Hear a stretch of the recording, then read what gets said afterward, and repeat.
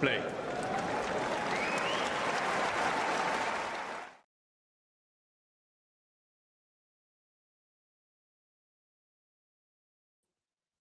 Good afternoon, good morning, good evening, whatever time it is in the world, wherever you are tuning in from.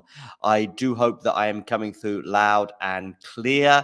Latest news, by the way, is that Taylor Fritz has just overcome Humbert in 3 sets. I'm having a quick look at our Talking Tennis poll that we've got going, and most people seem to be favoring Sabalenka for the tournament in Montreal. Well, of course, Swiatek is in action right now. She's just won a very, very, very narrow, dramatic tiebreak against Pliskova. By the way, Pliskova, what a tough opening match that is for Swiatek. I do think things get a little bit easier for the poll after this, and I do think overall I would agree with what Jakob said in WTA Weekly this week regarding the fact that Iga has the slightly easier draw overall in comparison to Sabalenka. By the way, what do we think about Jennifer Brady and Rybakina last night? Jennifer Brady 4-2 up in the tiebreak. You could see just how disappointed she was when that tiebreak got brought to a halt. Someone else who's looking a bit disappointed right now is Raonic, because he's just put a fairly simple volley long. Am I the only person who, by the way, finds Raonic, his return kind of jig, very amusing? I'm sure I'm not. Those of you just tuning in, make sure you hit the like button and don't forget to subscribe to the channel if you are new. Last time I checked, we were on 2,581 subscribers. Let's see if we can get that to 2,600 subscribers as soon as possible. And please hit the like button. I'm having what's called a Radler, which is a German sort of shandy, lemon and beer drink. It's nice and refreshing on summer days like today. I've also been playing tennis today as well. Sadly, I was on the wrong end of a 4-set defeat.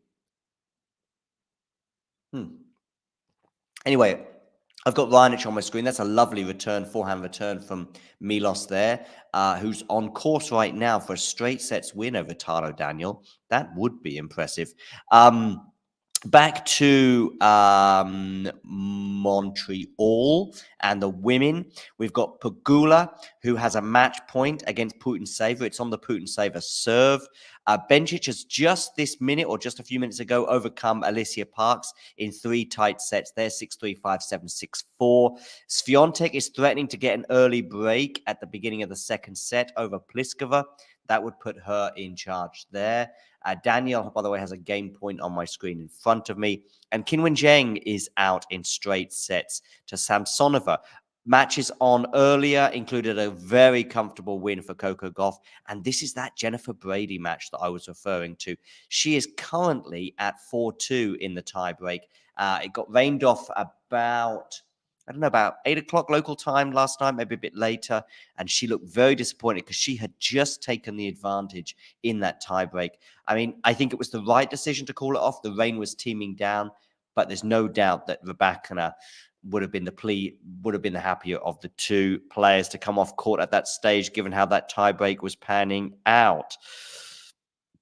Oh, dear. Okay. So, yes, I've got Milos Raonic at deuce, 6-4 and 4-1 on my screen. Sabalenka, by the way, she won pretty comfortably, I think, today. Is that where she won in straight sets? Did I get that one right? I could have it wrong. I could be looking at the wrong screen, in fact. So hold fire on that one. Yeah, like I said, make sure you hit the like button and don't forget to subscribe to the channel if you are new. Arnaldi against Medvedev should be coming up shortly as well. Of course, we've also got Carlos Alcaraz against Ben Shelton in action later. Raonic is now back at deuce against Taro Daniel. Make sure you get voting in our poll as to who you think is going to win the title on the women's side, at least in Canada. Also, we've got Musetti up against Kokkinakis right now. Kokkinakis won the first set there 6-4. Kecmanovic against Hurkacz, also in action right now. Kecmanovic won that first set against Hubi Hurkacz, last year's finalist, of course. That would be a small upset. This is the Raonic match that I'm talking about against Taro Daniel, and that's the match also that's just finished between Taylor Fritz and Ugo Humbert. Hi, Cedric. How you doing? I hope you've hit the like button already. Get your thoughts in for me, Cedric, on any of the action that's taken place today, but also you can give me a broader take on this tournament. And who are you predicting to win? I've gone for Alcaraz and Sabalenka. I guess they're not huge risks. And Taro Daniel is finally held 4-2-4. If you follow. We'll take a short little break and see you in 60 seconds. Thanks for tuning into this watch along. While there's a break in play, here's a reminder to hit the like button, subscribe, and click that notification bell.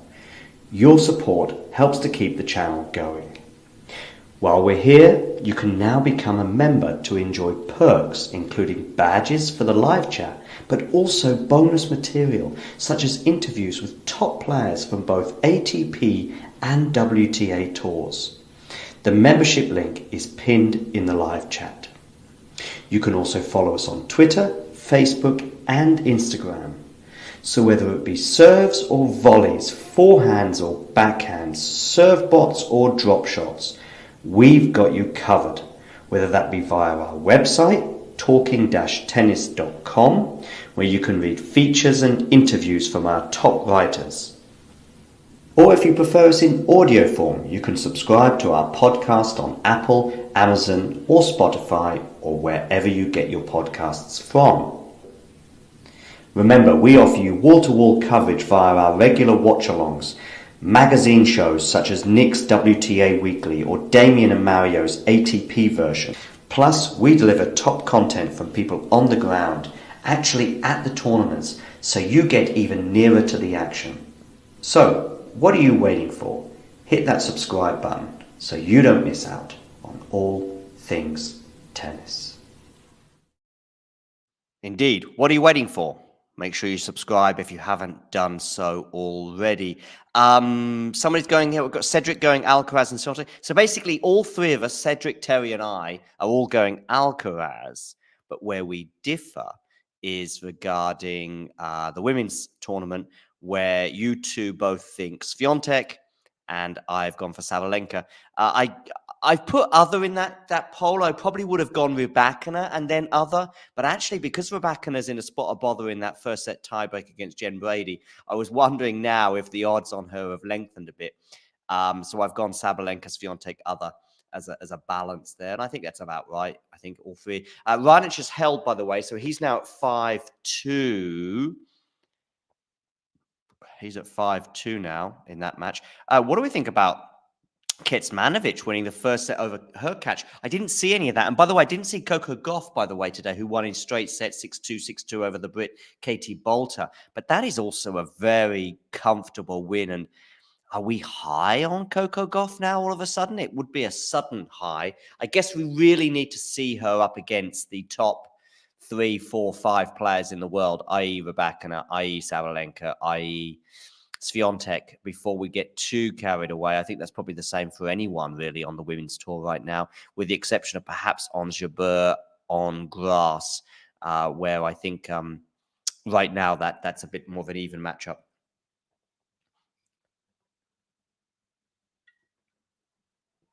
And Milos Raonic, what are we thinking? Yeah, Terry thinks it's a turning point. What are we thinking about Milos Raonic, by the way, who looks like he's going to be comfortably going into round 3? Curious.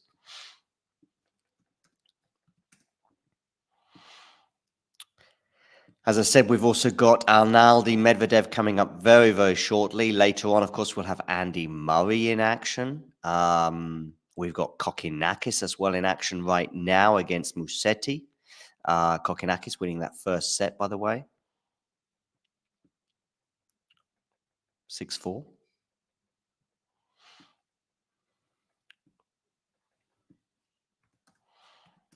I guess that would be a surprise, seeing Kokkinakis win that one.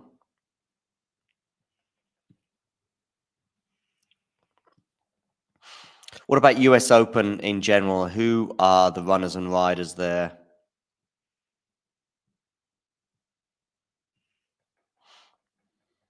And Garcia, where are we at with Garcia right now? I mean, she lost in 3 sets last night. It was a really good match, by the way, full of drama.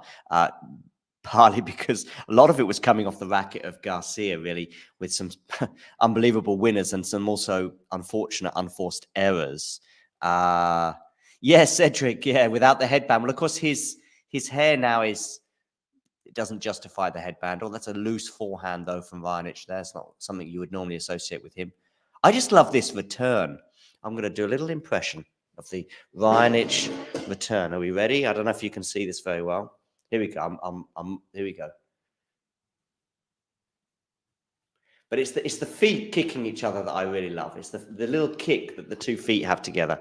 That's what I really love about that that little return stance from Milos. But anyway, it's serving him well in this tournament thus far. It was a dramatic and fantastic match that he had against Tiafoe on Monday. And he's looking pretty comfortable right now, albeit that Daniel is 30 love up on his own serve here.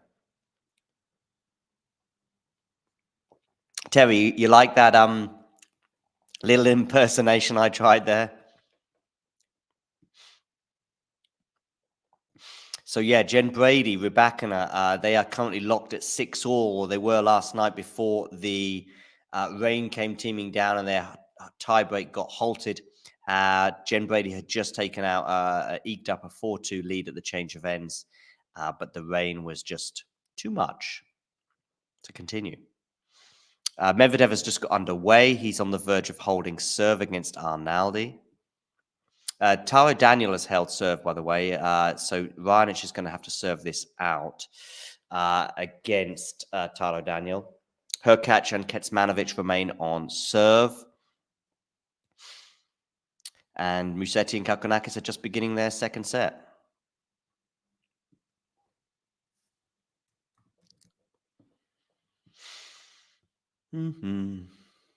So Milos Raonic serving for the match at 5-3. And it's an unreturnable serve, so it's 15 love for Milos. Keep up at the back. Lots of matches here happening all at the same time. Including Iga Swiatek, by the way, who's up a break already on Pliskova. First serve is wide from Raonic. Where are you going with this second serve? Well, 1 hour and 28 minutes on the clock. Milos Raonic serving. He's been serving excellently so far in this tournament, and it is an ace down the tee. So he is 2 points away from victory.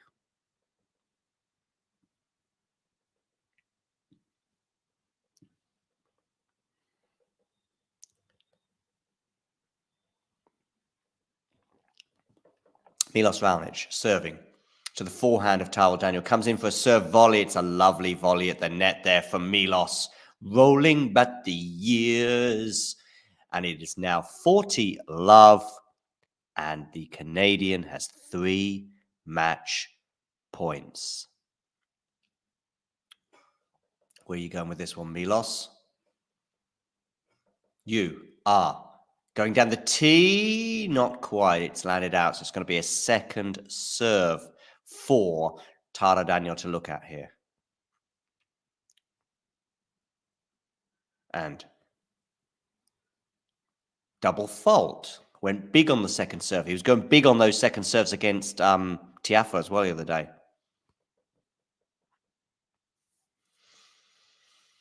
Anyway, second match point coming up. 1 hour, 29 minutes on the clock. Oh, soon we'll have Cincinnati as well, and we'll have that baby again. The baby. Do you remember the baby last year? I did a funny video on that. If you don't remember, I'll make sure you check that out from some of our older clips from almost a year ago.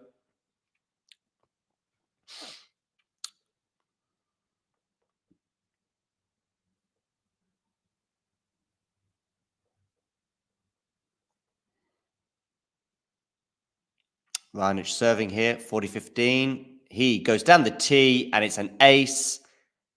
And he's won in straight sets. Taro Daniel out. Milos Raonic through to the third round on home turf. And the Milos Raonic Express continues. By the way, casualty today, Andrei Rublev losing in straight sets to McDonald. Are we surprised by that? Of course, McDonald, yes, indeed, he is making the other Canadians look bad. I mean, what have we got? We've got Leylah Fernandez still fighting hard, but we've got Felix is out. Oh, we've got Diallo beating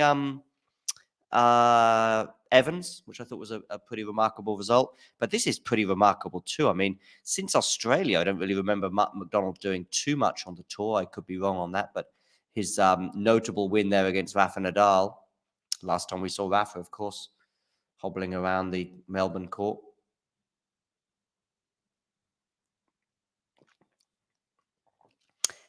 And Raonic signs the camera. What's he going to say?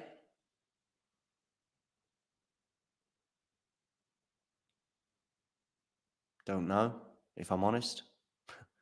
Can do. Can do. There we go. Maybe a little pun there with Canada and can. Swiatek, by the way, leads 4-1. That's just the single break there. Just having a quick look at some match stats. Milos Raonic had 38 winners today. I guess a lot of those may well have been serves. And yeah, just 7 winners off the racket of Taro Daniel.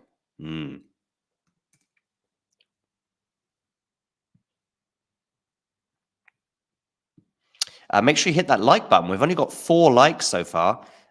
Please hit the like button and subscribe to the channel if you haven't done so already. And at the conclusion of that match, we will take a very short break. Thanks for tuning into this watch along. While there's a break in play, here's a reminder to hit the like button, subscribe, and click that notification bell. Your support helps to keep the channel going.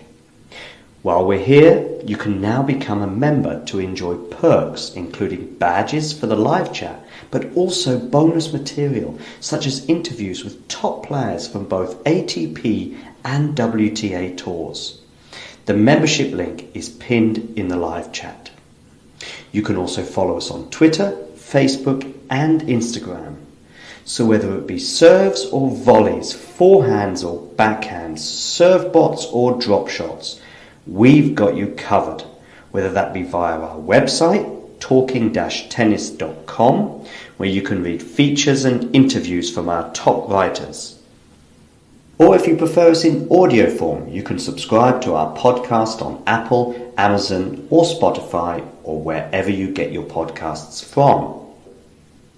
Remember, we offer you wall-to-wall coverage via our regular watch-alongs, magazine shows such as Nick's WTA Weekly or Damien and Mario's ATP version. Plus, we deliver top content from people on the ground, actually at the tournaments, so you get even nearer to the action.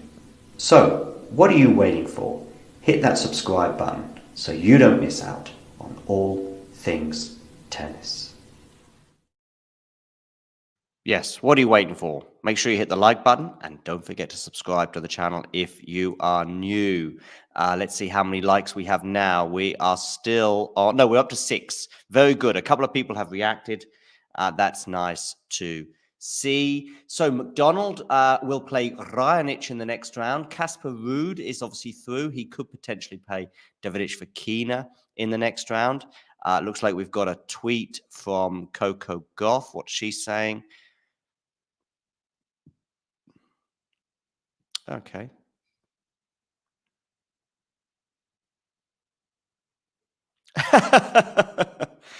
That's quite funny.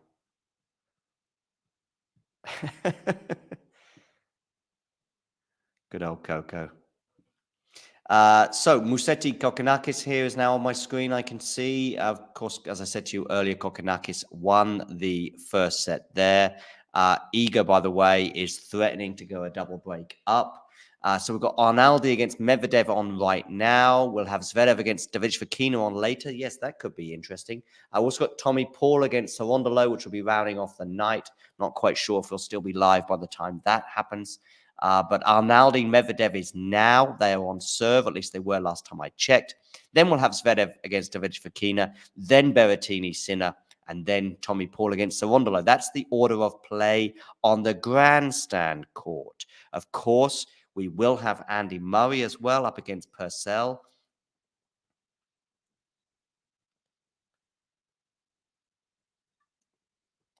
I believe that's taking place on centre court. Berrettini against Sinner as well, which is also on centre court. Just watching Medvedev at the moment. All decked out in red, white, and blue. I don't know if he'll be wearing that in New York as well. We've also got Cincinnati, of course, next week. We'll have the return of Djokovic, who is the men's favorite right now for the US Open. I guess it's the defending champion, Carlos Alcaraz, but maybe you'll disagree and you'll go Djokovic, or perhaps even Medvedev, former US Open winner himself. Between those three players, they have probably 5 US Opens, I think. Medvedev has 1. Alcaraz has 1. And if I've done my maths correctly, Djokovic has 3. And Tsitsipas, is he a threat? Is he a threat in Canada? Is he a threat in New York? He's never really been a threat at this time of the year in the past, certainly in New York anyway, where last year, of course, he went out in the first round.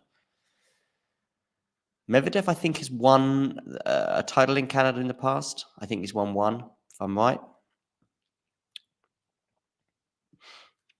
Just taking you around the grounds, Hurkacz is currently on serve against Kecmanovic. And yes, Medvedev and Arnaldi are at 1 game all. So that is some of the action. And Kokkinakis and Musetti are also on serve in the midst of their second set. I have Medvedev against Arnaldi on my screen right now.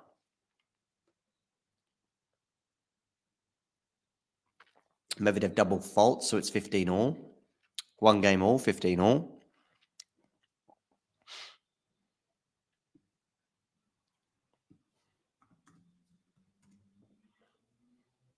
This time he goes down the tee, it's a backhand return, and it lands out. So it's 30-15 for Medvedev. Match point Canada here are very excited to announce Milos's win. Milos, of course, continues his awesome comeback tour. With victory over Tara Daniel, he's into the round of 16, and he'll play Mackenzie McDonald, not Andrei Rublev, as many may have expected, because Andrei Rublev lost to Mackenzie McDonald in straight sets today.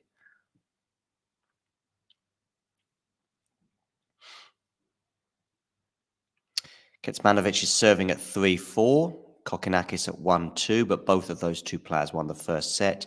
And Medvedev has held for 2 games to 1. And we will take a short break, and then we'll be back with more. Thanks for tuning into this watch along. While there's a break in play, here's a reminder to hit the like button, subscribe, and click that notification bell. Your support helps to keep the channel going. While we're here, you can now become a member to enjoy perks, including badges for the live chat, but also bonus material, such as interviews with top players from both ATP and WTA tours. The membership link is pinned in the live chat. You can also follow us on Twitter, Facebook, and Instagram. So whether it be serves or volleys, forehands or backhands, serve bots or drop shots, we've got you covered, whether that be via our website, talking-tennis.com, where you can read features and interviews from our top writers. Or if you prefer us in audio form, you can subscribe to our podcast on Apple, Amazon, or Spotify, or wherever you get your podcasts from. Remember, we offer you wall-to-wall coverage via our regular watch-alongs, magazine shows such as Nick's WTA Weekly or Damien and Mario's ATP version. Plus, we deliver top content from people on the ground, actually at the tournaments, so you get even nearer to the action. So, what are you waiting for?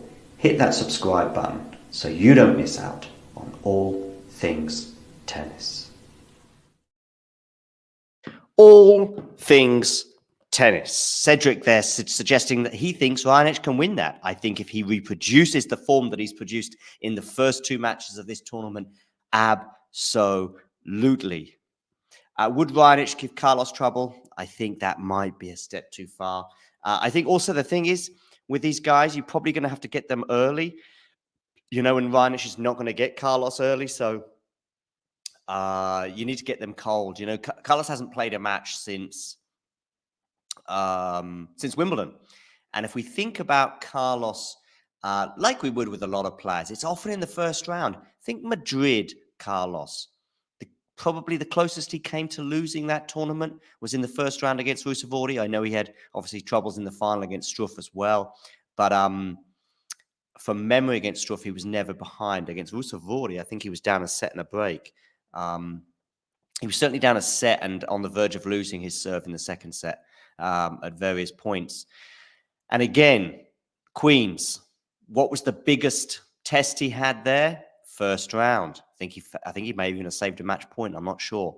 So that's when you got to get these guys, and I would probably say the same with the big three. That's when you might test them a bit. So personally, not so sure about Raonic giving Carlos trouble. But good question, Terry. Medvedev and Arnaldi stay on serve. It's 2-1 for Medvedev. A forehand slice is not going to do much damage there, although he is going to do damage there, so it's 30-15 for Arnaldi. What are we thinking about Medvedev, by the way? Good year, bad year? I mean, it's been a good year. Grand Slams aside, but unfortunately, Grand Slams is what it's all about. So, yeah, apart from Grand Slams, Medvedev has had a good year. But that's like saying, apart from the iceberg, the captain of the Titanic did a good job. Do you catch my drift? Forehand drop shot there from Arnaldi has helped put him in a decent position in the point, but now he's on the defensive in a big way. Some smashes there from Medvedev mean it's 30 all. Let's have a quick look to see how Hurkacz is getting on against although in a pretty epic game there. That's been 4-3 for quite a while, those two. So I'm sure Hurkacz is pushing Kecmanovic there. Oh, and Iga Swiatek is serving for the match at 30 all. She came through an epic tiebreak as well, and she emerged the winner of that, and then she went up an early break and hasn't looked back since.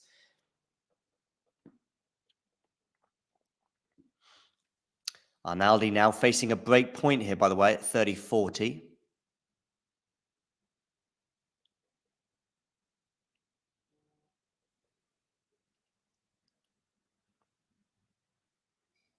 Backhand for serve. He comes in for a serve volley there, Arnaldi, but it's not going to win in the point. And a forehand winner from Medvedev. He has the early break of serve and leads 3-1. Make sure you get voting in our poll on who you think is going to win the WTA Montreal tournament. Swiatek at the moment leading that on 45%, Sabalenka 36%, the field 18%. I think I'd be tempted by the field. I'd be tempted by it. But ultimately, I predict Sabalenka to win. I see Swiatek has just gained another vote since we last spoke.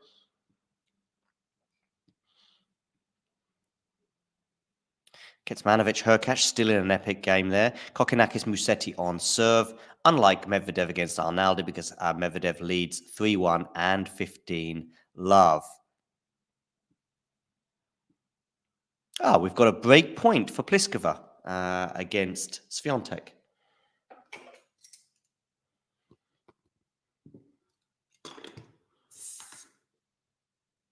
Let me know where you're tuning in from, by the way. I can see Gael Monfils as well, getting ready for his match against Stefanos Tsitsipas. Now that is an intriguing encounter. I see Mark Philippoussis there, the head coach of Stefanos Tsitsipas, to the chagrin of many Tsitsipas fans who got very angry with me on Twitter. And I'm like, don't get angry at me, get angry at Stefanos. He's changed his coach. It's a different dynamic to the one that they had in January. Put it that way. So yeah, Monfils against Tsitsipas. And Pliskova's broken, so she's now only just one break behind, serving at 2-5.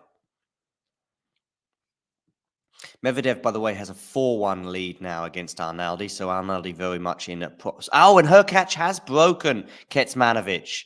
That's why they were in an epic game.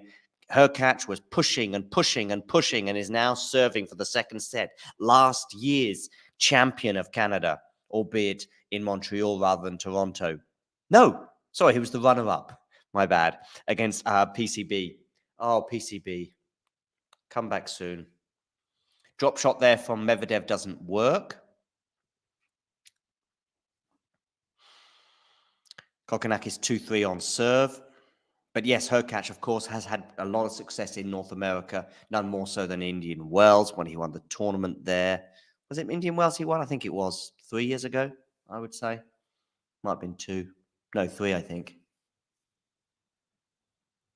Or was it Miami? Oh, I think it was Indian Wells.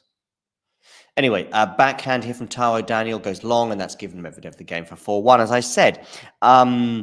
Yeah. And Pliskova is serving, as I said, at 2-5, but she's a long, long way behind on that scoreboard. Why are they angry? They're angry at me because I'm the messenger. I've had a lot of people say, no, he's not changed his coach. I'm like, yeah, he has. He's changed the coaching setup. Oh, his father's still in the team. Yes, like my father is on my team. And most fathers, fortunately, are on their sons' teams. You know, I'm sure Rafa includes his father as part of his team.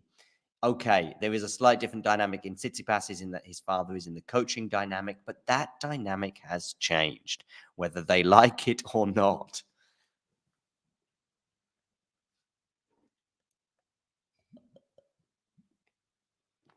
Anyway, there we go. Twitter, hey? Twitter, Terry. Twitter. What can you do? She didn't get the Brexit, though. The best she can hope for right now is a swan, if you know what I mean, with a swan with the 2, but don't think that's really a tennis term, and you certainly can't buy a swan in a bakery. Not to the best of my knowledge, anyway. 15 love. Pliskova up there, 1 hour 46 on the clock, as I see Stefanos Tsitsipas, Gael Monfils enter the center court. Can we get one more big run from the Frenchman? Oh, and what do we think about Felix, by the way? I mean, he just goes from one low to another. I thought his defeat last week in Washington was a new low to Watanuki, but I think losing to Purcell, I mean, Purcell played really well, but it's uncomfortable viewing at the moment with Felix. And that form that he had from a year ago almost during the indoor season feels a long, long way away. By the way, I'm still waiting on New York and the US Open as to whether I have a press pass for there. Fingers crossed they email me during this show, maybe. Maybe I'll get an email during the show and they'll let me know.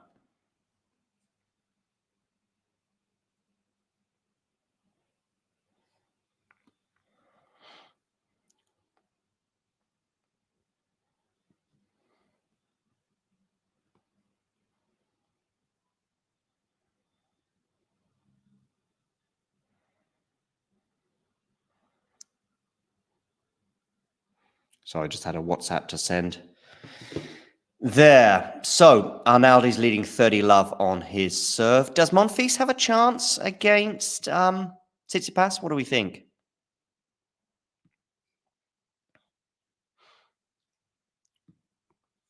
Not sure. Not sure. Of course, Tsitsipas is in a bit of form, winning last week against winning Los Cabos last week.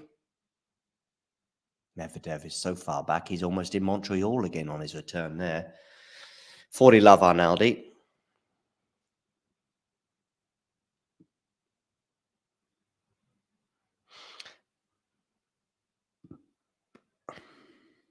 Terry saying Felix is done. I think it's a bit premature to say that, Terry. I mean, the boy is still young. 21, I think, 22. Cedric thinks that Felix has a chance. Well, And Hurkacz has won that second set. So now him and Kecmanovic go into a third. And Arnaldi has held serve for 2-4.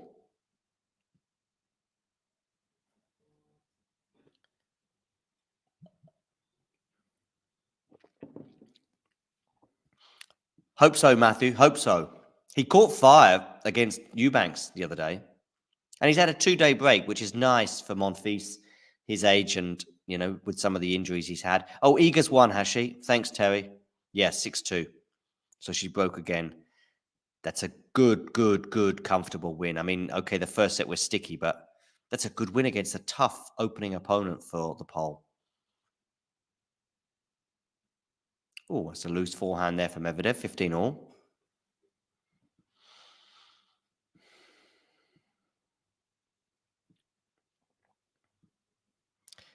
Maybe the poll will be getting a few more votes in our poll for who's going to win Montreal.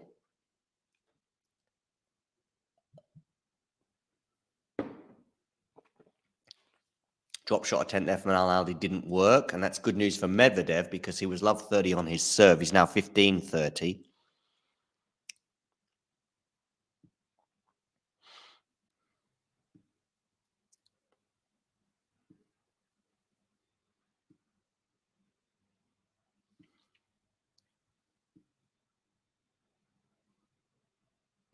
Make sure you hit the like button. We're trying to get 10 likes on this video. We're at 9 so far. Oh, that's a lovely forehand winner there from Daniil Medvedev.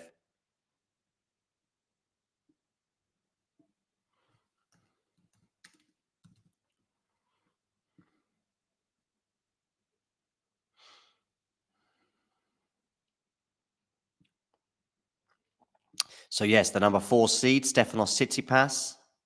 Holger Rune, I think, in the live rankings, by the way, is up to number 5. Not sure where Stefanos is in the live rankings. Maybe he's at number 6. Cedric, you think I want more people to vote for Saba? Don't care, really. I think, would I take the field? I mean, I've predicted Sabalenka to win the tournament, but if you gave me a 3-way fight between Sabalenka, Swiatek, and the field, maybe I'd take the field. Medvedev is held for 5-2, by the way. And Tsitsipas has got the opening point against Gael Monfils. Missile Milos wins.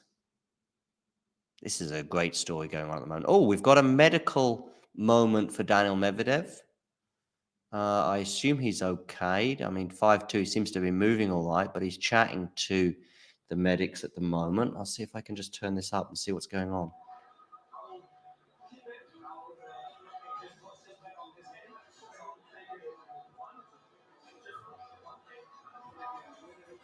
Seems like he's going to be ingesting something. He just asked 1 or 2, and the physio said 1. Wonder if it's a stomach issue.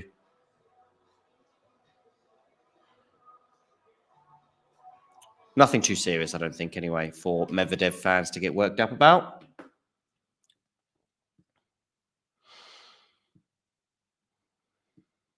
And he leads 5-2. So Arnaldi right now is serving to stay in the set. Musetti is serving at 3-all. And as I said, Hurkacz has won that second set. Iga Swiatek is through to the next round. Coco Gauff is also through to the next round. She won in straight sets earlier on today. Jen Brady against Rybakina. I'm not sure when they're due on court to resume their match that got rained off yesterday in the midst of their first set tiebreak, with Jen Brady eking out a 4-2 mini break advantage there. Tsitsipas is held in the first game of the match against Gael Monfils. So now Monfils will be serving. Hi, Ghosty. Hi, Sean, as well. Make sure you hit the like button. See if we get to 10 likes on this video. And also get voting in our poll. Poll of polls. At the moment, we have a poll leading our poll. And it's not Damien Kust. Ghosty here saying, Felix is yet another in a long line of Canadian mediocrity. Oh, okay. Perhaps, Sean, but we need to see it manifesting itself on the court before we get too carried away. It's not quite the same in other sports such as soccer or probably American football, where a coaching change can give an entirely different feel to a club and the optimism around it. I'm not quite sure that that's the same for a player. Once we start seeing, if Stefanos tears it up in the next 10 days and wins Canada and Cincinnati, then yeah, suddenly he's in that mix along with Medvedev, Carlos, and Novak. But he'd probably have to win one of these two tournaments for us to really take him seriously. Bearing in mind his form at this time of the year, it's been the time of the year where it's his weakest slam, or weaker. No, it's his weakest. I would say even more than Wimbledon. I mean, it shouldn't be, but for some reason it is in terms of results. I would argue that we probably need a little bit more of what's the word? We need a few more examples, a deeper, broader straw poll? No, what's the word? You know what I mean? We need more examples of it. I mean, if we see at the end of his career, he's consistently performing worse in New York compared to Melbourne, fine. But at the moment, it's sort of a small sample size. That's the expression I'm looking for. Well, this is a bizarre point at the moment we're in the midst of here, with Medvedev 2 points away from winning this set. Forehand from Medvedev goes into the net and it's 15-30. That's interesting, Ghosty. You should, yeah, I tweeted actually about this the other day.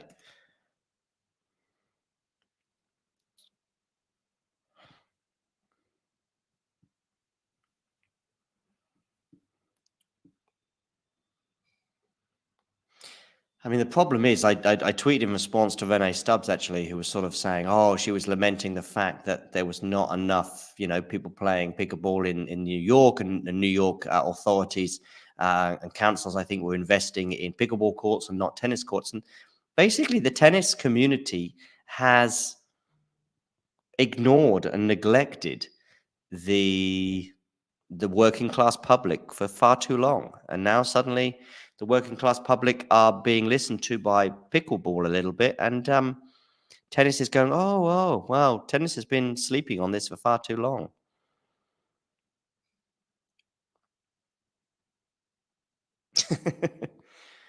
I will stick up for tennis in terms of its excitement, at least.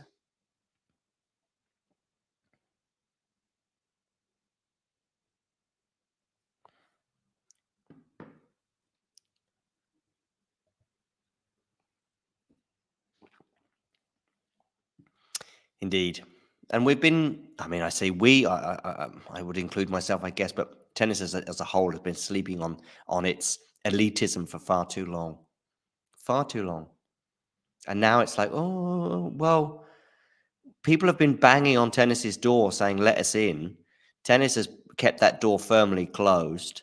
And now those people knocking at the door, those carol singers have gone elsewhere. And they're going, oh. I mean, that's one thing I would suggest anyway. And people enjoy pickleball. Well, fine. I still think tennis will survive, but it could thrive if it was more open. I mean, 3 of the 4 tournaments are called Open. And yet it's the most closed shop in the world. It makes Switzerland appear friendly. And that's a hell of a feat. By the way, Medvedev has won the first set 6-2. Monfils and Tsitsipas are on serve at 1 game all. The Milos Raonic train continues. He won in straight sets earlier, as did Iga Swiatek.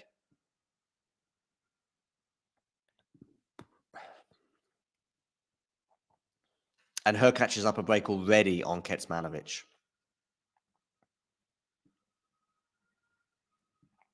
That was a super fast set there for Medvedev, by the way. Jen Brady Rabakin. I don't know if you caught any of that last night, Ghosty, or any of you, actually. That's a really exciting moment. For Jen Brady's point of view, I really hope that she wins that first set, just because I think the momentum was with her in that tiebreak. Hi, Nerlan. Where's your boy Damien? I think he's in deepest, darkest Poland somewhere, watching a challenger or something. I know he's not around today anyway. I saw him tweet earlier. Your boy Damien.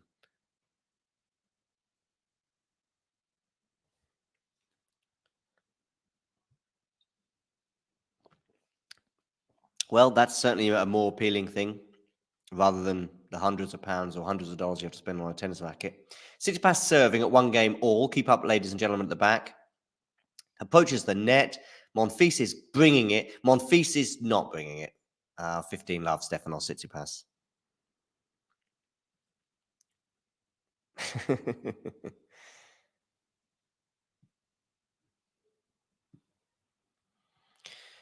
Are we on 10 likes yet?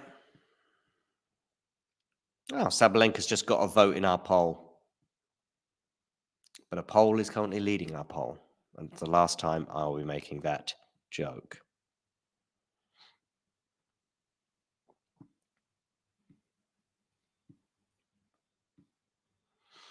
Tsitsipas on the forehand there. Backhand from Monfils goes into the net, and it's 30 love.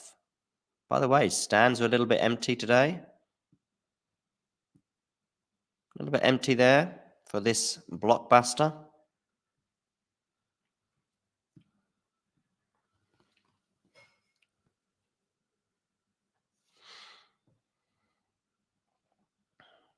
Also, if you're watching on Facebook, hit the like button. Get in the comments too. And let me know where in the world you are tuning in from. I'm watching in my home in Bonn, Western Germany. Where are you tuning in from? Cedric, where are you? Ghosty, Nerlan, Terry. Where are you tuning in from? Let us know. And do we have Jane lurking somewhere? She often does lurk rather than comment. Sean, where are you, by the way? Where are you tuning in? I think you're in the UK, Sean. Cedric Lopez. Lopez is Espanol, Cedric. I don't know if you where in the world you are from or where you're based. Oh, there's Mr. Philippoussis, the head coach of Stefanos Tsitsipas. I'm going to just keep saying head coach because that really annoys the Tsitsipas fans. This is turning into an epic point and one that Gael Monfils has won, 40-30.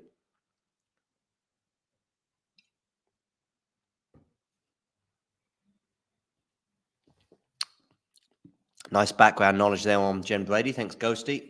That's what we need from you in the chat.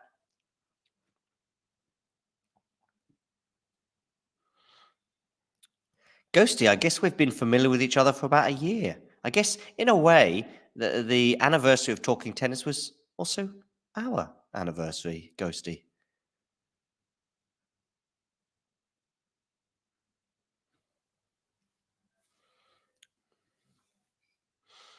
Tsitsipas has a game point here at 40-30.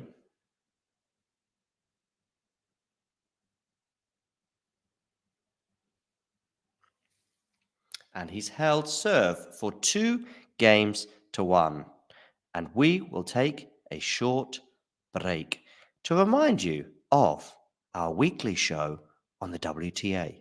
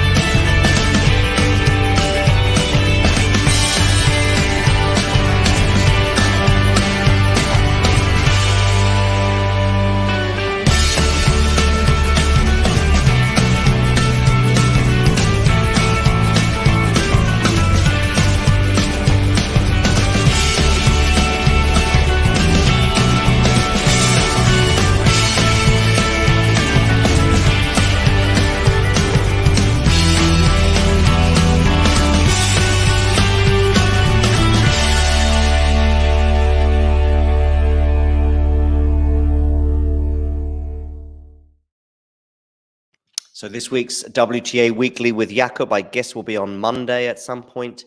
I'm not sure who our guest is this week on there, but we've got some Canadian flavor on our ATP Weekly. So, yeah, that's something to look forward to. I see Hurkacz is now up a double break, so he's very comfortable at the moment in that third set. And Cedric, by the way, for me, Cedric sounds French, Lopez sounds Spanish, and you're in South Carolina, which is an interesting combo. And you said you don't speak any Spanish and barely any English, lol.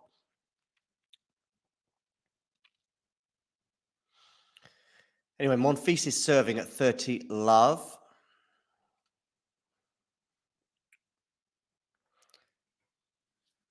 How many likes are we at on YouTube, by the way? Let me know, people. Backhand return from Tsitsipas was interesting, let's say. Anyway, he's very much in this point. Forehand Tsitsipas, which is obviously his favorite. Forehand Tsitsipas. Backhand Monfils goes long. 30-15. 30-15, ladies and gentlemen.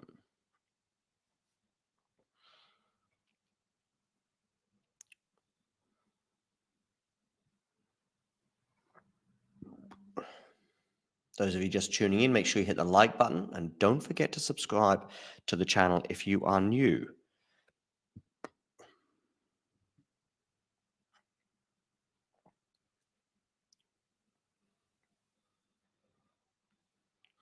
Let's see how many subscribers we're on. Monfils has 2 game points. In fact, Monfils has just held for 2 games all. Let's see where we're at so I can edit this banner. So far, we have 2,581 subscribers. We are 19 short of 2,600.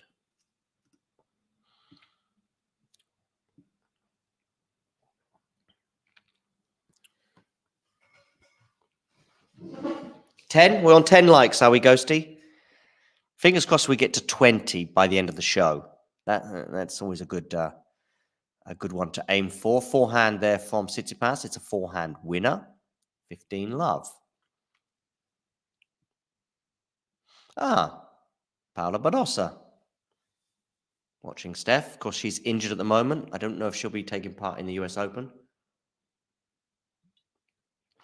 I got the impression with Paula, it's an impression, so I'm more than happy to be correct on this, but I got the impression with Paula that she rushed back a bit. I mean, the back injury that I think she had is a loose forehand there from Monfils, means Tsitsipas at 30 love. The back injury she had, I was surprised to see her back at Wimbledon. I thought that she would take it easy until New York, but yeah, she obviously wanted to play tennis. Stefanos Tsitsipas down the tee, but hits the net.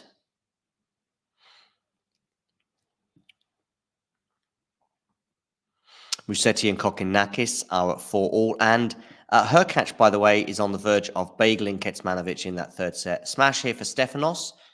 Forehand volley from Stefanos is not good enough. 30-15. Honestly, Ghosty, I'm not quite sure on what the differences are between paddle and pickleball. Excuse my ignorance. Paula Badosa. She's had a back injury since Rome, she picked it up. In fact, I was at the match and I remember seeing her after some lengthy rallies against Ostapenko, and she's sort of leaning into the flower bed, I think it was. And I thought, okay, I thought she was just tired from some of the lengthy rallies, but I think it was actually a sign of a wider malaise regarding her back situation. But yeah. So, and that's when she got it. And I thought, okay. And I think she pulled out the French Open. And then I suddenly saw her practicing on grass a week or two before Wimbledon. I thought, oh, wow, this is a bit of a early return. And I thought, but really, is this the right decision given what the injury was? And she turns up, but then she gets injured again, and she's pulled out of Montreal. And I guess her participation in New York right now is in doubt. Forehand Monfils, that 30-all on the Tsitsipas serve here. So, oh, that was a chance. Monfils goes loose and wild and long. Ghosty, are you loose and wild? Sorry, I forgot the flowers, Ghosty, as well.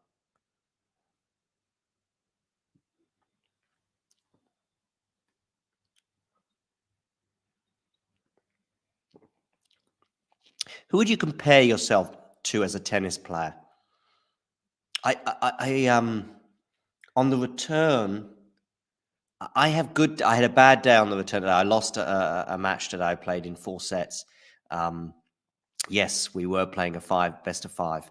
And, it's a loose forehand there from Steph. So it's deuce now at 2 games all. Had a bad return day. Is this who you kind of play a bit like, Miles? Are you a bit like Annette Kontaveit? Is that how you play? Oh, are you talking about the back injury? I guess that's what I guess you're talking about, rather than who you play. I try some returns of. I do a bit of Bublik on the return sometimes when I'll try and spook the server, and I'll stand a bit close to the service line. But I also try a similar thing as Holger Rune, which is taking that return as early as possible. Sometimes I have the upward stance of, I see that now, Miles. The back injury. Sometimes I have the upward stance of Novak, that sort of stiff upper stance. Something that I haven't tried, though, is the Milos Raonic clicking the feet together. I like that. I might try that. I always remember Stefan Edberg as well would do a little trot. I think as the serve came in, I think it was Edberg who did the little trot. By the way, Miles, if you want to join me for even just 20 minutes or so, I'd love to hear your thoughts on Swiatek or even Coco Gauff as well. Their 2 wins today. Forehand from Stefanos is long, so they are now back at deuce, 2 games all.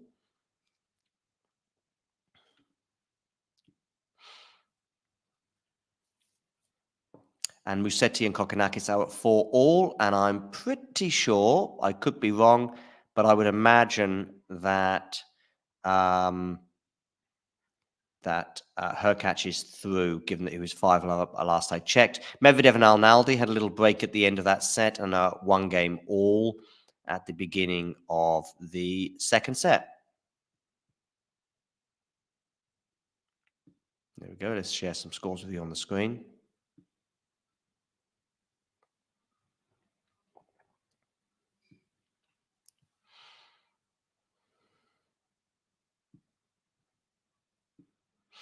Monfils now has a break point as I took my eyes away from the screen for a minute. Maybe Tsitsipas took his eyes away from the match. Anyway, he's now got a break point, Monfils, here.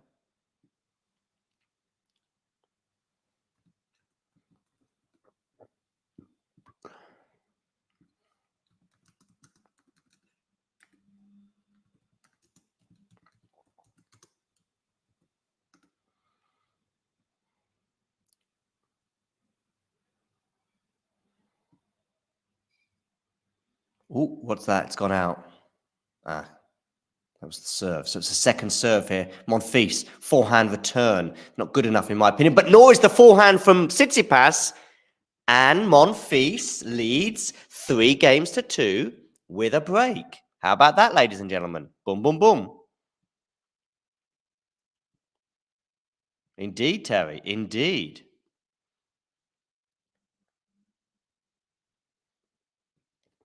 I'm wondering whether, Ghosty, to up the ante. I'm on Shandy's at the moment. It's sort of a 2.5% it is. It's a mixture of beer and lemonade, as I'm watching Monfils serve it out with an ace. Kecmanovic, by the way, is wearing an outfit I saw him wear in Estoril. So it's been most of the summer that he's been wearing the same outfit, but he won't be interested in my outfit comments right now because he's just been bageled in the third set.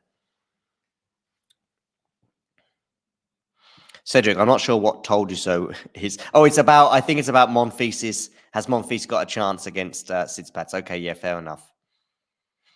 I mean, everyone has a chance in what's effectively a 2-horse race, I guess, but I wasn't giving Monfils too much of a chance here today. But hats off to the Frenchman. He has a break, 3-2, long way away from winning this set. Yeah, he's got to win, got to hold his serve 3 times. But he's certainly in there, and he's certainly fighting.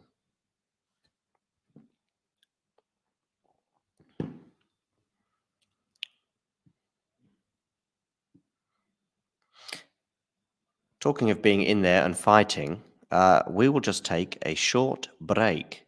to let you know what we are all about.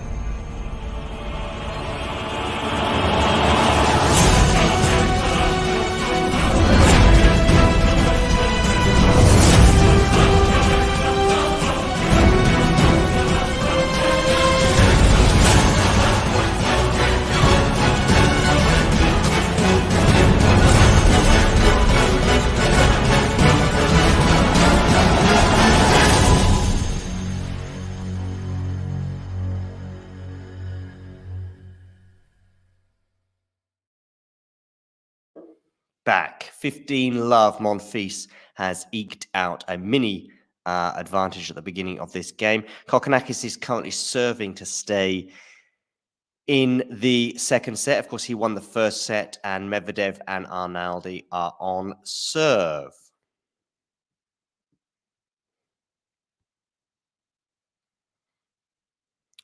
I think we're going to have Anastasia join. Miles, by the way, if you want to join, you can. I have sent you a link if you wish to. You don't have to, of course, but it'd be great to have you and Anastasia on again like yesterday. Forehand to forehand. Backhand Steph. Ooh, forehand Steph. Forehand from Monfils. Backhand slice from Steph, but actually Monfils has gone wide, so it's 15-30 on his serve.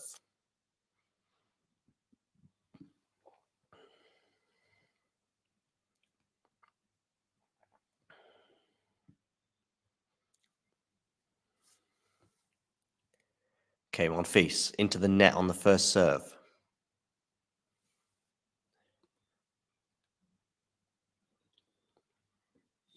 Forehand return. Forehand from Monfils. Backhand from Steph has gone wide, and it's 30 all.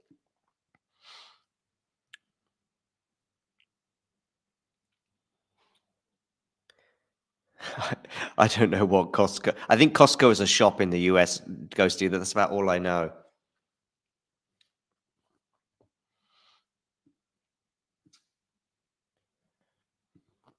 Oh, good return, good serve there from Monfils, unreturnable. So he's got a game point for a 4-3 lead, 4-2 lead, I should say.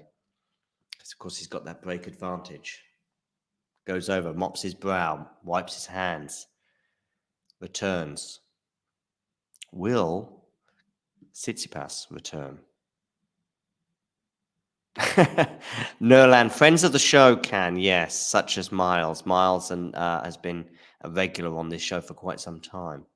But Nerland, maybe we'll have you on one day. Do we follow each other on Twitter? I'm not sure, Nerland.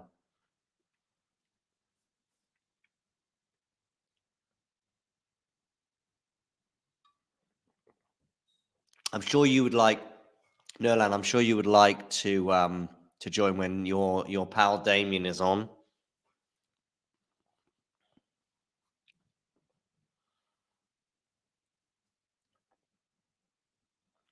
Yeah, I've heard of it from movies, Costco, but that's about it. Oh, Tsitsipas has annoyed himself there with the half volley. You can follow me, yeah. I'll put our. Here we go. Look, do that. Gotcha, Cedric. Gotcha, Ghosty. Thank you for taking. Oh, Brady's won the first set, has she? Okay, that's good to know. So she managed to see out that tie break. Oh, good for her.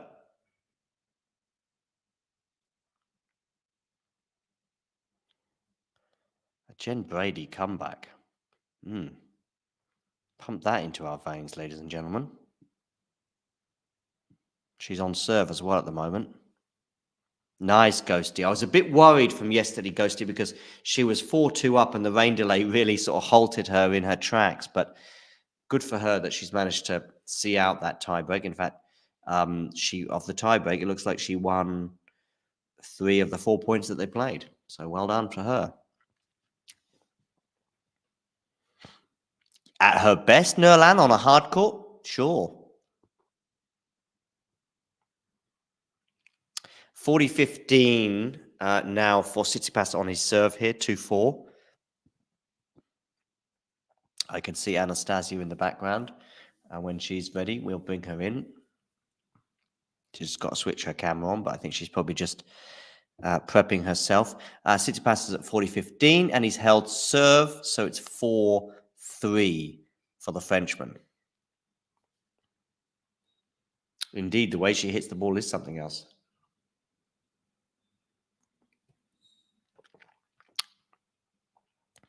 Give me a thumbs up, Anastasia, and I'll bring you in, but I'll wait for the thumbs up. I can see she's adjusting her webcam.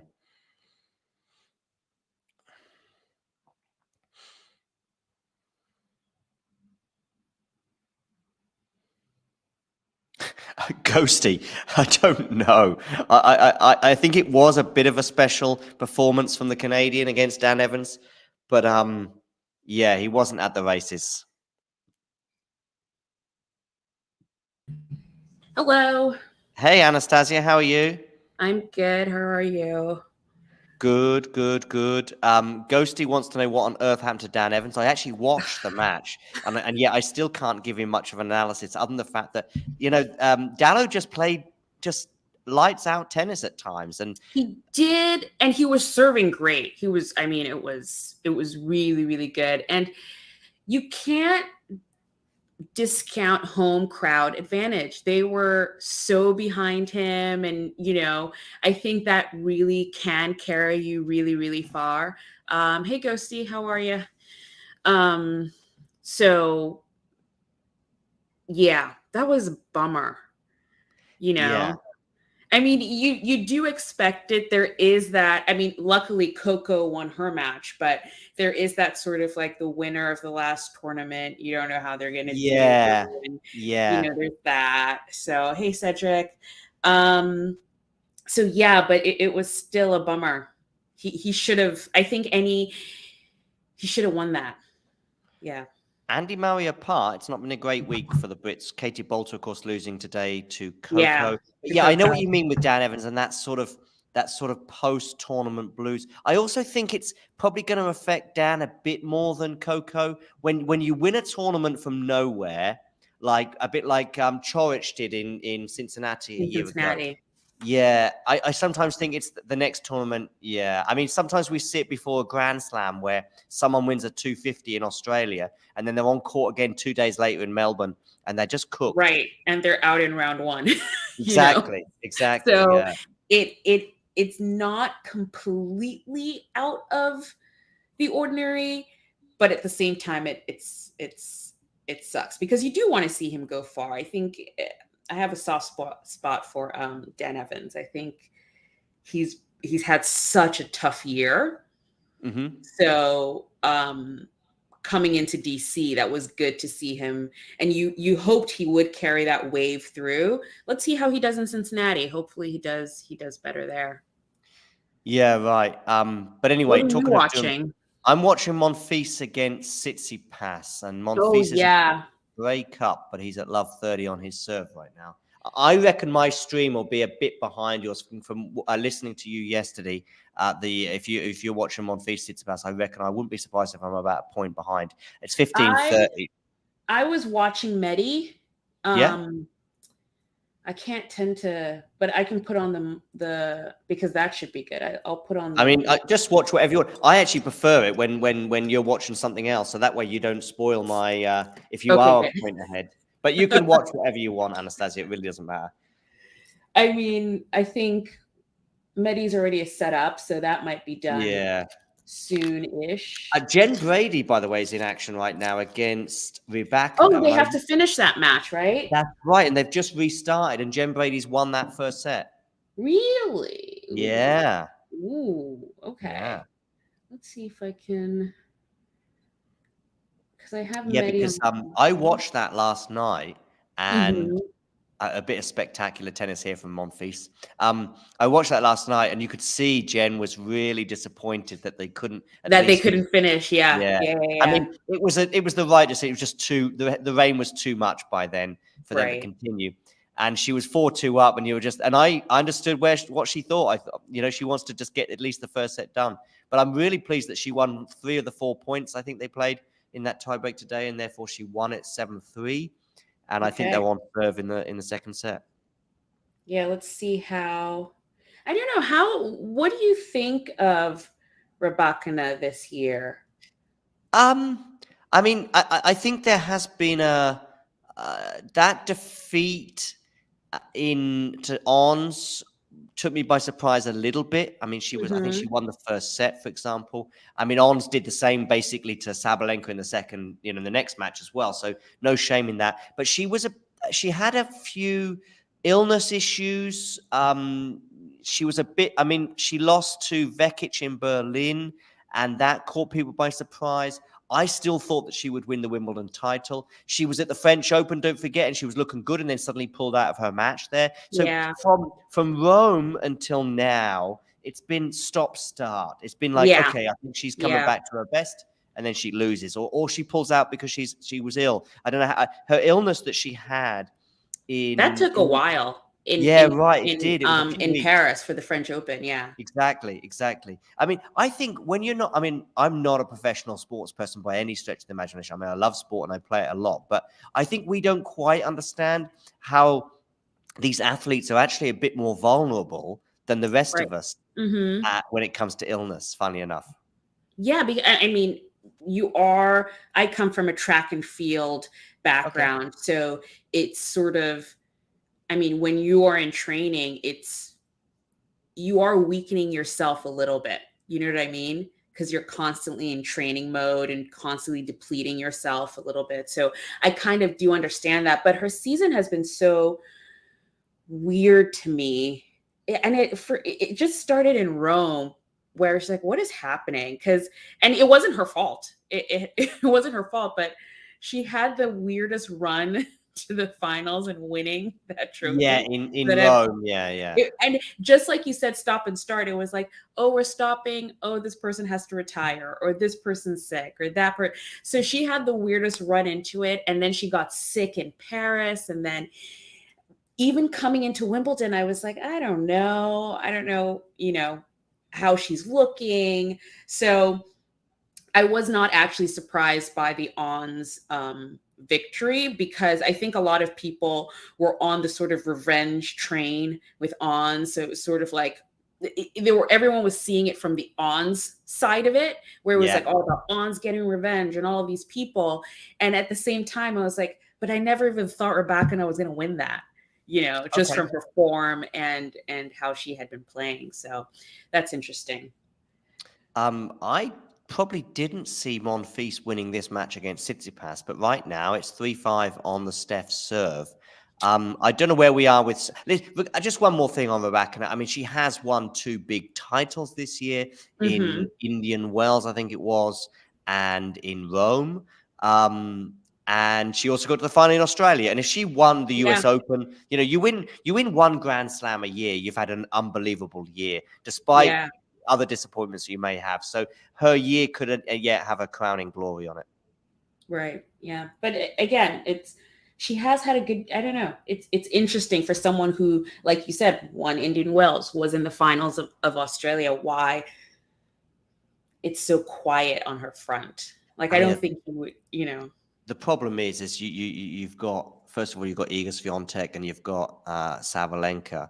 Yeah. But you've also got, you've got other people that on their day can win very big tennis matches. Jessica Pegula, perhaps, fingers crossed, Coco Gauff now is running into the form as well. And I think Krejcikova, actually, Krejcikova's peak, is really, really high. I just haven't seen much of it in the last 6 months. Yeah. Okay, so let's check out this Tsitsipas. That's what you're... Yeah, I've got Tsitsipas on, yeah. He's 40 love up on his serve, 3-5, and he's just held serve, so it's 4-5. Am I surprised? No. Who are you tipping to win? I've got quite a predictable wins. I've gone for Carlos, and I'm I going for don't think there's Sabalenka. any. I don't think there's any way you don't go for him at the moment. And unless you just think he's just hasn't played enough tennis in the last few weeks. And I know one or two people have gone for Medvedev, but I've gone Carlos. Yeah. Until I see Medi and Carlos play, which that would be the final, and Medi doesn't stand in Omaha and he has a different strategy for winning. Until I see that, I'm just going to go for Carlos because it's the watching Tsitsipas and Medi play Carlitos. It's almost like, should I go in the coaching booth? Do you need me to come over there? Yeah. I mean, Tsitsipas, I think it's more a quality differential, at least in the last couple of years. I haven't seen Stefanos hit the peaks that he did in 2021. Daniel Medvedev is a bit different because I know what you mean regarding coaching. Musetti's won the second set against Kokkinakis, by the way. A shorter hair, Musetti, and I'm with you on this. I'm a bit unfamiliar with it, but apparently his girlfriend likes it, so that's the most important thing, I guess.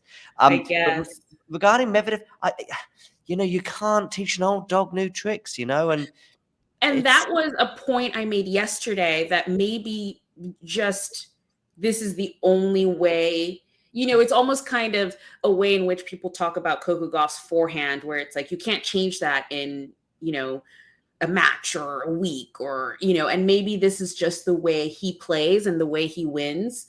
And there's nothing you can really do about it, but that seems odd because when you look at people, when you look at the big three, I really hate that term, but when you look at Novak, Nadal, Roger, they all changed their games in order to beat each other. Yeah. They made it work. They did, and they evolved. But I don't know if they did it. They evolved, if you like. But I don't know with Medi in that return position, which is basically what a lot of this is about. Yeah. I don't know if you can evolve that much. I mean, Rafa evolved definitely. His volleying got better, and that's what I mean. It wasn't. They didn't evolve as. They didn't change their games dramatically. That's what I mean. So that's why Coco's situation for me is different. Hers is a technical thing. And her evolution at her age is very possible that over the years, we may just gradually forget that she ever had a forehand problem. We forget that Rafa had a serving problem, that he had a backhand problem to some extent, that he had perhaps his net play wasn't always that good. And Novak's serve wasn't the strongest in the world. And Federer's backhand. These are all technical aspects that they gradually got better at and managed to improve through just constant improvement. With Coco and the forehand, with Medvedev in the return position, Rafa didn't suddenly change his return position, for example, because that's just Rafa's return. Novak didn't change his style necessarily. He didn't become less aggressive on the return or whatever. He just got better.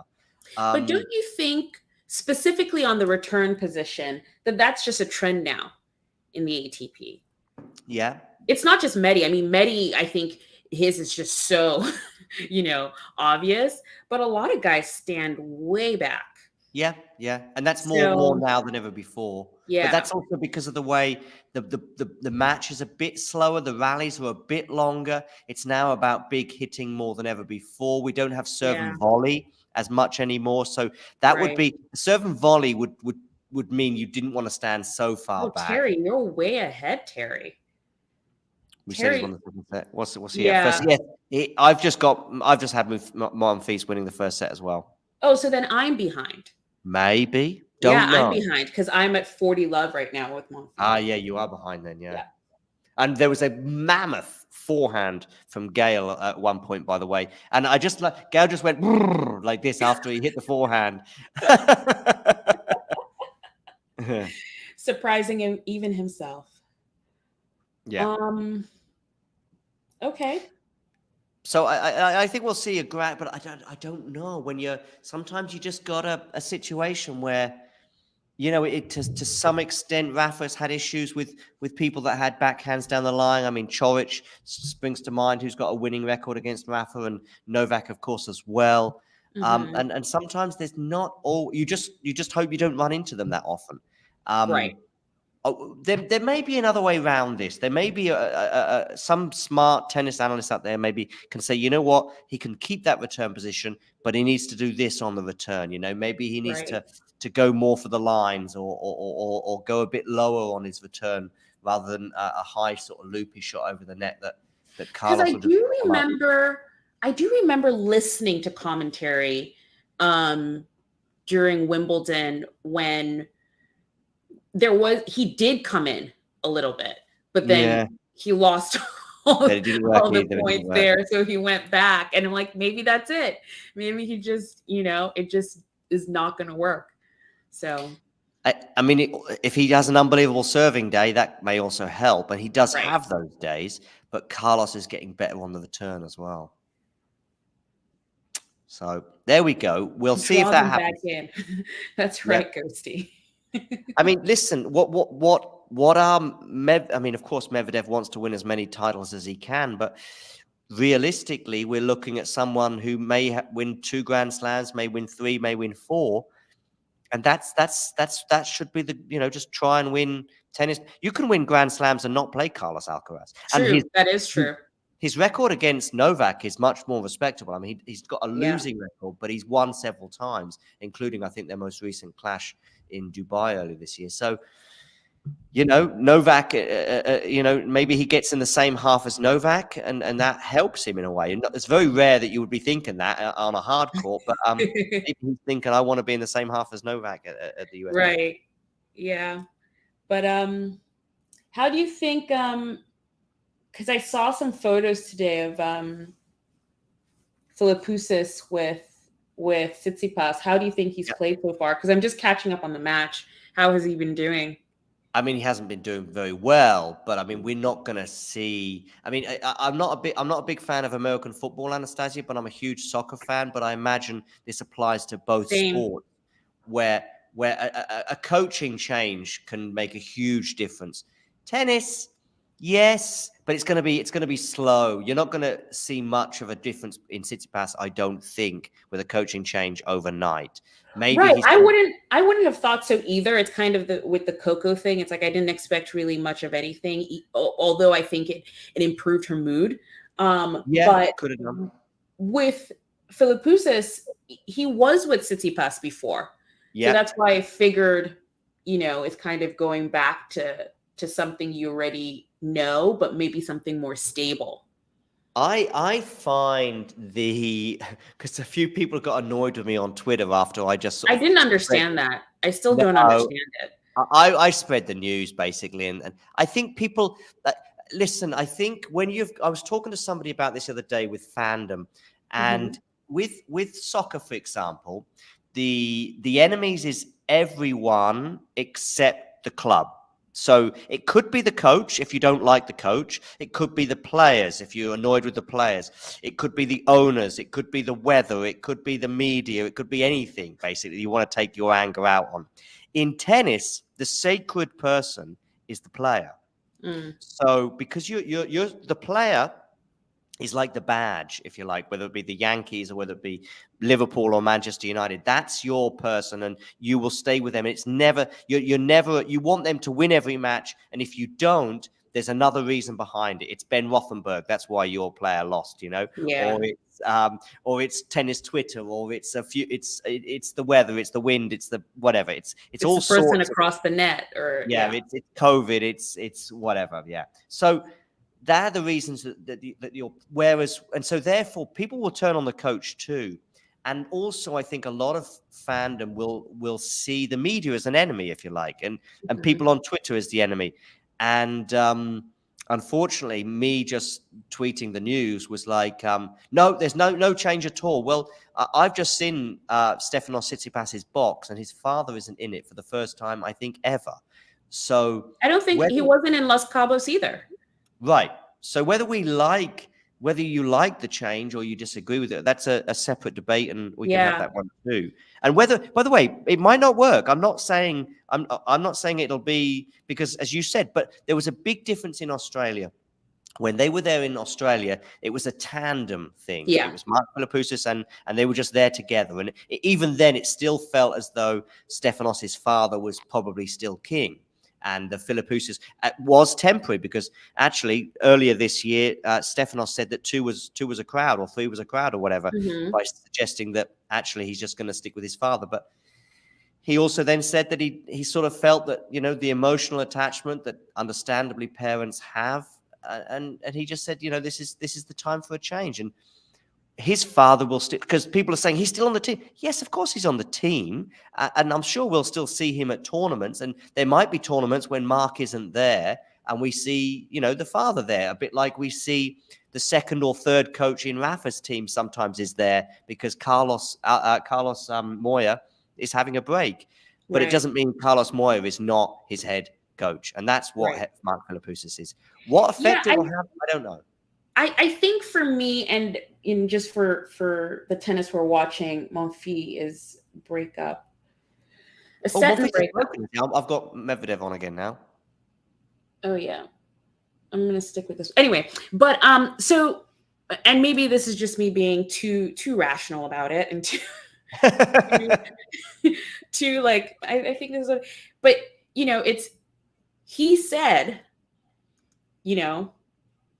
Philippoussis is coming back. My dad is going to take a break.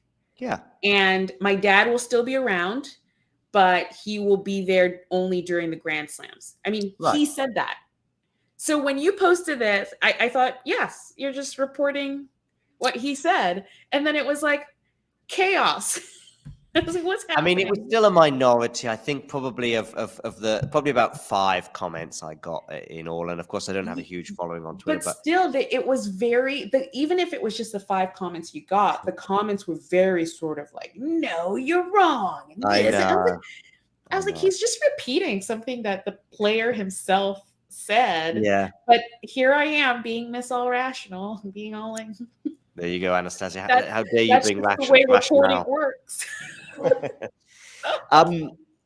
Yes. Anyway, back to the tennis. What's happening right now? He's certainly not having a dramatic effect on Steph right now because, as you said, he's a breakdown. Medvedev and Arnaldi are on serve. Or on serve, yeah. Yeah. Musetti won that second set against Kokkinakis. I think I might have mentioned that earlier. And we've got Diallo, who's playing again now against de Minaur. De Minaur, of course, conqueror of your friend Cam Norrie. I do like de Minaur. It's fine. Oh, okay. He's, I prefer Norrie. I like them both. They're fine. I missed the Raonic. How did that go? I missed that. Oh, I actually watched large parts of it. I mean, I was sort of skipping around channels and stuff, but I did actually watch a lot of, certainly the second set. Raonic just serving bombs. And second serve bombs as well. It was kind of a bit like the Tiafoe match, but probably his opponent wasn't playing quite at the level that Tiafoe can produce. And as a result, he won the match. And also the forehand was looking good, as it often does. I don't know quite where we are. I mean, somebody wrote in the chat saying, could Raonic give Carlos a match? And I think with Carlos, a bit like a lot of these greats, you need to catch them early. And so Carlos, right now, one of Carlos's toughest matches, maybe in the whole tournament, will be against Ben Shelton tonight, perhaps, because he just hasn't played tennis for 6 weeks. And I've seen Carlos have slow starts to tournaments. I saw it in Madrid against Rusevori when he was probably the person who pushed him most there. We saw it in Rome with him going out early. But once he's in the groove, he does it all the time. Once he's in the groove, once he's in it. But I think. I don't remember a first round match of his that I've watched recently that just went swimmingly. And it was 6-4, 6-4, 6-4. Except against Steph, maybe. Yeah, but he always seems to give you a heart attack in the first round. And it would be interesting to see what Ben Shelton does, because I love Ben Shelton. Pretty much just like Carlos. I love the way they play. I love they play with personality, with, you see they love what they're doing and it's excitement and they want to get the crowd involved and all of that. So I love that sort of tennis. So I think they will both put on a show, if anything. It's the first night match at 7. It's the first one. So I think they definitely will put on a show. I just think at the moment, Ben hasn't been able to put together a bit of a run since Australia. One thing, and I've watched bits of Ben's matches. I saw him in person against Dominic Thiem in Estoril earlier this year, and that match in a way was a bit Ben Shelton-esque. He has moments in matches, 3 games in a row. You know, he may break serve twice and hold serve, and he's just playing unbelievably, and he's smashing, and he's entertaining, and blah blah blah. And then, but somehow you switch over to another match, and he's lost, he's out. And it's like, wow, but he was playing so well for those 3 games I tuned in for. And the highlights reel, that's probably what I'm hinting at. The highlights reel with Ben Shelton is out of this world. And there was a really good player in there. But you made the point, I think, or somebody made the point in yesterday's stream. He's been on the tour for 12 months. So it's okay. It's okay to be a bit inconsistent. It is. And Terry, yes, that's actually a good one. The Shardy match, I think, was his first round in Wimbledon. That wasn't, again, something where you thought it's easy, and it started that way. But you know what it is too? Because I think someone made a comment during that match. I think he does get bored. I think he's one of those, he's like, oh man, I'm winning so easily, I'm bored. And he just like floats away, and he needs to be brought back into the match. So maybe that's why his first rounds are so, you know, not as smooth as they could be. But Ghosty reminding us that Ben Shelton ran into a wall at one point. I'm not sure exactly when that was, but I also remember, didn't Medvedev about 2 years ago have a fight with a camera in Cincinnati, maybe? Do you remember that? Are you familiar with that? Where he runs into a camera and gets really quite annoyed with it. I think it was one of his only losses to Rublev. I think he might have lost twice to Rublev in his career. Oh, well, that was an upset today. Yeah, Rublev losing to McDonald. Yeah. I had it on in the background, almost as a just like, it's fine. I'll just have this on in the background, and Rublev's gonna win, and I don't really need to pay attention. And then I turn around, and he's lost the match. So that was a bit of an upset today. Yeah, Terry touching on the focus. I think with Carlos, he's actually got better on the focus, but it is still sometimes an issue. It reappeared in particular against Stefanos Tsitsipas in Paris. I have to look up that Wimbledon scoreline, because again, with that Shardy match, it was close in the third. I think what happened close in the third, and I think it's because he floated away for a little bit. I think he might have been down a break in the third, or he was up a break and then he lost it. But the one against Stefanos was just like kind of crushing Stefanos for 2.5 sets. And then he just switched off. And he said it in his on-court interview afterwards. I think he might have won the third set on a tie break, actually. But he just switched off. But he does switch off a lot less than he used to. A year ago, it was a much bigger problem. And I would say probably about this time last year is when he clicked into another gear that he's really not been out of ever since. Yeah, which is so wild to see. I know. Again, I would not have believed you. I thought the French Open was his. I was like, he is going to win the French Open. And I really think he would have if he didn't cramp, just saying. Yeah. I think Wimbledon, the Wimbledon final actually adds a little bit to that argument that you just made that you think he would have won. I think the final at Wimbledon says, okay, he had a slow start there. He was probably a bit nervous in that final too, but probably settling into the match in the second set at Wimbledon, then obviously winning the third. And I think he was just starting to, but it was the anxiety, and that's part of sport. And Novak wins, and that's fine. But I'm with you. Some people are convinced that Novak was going to win that match. Other people are saying, I'm not so sure. It was 50-50. Especially after him winning that final, I was so sure. Because I remember when I made my predictions for the video, I did that because that's what I wanted. That's what I wanted. I didn't think it was going to happen. I was pretty sure it wasn't going to happen. So when it did, I was like, oh, he could have won the French. We could have had 2 Grand Slams. Yeah. I actually have a different, I think it just gives you a little bit more of a weapon to say, hang on a second, that French Open final, that French Open semi. Because I think people just felt that that Carlos didn't quite steal the second set, but struggled to get over the line in the second set. And they also felt that his anxiety was still apparent at times in the second set. And I would agree with a lot of that analysis. I just think that now, having seen how the Wimbledon final played out, I think just because we're talking about a mental side of it here, we're not talking about exactly everything that's going on court, but I think he may well have settled in that semi-final. He may well have he may have gone 2-1 down, and that may have been enough for Carlos to go, you know what, let's just play the best tennis I can and see if that gets me. He may well have won that third set, and then he's got one foot in the final. So we'll never know. What we do know is that Medvedev is 6-5 up in this particular match here in the second set that I've got on my screen. What's Monfils up to, by the way? Monfils is serving. They're on serve.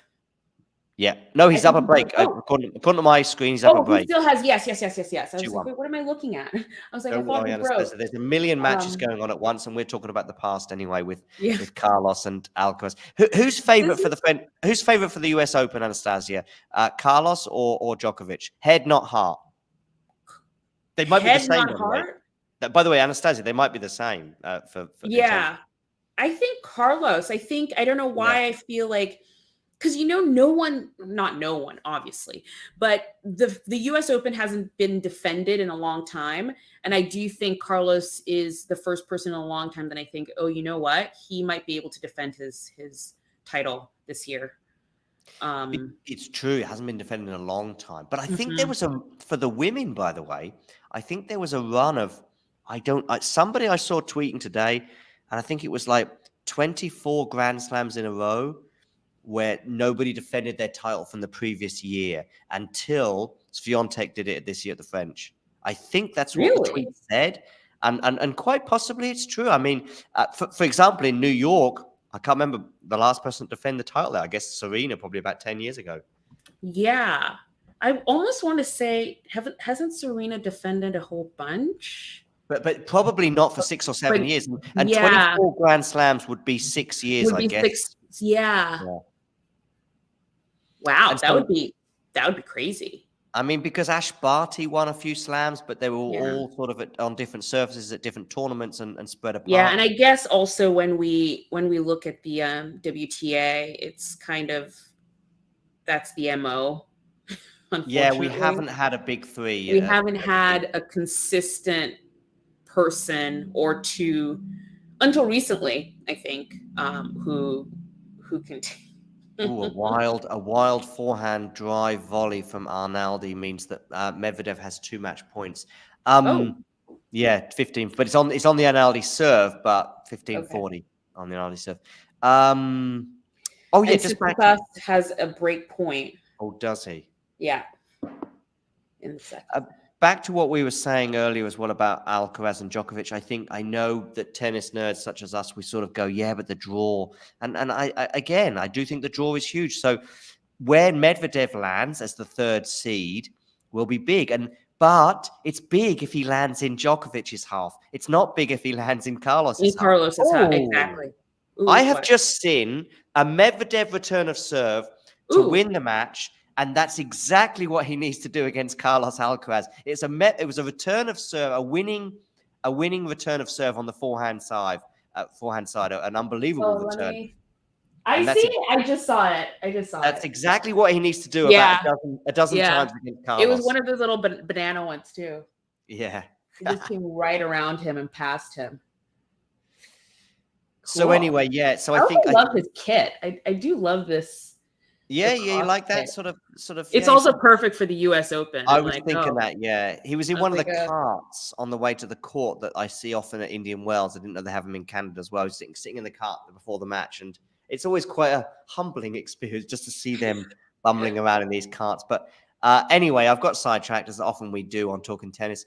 But yeah, I think the draw in New York will be big, and if Novak's draw has somebody in the quarters, such as Holger Rune, for example, and then Medvedev, for example, in his semi, and then potentially Carlos in the final, then you're suddenly going, oh, Novak is a long way off being favourite. But if those guys fall in the other half, and Novak's run includes Rublev in the quarterfinals, which has happened, I think, at 2 of the 3 slams, and the other one was Khachanov, it suddenly changes everything. I mean, Novak will be praying for a Rublev quarterfinal, put it that way.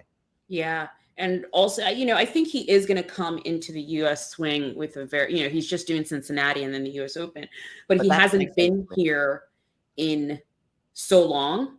I think he is coming in with something to prove almost. And it would be interesting to see what that sort of Novak is. I'm interested in Novak's motivation right now anyway, in terms of he's got over the Grand Slam sort of hill of 23, and I think most people, but not everyone, is suggesting that Rafa won't win anymore. We'll see how that pans out next year. And now it's like, now the motivation in Novak has always been a funny thing, because I think with the other two, with Roger and with Rafa, it's just always been there. And with Novak, we have seen it. I've seen Novak get to world number 1 and it's secured in October for the rest of the year, and he just switched off. I mean, he basically tanked a match I think it was in Austria that he was playing in the indoors season a couple of years ago, because that was the match before got him to world number 1. I've seen Novak achieve goals and then just disappear for a little while, and I don't know. I'm curious as to. I can see Tom, by the way. I can see your just in the corner. I can see your screen, Tom. The screen of the match. Just if we can just move your camera, Tom, by about an inch, just to. Can you see? Yeah, that's perfect. That's perfect. Yes, Tom and Anastasia. I'm guessing you two haven't met before, right? No, we haven't. No. How are we doing? You all right? Good. Sorry, I didn't want to jump in you guys' conversation. I was getting. Give us your thoughts if you've got anything to add to anything that I or Anastasia said. Well, I think I just caught the end of it, so I assume the question was posed that Novak's he's now the most Grand Slams, and I think I heard you saying, John, that you don't think, well, there's a good chance that Rafa won't win another one. Obviously, Roger's not going to win another one, so nobody's really realistically going to be taking over Novak Djokovic anytime soon. Well, Tom, we're in the year of the comebacks. Maybe Bjorn Borg and Pete Sampras. Yeah. Rod Laver. Well, maybe, but I assume that's what you're asking as to what drives him. Look, I don't know. I think the guy knows that he's still at the peak of his powers, and why stop now? I think. Listen, a lot of people are going to say me wrong, and I don't think it's going to change anything. But I always think that Novak's just driven to try and get people to like him a bit more. And he's just always. I've always feared that's what his problem with the crowds has been.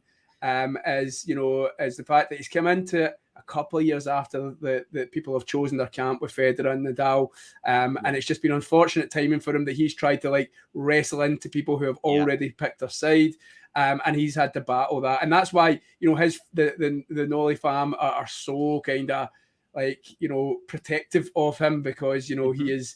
So I wonder if there's something in that in terms of if he does go and. Just stretch that lead. And I suppose there's always going to be questions. People can pull out different stats for Rafa and different stats for Federer and different reasons why Federer is the best, because, he did it so easily and, he dominated so much, and Rafa because of his Roland Garros. And so I just wonder if there's maybe a motivation. He knows he's still at the top of the game. There's not many players, if any, that are better than him. And why give up now? He could extend that lead, that slam record or that slam lead, so that you never know. He might be looking at Carlos Alcaraz and go, this guy's got 2 at age 20. He's a real danger here. He's got another 15 years to go. So maybe you don't know how. I mean, I remember, I think it was Adelaide. I mean, this guy Djokovic, he thinks on a different champion level to anything that we can comprehend. So I think it was Adelaide, or when he won one of the events. I think he might beat Korda in the final, or maybe Medvedev in the final. Yeah. Was it Adelaide? Mm-hmm. And then it was when he taps the head 22 times. Yeah. Are you serious? Yeah. So when he wins it, he's walking up to shake hands and he's like 1, 2, and you can count it, and it's 1, 2, 3, 4, 5. I'm not going to count all the way to 22, but it's 22 times. Now, what was Australia? Australia was going to be the 22nd Grand Slam. Like, that's how much this guy's thinking about Grand Slams and how much like the records and the slams mean to him. So why give up now? Why chuck it now and sit back in 10 years' time and say, oh, I could have won more? I mean, and I'll stop rambling on in 1 second, but I'll tell you kind of from where I'm coming from. I have in the past played amateur football on a Saturday morning in Scotland, all right? And I was going through a period where I wasn't getting in the team. This was about 10 years ago now, so I'm 38 now, but this was when I was 28. And it's no great level, but I mean, I was going through a period where I wasn't getting the team, and I'm like, I'd go for a beer with my partner's dad at the time, and I was like, I'm going to chuck it. I can't be bothered anymore. I'm not going to do this. And he was like, why? He was like, why chuck it? He's like, I'm 50 years old and I wish I could go out there and kick a ball. And he's like, you're 28 and you can't do it. So he's like, do you want to be sitting here in 50 years' time going, oh, I wish I could still be out there playing? He's like, yeah, absolutely will be. And see that's always driven me. And like, I even play there's a 35s league now. They play on a Friday night and it's for everyone over 35. And I play in that every second week. So yeah, maybe there's an element of that. But yeah, I know that was a long-winded answer. No, but that's great. I mean, again, it is something that he's always had. I do think you're totally right about the wanting to be liked. It's almost so painful to watch sometimes, where you're sort of like, you could see that he really just wants people to like him and get behind him and things like that. And I do think, I think a lot of people were saying, oh, when he beats or matches Roger's record at Wimbledon and he now has the most Grand Slams, will he just sort of like go away and fade into the distance and become the president of Serbia or something? I think there was talk of that, but I do think losing that final can only have created more fire for him to sort of be like, who's this kid? Why is he all of a sudden thinking like he can win all these Grand Slams when I am still around? How dare he? And he's going to come back and try and, and win it. Now, will Carlos let him win it? I don't know. It's going to be fun to watch and to see how I'm so excited for the US Open. I am so excited because I just want to see that. I want to see that fight. I think certainly I was actually thinking about this just the other day. I think Novak goes into Flushing Meadows not with a chip on his shoulder. That would be the wrong move. But the history that he's got at that event, he couldn't get in there last year. You've got the line judged ball incident a few years ago as well. He's not had the best of luck. Again, he's had his wars with the crowd there as well, and obviously he's not been there for a few years. So he'll have a point to prove. And like you say, Anastasia, this new kid on the block. I mean, it was interesting the press conference after Wimbledon final, and even for Novak to say, "I've never played a guy like that. I've never." And I think I remember, I can't remember who the opponent was, but I remember watching him when he got outplayed. And then the next time Djokovic played him, you could tell him that he had been at his homework with his team. And Djokovic is very much a player who, from his defeats, he learns from. And I just think, if we do get that 1-2 final again, I think it's going to be fascinating because it's hardcore. It's a different dynamic. So the crowd, I think even we're 5 weeks away till a potential final, but I'm even going, the crowd will be on Carlos's side here. So what's going to happen? It's going to be fun. That's what we look forward to. Yeah. I think the crowd thing is an interesting one because I think you're both right in that, obviously he yearns that love, and he got a bit of it when he was going for the Grand Slam, didn't he, against Medvedev? But I think he only got that when the tears were coming out towards the end. Yeah, maybe. He got it in the third set, maybe more. Yeah. You're right. And I think they really will. And they also want to see a more competitive match as well. And I think, he mentioned that afterwards and he appreciated that. I think that he will get plenty of support. I'm just wondering, though, against Carlos, though, listen, there's a lot of tension between Latin America and Spain, trust me. And generally, they're not friends for many reasons. But I've seen Rafa get a lot of love in New York from the Latinos there. And I think I can see Carlos getting it too, because both of these two guys are last year. Likable. Yeah. Yeah. He got it last year. I remember last year, because remember those matches he played, those 5-setters went to 2 in the morning.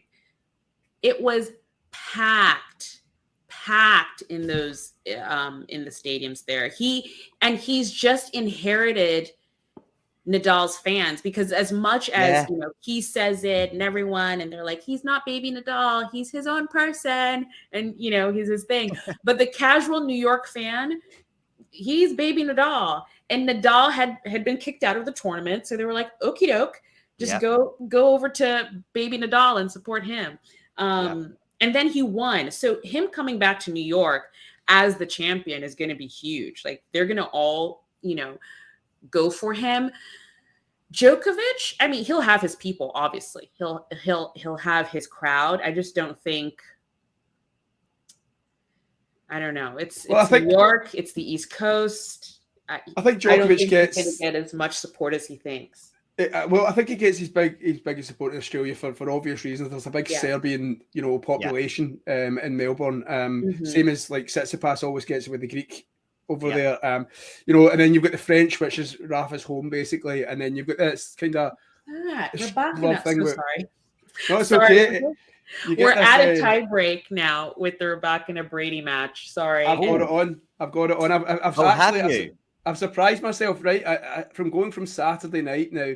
I don't know if you could see, I was in a post-Ibiza, recovery on Saturday, and I couldn't even get a stream going. I've now got 3 streams on the go, so I basically worked it out. I've got one on my phone, one on my laptop, and one on my Fire Stick. So I have Musetti, Kokkinakis, I've got Tsitsipas on, and I've got Rybakina and Brady on the other one. So I'm well chuffed myself staying on top of things. What's the score in the tie break for you, Anastasia?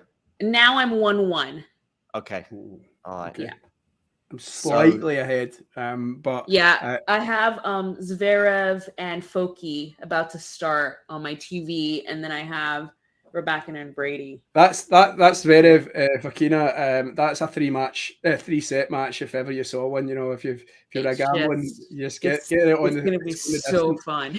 But just to answer, Ghost, I know there's a lot of speculation going on out there. I was actually a winger, like I was in the midfield. Oh, a winger. I used to be pacey, John. I used to be fast, but the speed is no longer there. With age, it disappears. But actually, John, I was going to mention a rumor. I heard a rumor that you actually lost on the tennis court today. Is that true? Yes, I did. Yeah, I did. I was a set up, and there was a bit of a collapse against a guy that I've generally had the better of over the last 12 months that we've been playing. But yeah, I was a setup and lost in. We did for the first time. I think we basically said we're going to do a best of 5. So it has been a bit of a build up, and the first set was close, but 6-3 doesn't tell the story because it was really close. But then there was a bit of a collapse in this. He won 6 of the next 7 games, and that momentum. Any smash rackets, John? Did you? No, I've never smashed a racket. I haven't smashed a racket that was mine. At school, when they were just like £5 each, and I couldn't give a flying proverbial.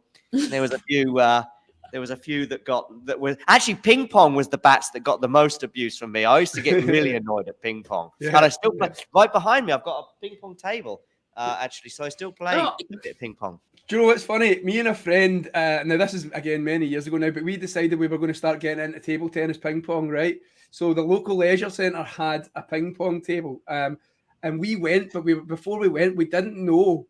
This is going to sound stupid, but we didn't know how to dress. Like, we didn't know if we should dress up in like shorts and t-shirt to go and play ping pong, because like table tennis over here, like, you can find a table tennis table in a pub. Do you know what I mean? Like, you can play in your jeans. So we were like, do we dress? Do we get the whole tennis gear on, like shorts and t-shirt, and sit there and rock up with our table tennis? We ended up going with joggies or tracksuit bottoms, is what you may call it. But yeah, so table tennis is a half measure. Good idea. Yeah, yes, half and half. I was going to ask you as well, guys. Did you see? I was looking at a couple of the clips from last night. The Raonic Francis Tiafoe incident regarding the point. Have you already spoke about that? I just thought it was really interesting because... No, it was interesting. What's your thoughts, Tom? At first, I'm like, that's ridiculous. And then after I had a think about it, when they were saying, like, you know, if it was a singles court, there would be no net there. So, you know, TFO would have just ran right past it. Then it starts to kind of go, you know, oh, okay, right, that makes sense. But, like, you know, when Raonic is going, but that's a net. So, like, what are you talking about? That is a net. Like, I was, like, totally on his side until, you know, I kind of listened to the conversation from Jerry Armstrong and then the commentators who were commentating on it. And I thought it was actually, in the end, pretty good umpiring, especially with the crowd booing and Raonic, I think, smashing a racket. I think there was also an interesting element to this dynamic of refereeing, umpiring, and even just life, in that you realize you've made a mistake. Here's an example for you, okay? I make mistakes when I'm with directions and I'm looking at my phone and I'm trying to work it out.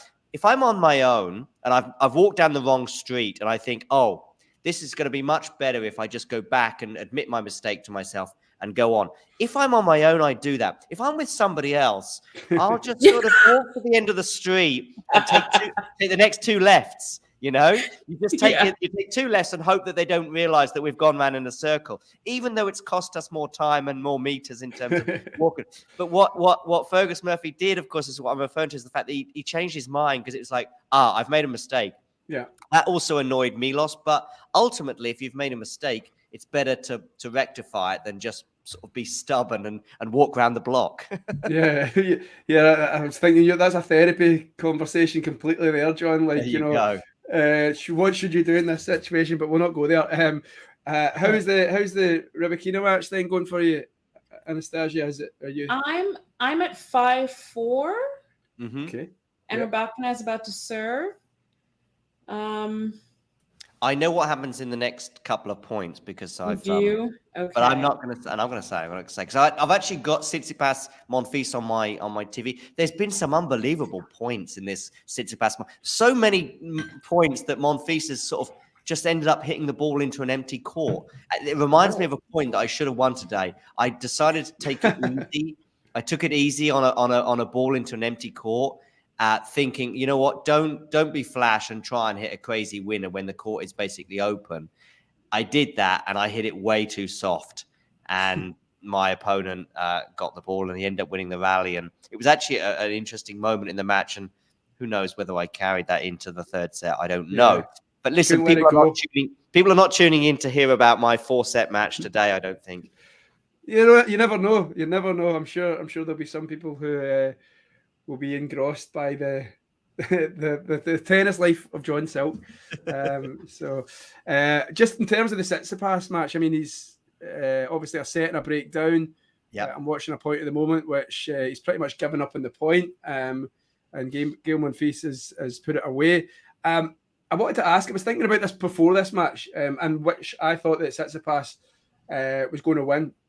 And Tsitsipas got quite a lot of plaudits, especially from like the BBC in the UK at Wimbledon, saying like, you know, he played brilliant against Murray, better than he'd been playing all season. He obviously then went, you know, a couple of rounds further than maybe some people had been expecting. I've been listening to a few kind of tennis podcasts here and there, and Medvedev's been getting pretty slated.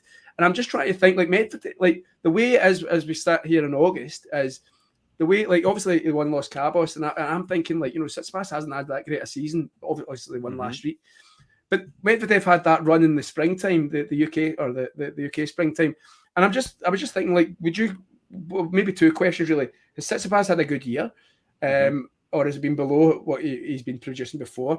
Has he had a better year than Medvedev? Because just the way that the kind of narrative that is going at the moment, it feels as if like Medvedev is I think Medvedev. There's been a lot of criticism after the semi-final against Alcaraz, and he's not really recovered from that because he basically, you know, he didn't really compete. And I just think I have these random thoughts, and you know, who's had the better season? I've got a lot to say, definitely, Tom. A lot to say, but I think Anastasia's reacting to something. Yes. On their TV screen. Not my chat. It's not my chat. No, fine. Go on, Anastasia. What are you reacting to? I'm guessing it's. I was just reacting to the last point. Like it hit the net and then just went. That was a weird way to win the set. Yeah. The set. But either way, you know what it is? It's almost like Jen Brady has been gone for so long. I forgot. And she's playing really well. Yeah.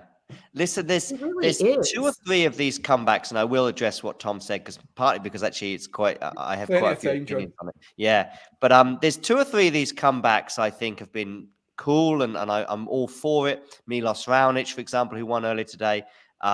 Jen Brady as well. I'm pumped for that because I think there's a lot more in the tank, and I think her absence has been really unfortunate, especially when she got to the Australian Open final. And if you said to me, here we go, this is what I'm getting at. If you said to me, listen, there's going to be a romantic story in New York, and it's going to be either Wozniacki or Brady winning that title, I'm on the Brady train every day. I'm not excited by Wozniacki as a player. I'm fine with her coming back. Wild card's fine. I'm just not pumped for it in the same way as I am with Jen Brady. Milos Raonic on home turf here, I think it's a great story. I think it's sad when a player is denied the opportunity to go on court and they've not fulfilled their potential. I think Wozniacki has fulfilled her potential, and she may well go on and do other great things. I just think with Milos Raonic and Jen Brady, and I think perhaps Svitolina as well, these people still have a lot more to give, and I would really love to see, in a perfect world, all 3 would win a Grand Slam at some point. Yeah, especially someone like Svitolina, who came back a completely different human being. Yeah. She didn't play like that before. She just didn't. At least there's a history with Jen playing that well. You just forget because she's been gone for so long. So it's nice to see her against Rebecca now. So that was interesting. And Monfils has match point on my screen, and he's pushing Tsitsipas left, right, and center. Same. I've just watched that point. It's something else. Yeah, I'm watching it as it happens. I'll not say anymore. Good defense there from Monfils. Oh, whoa! Tsitsipas is happy with that one. Yeah, what a point. Yeah, I was watching it while you guys were chatting away, and I'm thinking, Monfils was actually hitting him off the court at the start of the rally, and then he's turned it around and fair play to him. Monfils is a bit like me at times today. He's having a bit of the breather. Well, it's needed after that rally. It's funny in tennis in that you can, because often I hear this about players that look really gassed at certain points, but tennis is different to most other sports in that you can be gassed after a point in the first set and still power on through in the 5th set. It's you just need sometimes that 60 or 90-second break or the 5 minutes at the end of a set, and you're not quite back at 0, but you're not far away. It's this point right now, which I'm now watching between Monfils and Tsitsipas, and it's the next point that you just want an unreturnable if you really, because you've not recovered fully. Right, exactly. Yeah. It's the next point. If you're at deuce or you're at a game point as well, you just want to get this game over with. Even if you don't have a change of ends, you just have a sort of a minute or so as Tsitsipas mishits a forehand.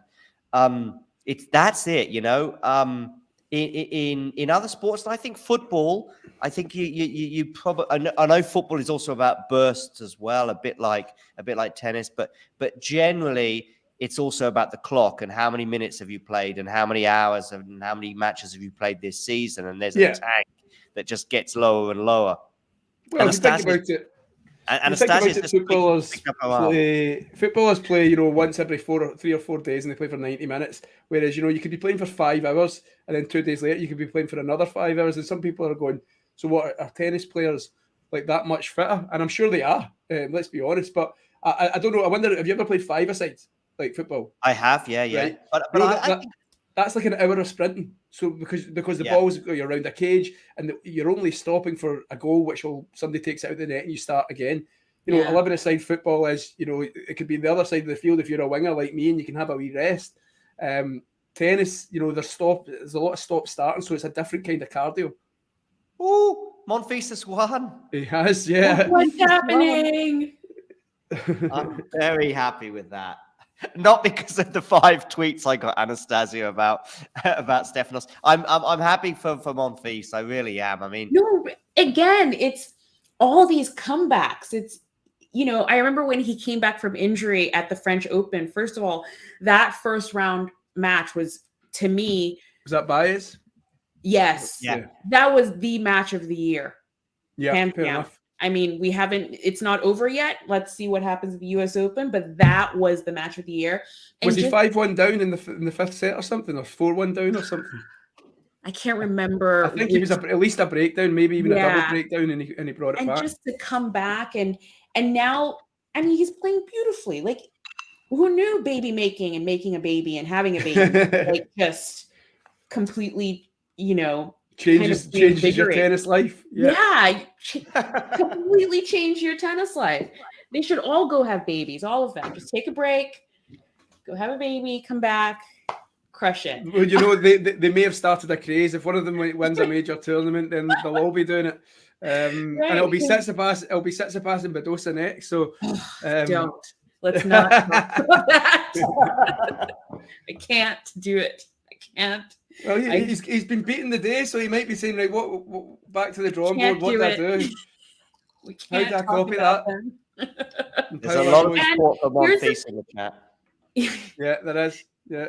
Oh, what's he? Oh, just his signature. Oh, cute.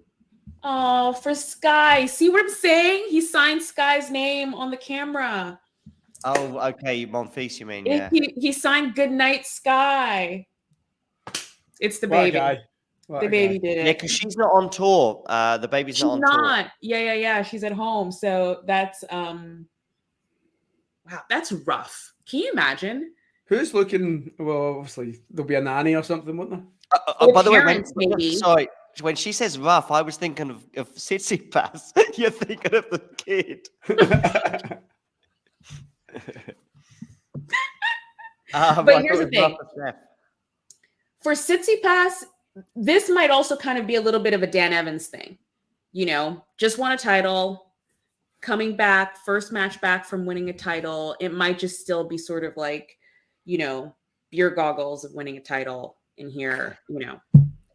And I know what you mean. I know what you mean, Anastasia. But when we talk about that, you've won a title, 250, for example, or 500 in Dan's case, and then you sort of have a hangover going into the next tournament because it's a couple of days later in a different location, blah, blah, blah. Mm-hmm. I get that. But we do kind of put the top 10, probably even the top 5 in a different bracket. That they can just churn out titles. You know, they can do the Sunshine Double and they just keep going because they're that good and they're that strong. When it's Dan Evans or if it's Kokkinakis, I remember, or Karatsev, those two, I think all three, have won tournaments in Australia and then had to go straight into the Australian Open and they've gone out in round 1. You know, that's a bit different to where Stefanos is. And actually, it brings me nicely to what Tom was asking about Stefanos' season. And listen, whatever happened today wasn't going to change my mind. Medvedev has had the better season quite comfortably. Yep. He's won Rome and he's won he won another Masters. Rotterdam. I think he won Rotterdam as well. Miami. He won Miami. He's won Miami. Yeah. So, and he won Dubai. Yep. So Stefanos, I don't think. Oh, he's won Los Cabos just recently, but he's not won a title at 500 level or higher, as far as I'm aware, this season. And I know we all can then look at the Grand Slams, and I did say it during commentary earlier that actually Medvedev has had a disappointing year in the Grand Slams, and you could look at the difference there. But for me, if you win one Grand Slam and you go out in the first round of every other tournament on tour, you've had a good year. Mm-hmm. You get to the final of a Grand Slam and then you don't win other tournaments, if you like, it doesn't really make much difference. And look at Casper Ruud. Casper Ruud. Well, no, because you would say he backs up your point, because you would say that he's not really had a great year, but he had a great clay court run. Do you know what I mean? But the only thing is with Casper, I think it's also where. So I'm thinking about last year more than this year. Is where are you coming from as well? What's your trajectory?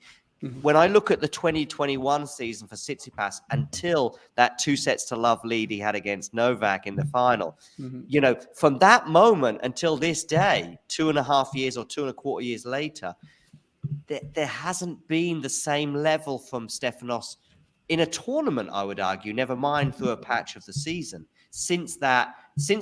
he came from 2 sets to love down against Rafa in Australia, and from that moment until the French Open final, he was playing top level stuff.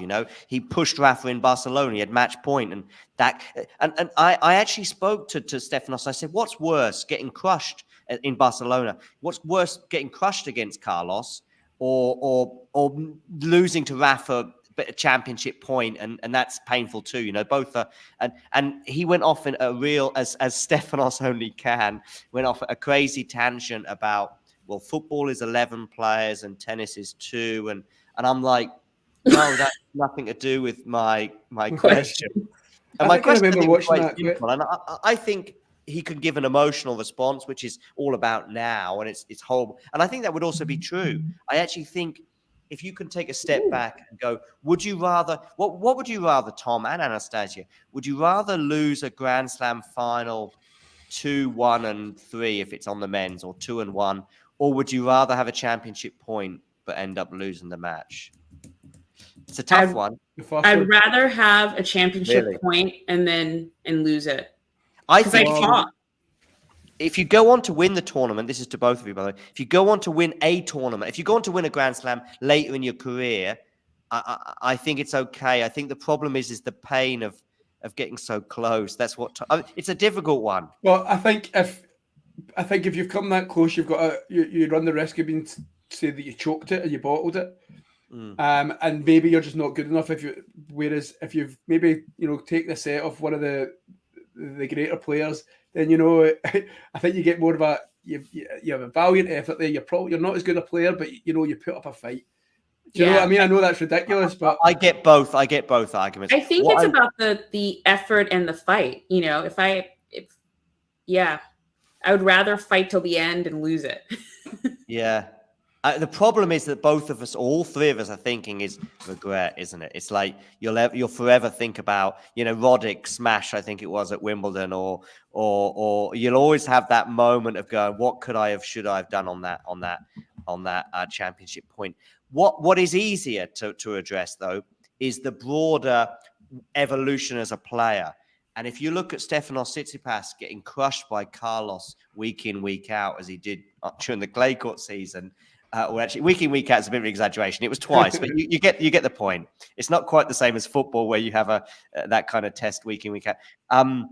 Whereas you can look at Stefanos and go, oh, there's an evolution with Carlos, and there's a regression with Stefanos, which is why we see them play in Barcelona, a really epic 3-set match the year before, and we saw Stefanos getting so close to Rafa in Barcelona, and yet there we were this year, and Stefanos against Carlos. Did you commentate on their French Open quarterfinal, Tom? No, but I did. I think I did one of the finals that he was in. I think I may have even done that final, or maybe not. I don't know. I thought you did French Open quarterfinal, but you know the point I'm getting at. The gap between those two right now is just it's a chasm. Well, it's not really ever going to be. Well, that's the other thing. And that's what I mean with the evolution of so we talk about championship points and getting close. I thought Stefanos, an honest response, which is what he was probably not going to give me, was it's a lot worse to get crushed because there's more questions than answers, if that makes sense. Whereas if you can look at the bigger picture in that Barcelona 500, it's also a 500. So you go, you know what, I'm within an inch of beating, because in fact Rafa had a net cord on championship point as well, which is always great. It's not a strong one. It's not one that it's not like when Rublev beat Rune at the beginning of the year in Australia. I remember watching that as well. So cruel for him. This one was where the rally continued. But anyway, go on, Tom. Well, I was just going to say, in terms of the 500s, the field, I think Dan Evans, you can't say he didn't play anybody, all right? Like he did, Tiafoe he played, obviously Dimitrov he beat, Talon Griegspoor in the final. Obviously, it was an event that Taylor Fritz was in as well. And there, there's a couple of top 10, top 15 players, top 20 players in there. I think when it comes to 500 and the big guns aren't there, I think the level of these guys, like Dan Evans is what 21 in the world now. I think he's gone up to, but you know, from about 20 to 40 and 20 to 60 in the world, like the margins of difference in these are the best players in the world, right? But like, you know, you talk about like at a futures level, and then you've got the Challenger Tour. Like, I mean, they're still fantastic, amazing, like out of this world tennis players. But these guys in the top 100 are like, you know, unbelievably good at tennis, right? And like, you know, it's sometimes easy to forget that because, you know, we watch like high quality tennis week in, week out. You forget just how good these guys are. Like, you know, like we're talking about Tsitsipas, you know, oh, he's getting smashed off the court. Tsitsipas is like in the top 1% of tennis players in the world. Do you know what I mean? My point is, when it comes to a 500, like the margins of victory between victory and defeat are just so, like, you know, it can be a tight line call, or like you say, a net cord. So it doesn't surprise me that, like, you know, guys like Dan Evans will go and win an event. I thought it's obviously one of probably the highlight of his career, but in fact it is the highlight of his career. But it doesn't surprise me that he then goes on to the next match and then loses because, you know, these guys are just so good. Like they're I mean, Diallo, I think he'd actually already beat him in Surbiton. He did in a challenger, I think. Surbiton in the grass. So, so like, I don't think Dan Evans was going in like, you know, I'm a 500 champion here. I'm gonna rinse this guy. But I just think the quality of these top 100 tennis players, there's just, you know, there's not much in between them. Like we watch it and go, oh, and I mean, and also tennis, which I'm starting to realize more and more, because I come from originally like a football background and watching football as I grew up. But more and more, I'm finding that tennis is all about matchups. So like one guy that plays, so the Diallo Evans matchup might just be one of these matchups where like their games don't suit each other, and Dan Evans just struggles to play that type of game. Whereas, you know, let's just say Dimitrov, for example, who, you know, has had a better career than Diallo, like, but Dimitrov's game might be better suited to Evans. Do you know what I'm saying? So like, I think it's just more and more I'm realizing that like tennis is all about matchups. Like I think Vance, I was speaking to Vance the other day, and I think I'd said, I can't even remember the two players, and I think it was Tsitsipas and somebody, it was the Los Cabos final, and I said, oh, Tsitsipas and De Minaur. I was like, well, where are you thinking that got? And like Vance just kind of more or less dismissed me, like, Tsitsipas all day long. He's won 9-0 against him. Like, and I'm sitting there going like, but you know, in a football match, there's 11v11, but so that's like 11 different differentials. The left back could be a different left back, or the right back could be a different right back. So there's different differentials.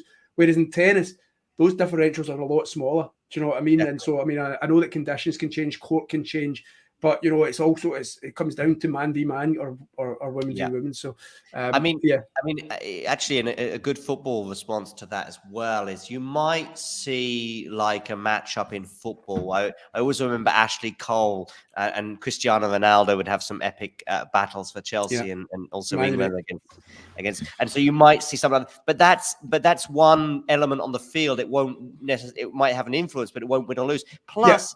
There's a million other things going on. And football, you could just look at the variables. Lionel Messi has the ball on the edge of the center circle, and he's got a million different options. Yeah. Even in tennis, you don't have those. You've got your serve. Okay, you could go down the tee, you can go to the body, you can go wide. You can also, you know, you can go for a kick serve. But the numbers are much more reduced. And even in a rally, you know, you can do a run around forehand, and then you can go cross court. You could do a drop shot, but we're talking about half a dozen realistic common scenarios. With football, there's a million different, which is why it's so difficult to buy players. Buy players, to purchase players, because you go, you know, this guy he's tearing it up in League One, or sometimes he's not tearing it up in League One. You go, well, that's a strange move, and then suddenly he arrives in the Premier League and he scores 15 goals in the first season. Anyway, we're Anastasia is. What match are you watching? Rebecca against Jen Brady, Anastasia? No, I looked at I saw the scoreline on the Zverev match, so I turned that on. I'm watching that too. I've got Zverev against him. Is a breakup, so I was like, ooh, exciting. Anastasia, what sports are you into aside from tennis? Track and field. A lot. Okay. Like a lot of track. Because I used to run, and cycling as well. I cycle as well. So there's a big cycling championships over in my neck of the woods right now in Glasgow. Oh, really? Nice. There's like one of the biggest world championships like ever, and the whole city's been shut down, so you Can drive to work. Okay. Is that like an indoor championships, is it? Or no, it's the whole thing. They've got like BMX, they've got the velodrome, they've got the road races. Like, I mean, it's like it's like a mixed. It's like basically the biggest. They've never done this before, so it's like the World Championship. It's called the UCI World Championships, and apparently they've never done it before. So this is like the kind of inaugural event where they've tried to bring all the cycling events into one. Chris Hoy, of course, Chris Hoy, a big Olympian from Scotland. He's been like on my telly every day, basically punting it and saying, let's get into cycling. But the road race basically went past my work. So I was out on my lunch all the time, just kind of watching these cyclists go at 100 miles an hour. Go by. So they did like some sort of like men's race the other day, and it was the road race, and it left from Edinburgh to Glasgow, and then when they got to Glasgow, they did like 10 like loops or something, and it was like something like 270 kilometers they'd done. The funny thing was the Dutch guy that won it, basically, and not to get too crude, but basically the funny story that's been going on local radio is that he had to stop an elderly couple on the way from Edinburgh to Glasgow. He had to knock on their door because he needed to relieve himself at the toilet, and they let him in, and they still won the race. But it was just funny because on the radio this morning they were having a laugh, like Jinky washed his hands and all that, or he had to rush out because he was in a race. I've got a story for you. I want to find out about Anastasia and track and field, but I've got a story for you that's related to what you're saying to some extent, but also tennis. During the 2017 Australian Open final, I'm wondering where this is going. Nadal Federer. It's not crude. It's all right. I took that. I was doing a half marathon, and I was like, I wasn't going to get a PB. I knew it. I was still fine. I was still running at what for me was a good rate, but I knew I wasn't going to get a PB. So I thought it would be funny to run into a cafe in Seville in southern Spain to find out what the latest score was between Federer and Nadal. They started at a similar time to the half marathon, about 9 a.m. So I missed the first 2 sets, I think, basically. And midway through the first set, I decided, I don't think I had a smartphone. I think maybe I was using an iPod, so I didn't know the score. So I just ran into a cafe, and I knew that you didn't have a beer, did you? Pardon? Did you have a beer? Watch a wee bit of it and then get back? But you know what's also funny? Sometimes during these half marathons, you run through more colorful neighborhoods, let's say, and I would watch people like having cigarettes, and there was one occasion when there was 3 generations, a grandmother, I think a daughter, and then and they all had their cigarettes in their mouth, and they're that's kind of funny. Yeah. You get this. Anastasia, you said your track and field. What was your field, so to speak? Excuse the pun. I did the 100, 200, also the 100 relay, and I threw a shot put and a javelin. Okay. Ooh, nice. Yeah. Which usually you don't get that mix, but that's what we did. I'm sorry. Berev is like doing some. It's like he's not sitting down for the whole changeover. What is he doing? Okay. He's like rushing. I'm watching the match, but I'm also having these deep chats about other things. So I did get. I'll let you guys do that. I'm just going to jump and have a wee top up. So I'll be back in 2 minutes. Go get a top up, Tom. Okay. Yeah. Anastasia, I love track and field as a viewer. Really? As a viewer. But listen, it's a casual thing. You're sitting on a sofa and you're what? But I go back probably a little bit further than you. I mean, Michael Johnson, who I follow him on Twitter, and I'm fascinated with, and he was tweeting recently about that epic Olympics and also some epic runs I think that he had in terms of how he was feeling, and I think he was desperate to get under 43. I think it was second for the 400, and he got the world record, but he did say that he hoped, and I think his world record was like 43.18, something like that, but it took him a while to get there. Yeah. And just how he was hugely relieved and really happy to finally get that world record. And yet there was also that element disappointing to get under 43. I also remember the 200-meter world record that he got, which may well have happened at Atlanta. I'm not sure, but it certainly happened probably around that time. And that was a world record that was in existence for 17 years, I think. And no one was really getting close. Even he was getting close, but not beating it. And then he knocked off like 0.3 of a second, which in track standards is like light years. And of a 200 meters. Yeah. And it's exactly, Ghosty's talking about his unusual style. I remember that very well. Yeah. No, it's interesting because, I mean, that's sort of my background. I've been trying to sort of transition into more endurance stuff. But when you've been a track athlete your whole, you know, you're so used to just short bursts. I think you were talking a little bit about this earlier, just short bursts of just energy.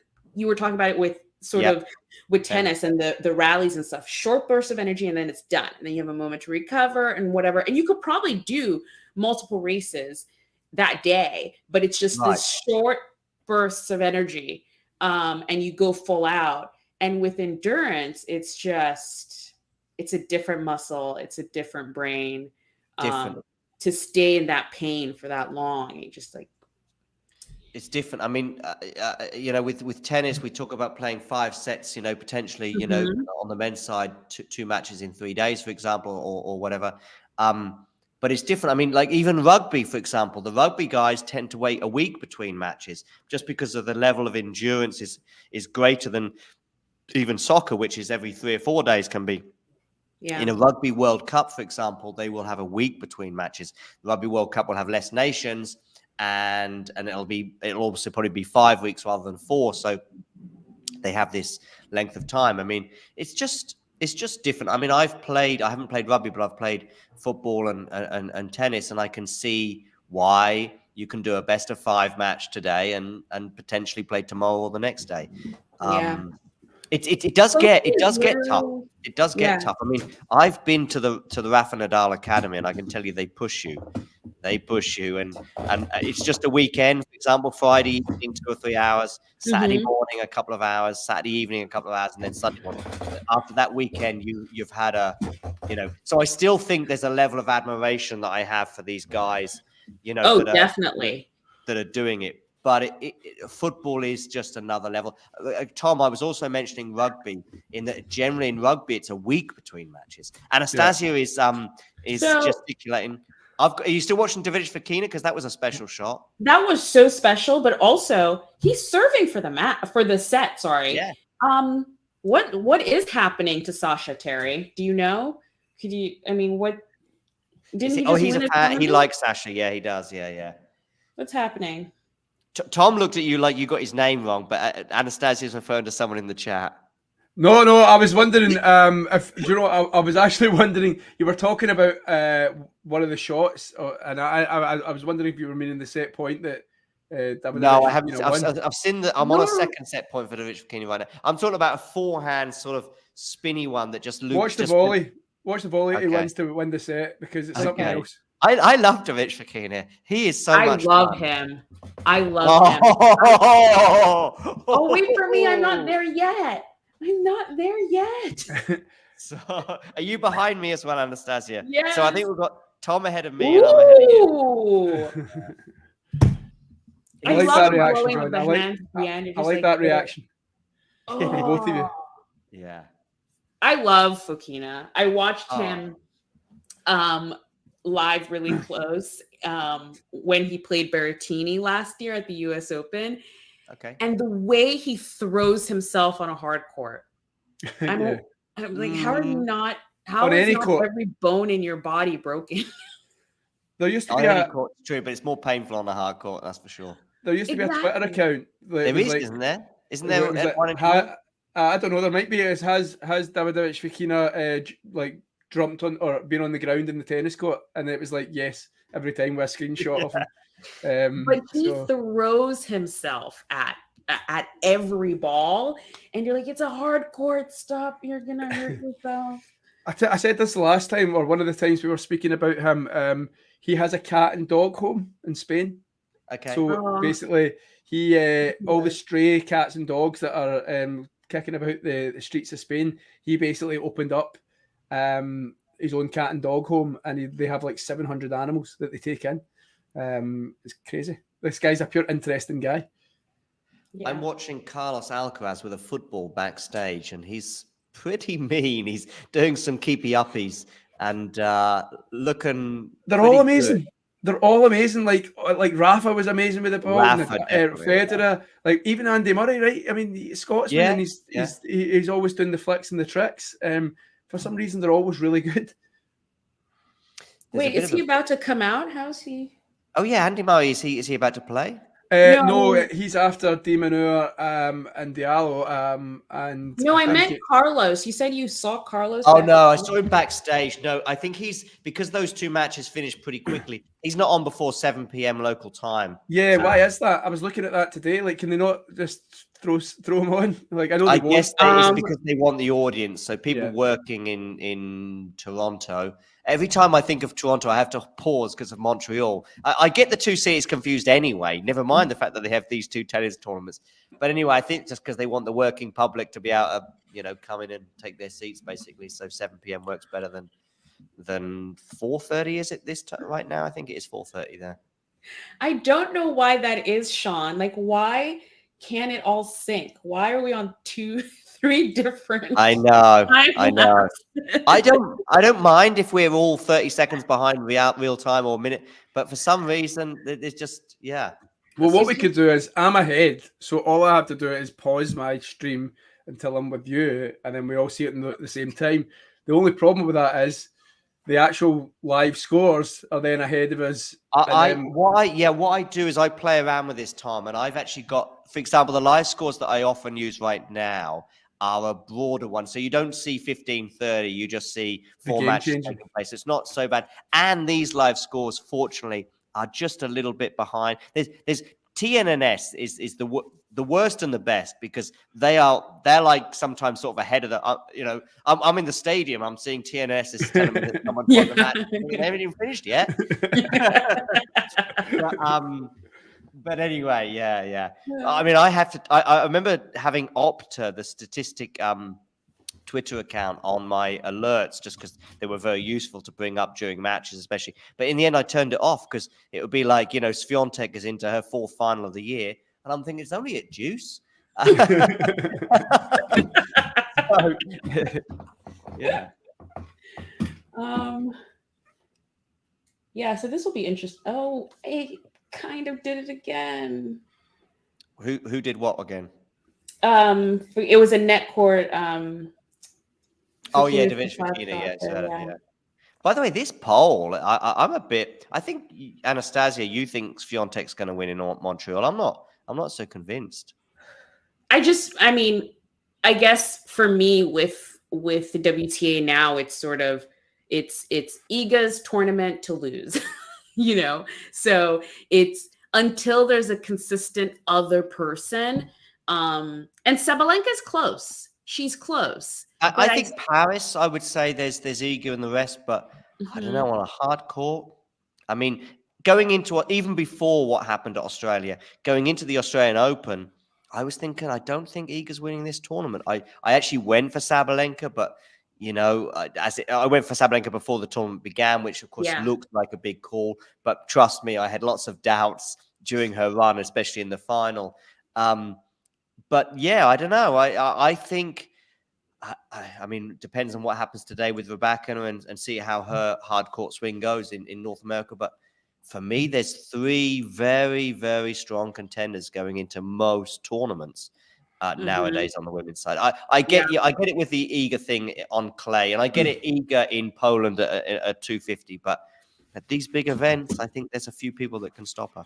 Maybe because I saw the mouth tape and I was like, "Oh, she's going all in, guys. She's going all in." Oh yeah, what was that? What was that about? It's just breathing training.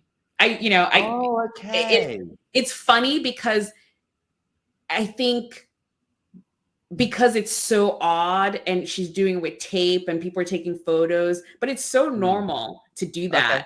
Where usually I think what your coach would say is just don't breathe through your mouth instead of actually taping your mouth shut. But I guess with maybe if she grunts a little bit or anything like that, it can kind of break the training rhythm of it. But it was interesting to see it on that level. I would usually think, oh, you do that in the gym where no one can see you, or, maybe on a private training court or something. So I think it was interesting to see it, but I think people just thought it was weirder than it actually is. I think it was just it's just breathing training. Okay, I wasn't familiar with it, but I did see the images and it did strike me. But yeah, okay. But I remember seeing it and thought, ooh, she's going. The Twitterati were like, look, she's being gagged.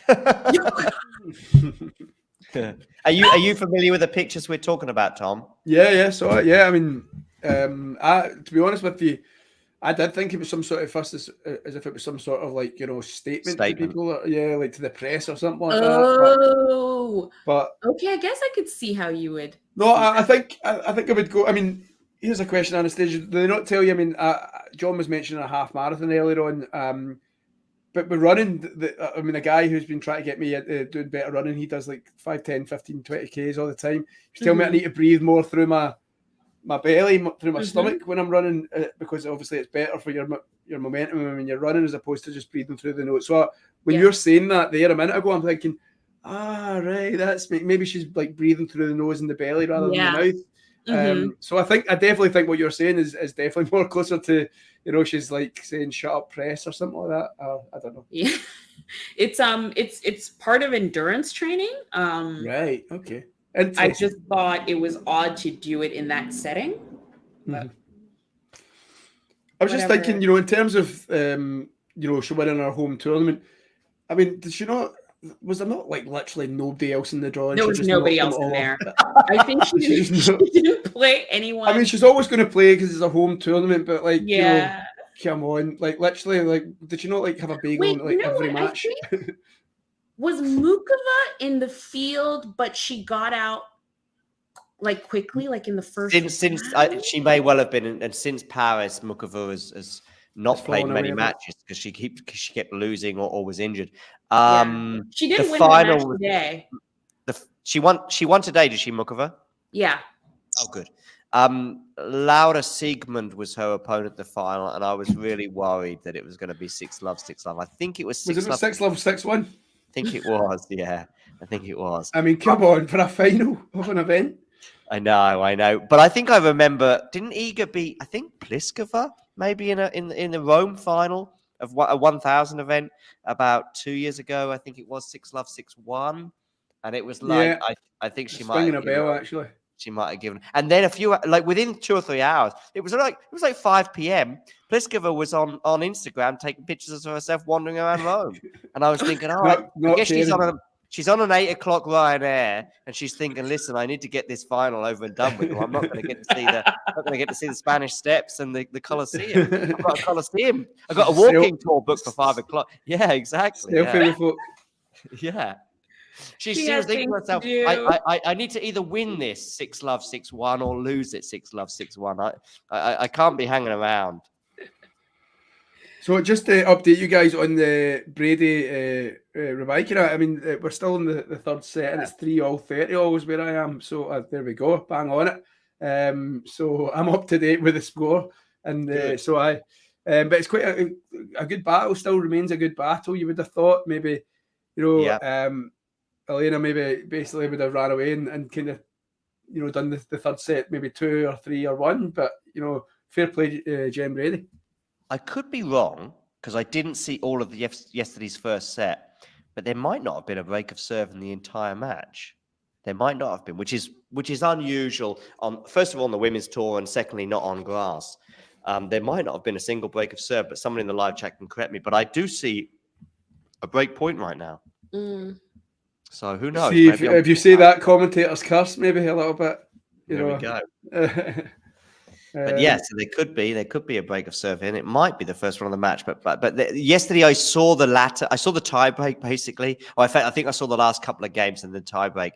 In fact, she's just held that point at least, Rebecca. So we will see. But yeah, it's listen. I mean, I don't know what this says about Rebecca, but I tell you what, it says a lot of good stuff about Jen Brady. Yeah. On the Wozniacki chat you were talking about earlier,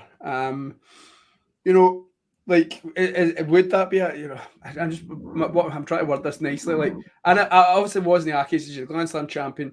She's a world number one. She was always good at, like, staying at her rally for as long as possible until her opponent made the mistake. But she was never ever that really a great watch for me. Like, it was never ever like, oh, this will be a good match kind of thing. It's just going to be like, 50-minute first sets and stuff like that. Do you know what I mean? So I just wonder. I just have not been caught up in the whole romance of Wozniacki coming back. Me neither. What about you, Anastasia? I'm on the sort of comeback train. I think yesterday I was talking about the sort of theory I made up in my mind of why she came back. And Tom, you weren't here, but my theory that I made up was, she was watching TV and she was watching some matches and she was like, I can take these girls. I can take them. I'm going to come back and win everything. So, I mean, you do hear that from former players, if you like. I mean, sometimes it works, sometimes it doesn't. Yeah. And for me, anything to shake up the WTA right now, I'm all for it. You know, I just, the whole sort of like ego wins everything, I just think is so boring. And you need an injection of energy and conflict and, a little bit of rivalry to make things go. And, I remember, was it Stuttgart where Iga was playing Ons, but she had to retire because she was injured. And you remember she said, she was like, don't worry, we'll meet each other at was it French Open final or Rome final or something like that. And in my mind, I was like, no, you're not. It was just, I still don't believe the rivalries yet. I still don't believe that there is this sort of group of people that are just going to find themselves at the finals all the time. So anything to sort of, I can't wait till Naomi comes back. Like, I can't wait till, all these players come back and then maybe we can sort of shake things up a bit. I will be on that train. Go on, Tom. I was just going to ask you, do we see a future where Ash Barty comes back at all? I do, but I guess every day that passes suggests otherwise. What about you, Anastasia? I mean, she just had the baby. Yeah, I think so. Yeah. So I think it is possible. I remember when she left, it seemed very much I came, I saw, I conquered, I'm done. I'm going to move on to doing other things, kind of. It seems so final. But who knows? Maybe she will watch TV and look around and say, I can take these girls and come back. But all these champions are the same, aren't they? All these professional sports people, they are champions for a reason. They just have an itch that they need to scratch. I mean, look at all the boxers that have retired, about a million times, and then they always come back for one more fight, and then they do it again. I mean, even in tennis is actually really bad for that in terms of, people saying that's me done, and you're just like, not a chance. Do you know what I mean? Like, and I just think, I think Ash Barty obviously had a plan in terms of, winning the Aussie Open or home tournament or home slam, maybe starting a family. But I just got a feeling, once maybe if she has another kid or the kids or the family, once the family is complete and she's still within a decent age, I just think there'll be an itch there. Like you're saying that Wozniacki was watching the telly one day and going, I could do that. It's because that's how professional athletes think. They don't switch off. And I think, that's what makes them great. That's what makes, the insight that you can, that's why, you go to punters on all the channels across the world, and most of the punditry is coming from ex-professionals because they can tell you what a champion thinks like. And I just think that will be just it might not be in the next couple of years. She might have another kid and then maybe come back, and once it's been, because I don't think she'll come back and then go away back again and then come back. I think, or I might be wrong. She might be like one of these people who's like, I'm happy. I won what I wanted to win, and that's my plenty. She's so young. She's 27. So I think there's a lot of what you said, Tom, but I would add to that you're probably going to start seeing, as she plays a bit of cricket too, you'll probably just start seeing stuff where she's just picking up a cricket racket. I remember Michael Schumacher, when he retired from Formula One, just suddenly started appearing randomly on motorbikes. And you just thought, I think he wants to give this another crack. I'm not saying it'll work for Ash Barty, and I think it's different for other people in other sports, but Ash Barty can look at her CV going, I haven't won a US Open. It's just 7 matches. I think I can win 3 matches tomorrow without even picking up a racket for 2 years, you know? And suddenly you're in the 4th round of the US Open and you think, you know, that's my thought, but I don't know any inside information. And by the way, you can clip this and repeat it in 10 years and she's not returned. So that's equally possible. But if I had to put one side or the other, I would go with that. Here's a question for both of you. And this is probably I'm sort of edging towards a counter to what Anastasia was suggesting about the women's tour being potentially predictable anyway with Iga. One player in 2024 is doing a Grand Slam. Is it Iga or is it Carlos? Let's go with Tom first, and then I'll get Anastasia's thoughts. Okay. Straight off the bat, you know, I'll say Carlos, just because... If it's one of them, yeah. Yeah, because he's surprised us with Wimbledon, which we I think we all thought was going to be his hardest slam to win.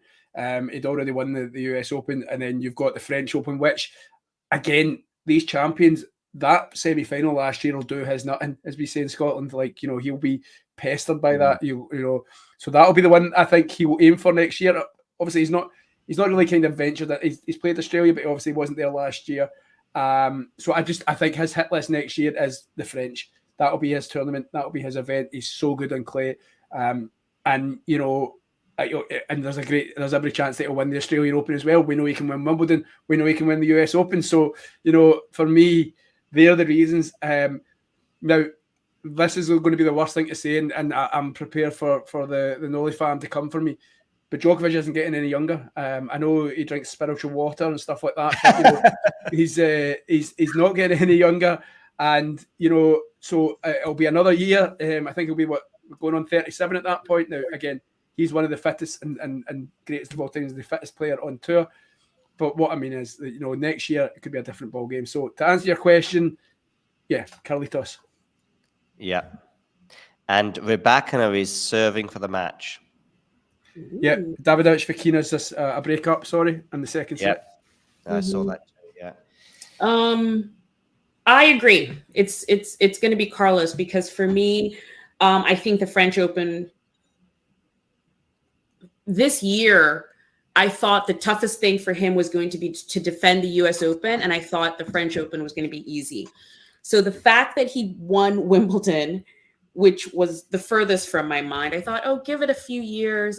I mean, for me, first of all, Queens was the revelation. I was like, I can't believe he just won Queens. And then I can't believe he just went to go win the US Open, the Wimbledon.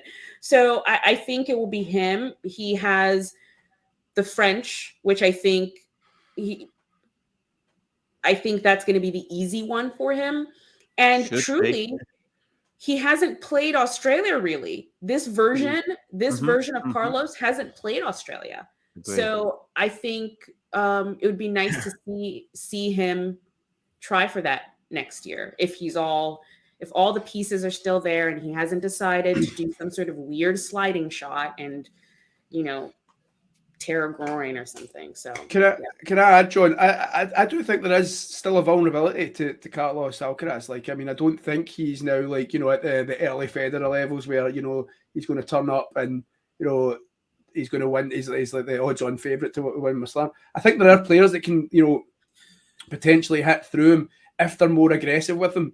And what I mean by that is if a lot of the players sit back at the baseline and, you know, try and have like a hit off with him, eventually, like they might be more powerful, but eventually he's so good at defending that he's eventually going to end up taking over that rally and winning the rally.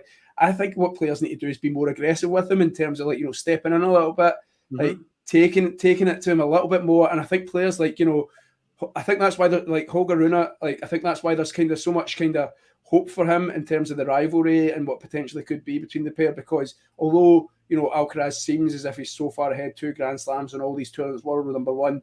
I think, you know, that as the tennis world knows that Holger Rune's got the potential. He's got the power and he can hit through him. Same as with Sinner. I think that's the same. I think those two players, it's because they can see that they're not scared to kind of step in, be aggressive and hit through him. So, like I say, I know that there's vulnerabilities on the Swiatek side, and that's why you're asking that question.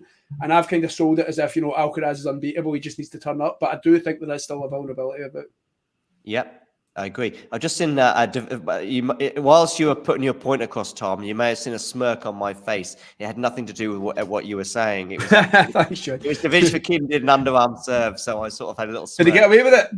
No, he did. He lost the point. Is he like? Why is he not stopped from Wimbledon 8-all? No, he will never learn. He will never learn. Nope. Yeah, but yeah. Anyway, it was like that. You like that? I mean, I like that. I love Bublik just because, you're just sitting there watching it, going, "Will he do it?" So, yeah. Rebecca has won, by the way. Did you see that? Yeah. I see Rebecca has won. Yeah. In 3 sets, and it was 30-all there at one point. And I was thinking, well, Jen Brady. But listen, I obviously haven't seen the match because I've got Zverev against Defok on my TV. But listen, these results, at least for Jen Brady and what I saw from yesterday as well, this is all good news. I don't know we'll have to see where Rebecca is at. I mean, she's not played, I think, since Wimbledon. She's had a bit of a stop-start season, or certainly the last few months, as Anastasia was saying earlier, with illness and stuff like that. So we'll see. But Ghosty's got an opinion on underarm serves. I'm guessing he's pro underarm serves. I'm largely pro. Here's something. A few months ago, I lost a point after an underarm serve. John's tennis talk. John's tennis career again. And the other guy said, deserved. I was like, it's part of the match. It's part of the game. If I win the point, if I lose the point, you can argue whether it was the right decision, but it's not like I'm cheating or anything like that, which sometimes people paint. I don't know why it's frowned upon. Like you say, it's a tactic. If your opponent is sitting way back in the baseline, why not? Why not? Why are you disrespecting them by going for that? I just don't get it. No, so I think people just need to get over it. And I think people are getting over it. It was just that we didn't really see it for I don't know how many decades, and then suddenly Nick Kyrgios arrives and a few others are trying it, going, okay. Right. I'm a fan of it if it's used as either a strategy or Medi is standing way back. I'm going to use it as a strategy, or there's some sort of injury, there's some reason you can't, you need to do an underarm serve.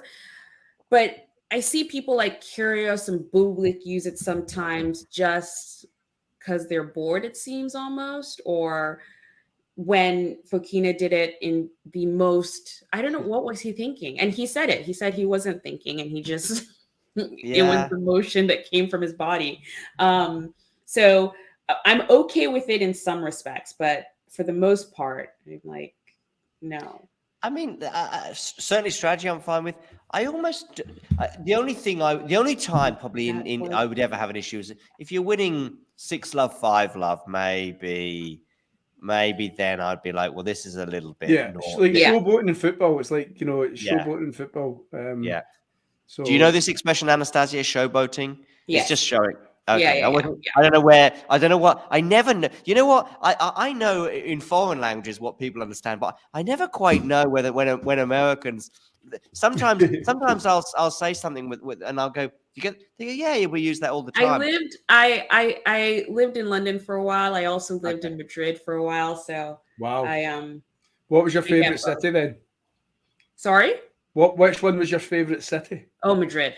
Good. I could live I thought there. that might be the answer. I just wanted to check. Oh, I could live there for sure. By the way, the two finals, Anastasia, this year, which we did touch upon, Tom, and I was thinking about it with your Carlos talk, actually, Tom, with Jan-Lennard Struff. He brought it to Where to Carlos, is he? didn't he? I miss him so much. I know. I missed him at Wimbledon. I wanted to see that. Is he injured? I think he's injured. Yeah. I wanted to see Struffy at Wimbledon. He's not won a title yet, and he's been close this year in first of all in Madrid, and he's 33 years old. And I was thinking before the final, he was close What was the grass tournament before? And then Stuttgart, yeah, and he lost to Tiafoe. So one of those two tournaments, and then you have I don't think he's ever won a tournament. So then you have we talk about certain players and winning Grand Slams being their goal, and fingers crossed, like Ons gets over that hurdle. But then there's other players, and Jan Lennart that probably won't win a Grand Slam. But if he could win a tournament in Germany, or if he could win a Masters 1000, which were both super close finals against Tiafoe and Carlos this year. But the reason I thought of that, Tom, was what you were saying about just do something different. And that's what you have to do as an underdog. You can't be yourself, because if you do your normal game, you'll lose. Yeah. You know, it's the same in soccer, and I'm sure it's another sport. You've got to mix things up a bit. You know, in soccer, it would be, let's get in amongst them. Let's be more aggressive. Be in their face kind of thing. Yeah, be in their face, or park the bus, or play long ball, or because you know that if it's small team against big team, it's going to work out badly. And in tennis, it's the same. You got to, you know what? I'm playing Carlos. I'm going to lose if we play a baseline rally and we do that for the match. So, you know what? We're not going to play the match on his terms. But I think that's why, like, again, like I listen, I try and consume, you know, as much kind of tennis media and tennis content as I can. And I think that's why I refer to Medvedev getting a bad kind of press, bad narrative at the moment. Because I think it's because he just turned up to that semi-final and tried to play his own game, and just, like, you know, it was just like the wrong game to play, because, you know, as I say, if you're taking swashbuckling swings with a racket from the back of the court, you know, Alcaraz is going to eat that up. You know, eventually he might have to defend a couple of, like, parts of the rally, but, you know, in turn he's just going to smash you off the court.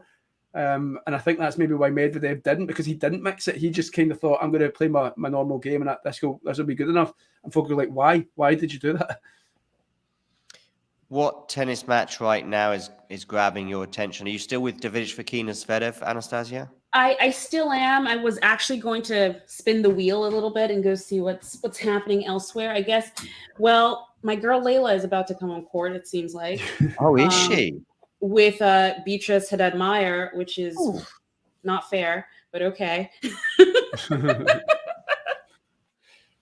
Well, I'm actually watching De Minaur at the moment as well. So the last I looked before I went on one of my 200 minutes points was it was 4-all. It was 4-all, but I don't know. I think De Minaur might have won that last game, or the element. I don't know. It was 4-all in the second set. It's so fun. I just turned on that and I watched him serve out that game, and he's a good server, this kid. And Wozniacki's playing Vondrousova right now too, so there's a few. Wow, there's a lot going on. Yeah. Okay, that's a good one. That's a good match, because that just shows you where she's at. Do you know what I mean? Yeah, right. Yeah. And Vondrousova was down a break against Sherif yesterday, and I think yesterday or the day before, and emerged a winner there. So she's being tested on her comeback too. I say comeback. I mean, she's only been absent for 4 weeks. It's not quite the same as Wozniacki, but you know what I mean with her. But that had admired Fernandez as well. Mm-hmm. I'd love to see this. There's so many stories that haven't quite completed themselves. No, Raonic is one. You know, Monfils is another. Fernandez is obviously a very different age to those two players, but you just never know that we could be here in 10 years and Fernandez is going out in the second round in New York, and we're going, oh, remember that run in 2021. Yeah. And I've got a great question for you, John.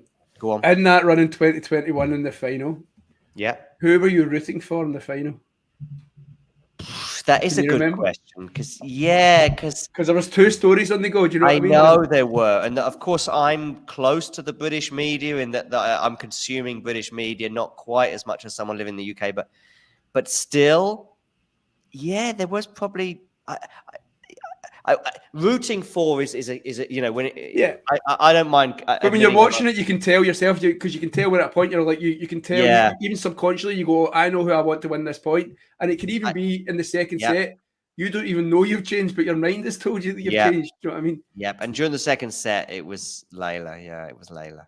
Yeah. So you just wanted a 3-setter epic. One a 3-setter, but I also loved the story, and perhaps that day I thought Emma Raducanu will win a Grand Slam and may win several, although of course we're a long way from that right now. And I wasn't really sure what Layla's story. Well, I'm still not sure what her story in tennis will end up being. I mean, we're not sure about anyone's story, but we can make confident predictions regarding Carlos Alcaraz and Iga Swiatek. I just don't. Layla, I guess is what I'm kind of hinting at in my response. Yeah, no, it's a good response. I was going to ask Anastasia, and I know she'll be right back, but can you, as I say, I'm watching Gabriel Diallo, Alex de Minaur. Got to hold my hands up, don't know a whole lot about the young Canadian, so I just was going to ask you guys if you guys could tell me any more about the young guy. I can tell you about the match he had with Dan Evans, and of course, as you touched on earlier, he beat him in a challenger earlier this year. I can tell you about that match. I mean, for me, he was just playing lights out stuff. What I liked, by the way, and I loved when and I want to say it earlier, when you were talking about Dan Evans and the players between, say, 20 and 100, and, they just all unbelievable players, and they can all beat each other on any given day. There was some Dan Evans stuff that was not underhanded. I'm not criticizing him for this, not at all. I just thought it was quite interesting that he would get to 30-15. Maybe he's a breakdown and he's 30 love down and he wins 30-15 and it's not a big point. It hasn't been, but he's fist pumping and he's going, well, come on, get in there. And, and I just thought it was interesting and I wasn't sure if he was in a way building himself up to say, come on, this is not done yet. Or even I want to send a message to the other guy down the other definitely net. That one. Definitely. It's like, I'm not done here. I'm a better player than you. I just won a 500. Yeah. I want you to kind of start. I was thinking that. And I think it's because let's just say he was, I don't know, 4-2 down in the second set and he's already a set down and he just wins 30-15 and he's like, yes, come on. And I just wonder if he's just sending a message to the side and the side of the net. And I don't know. I thought it was interesting and fine. I'm fine with it. That's up to you to deal with. Yeah. Well, I mean, the thing about, what's going on with Auger-Aliassime? So basically, I'm looking at this guy and going like that. Is he the future of Canadian tennis? Because Auger-Aliassime, they were talking. I was watching the Andy Murray match last night, and they were talking on Prime.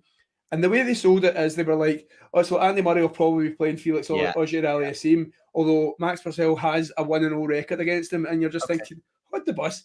Felix Auger-Aliassime can't buy a win right now. Do you know what I mean? I know.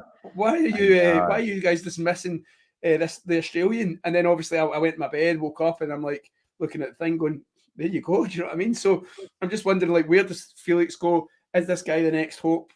That sort of thing.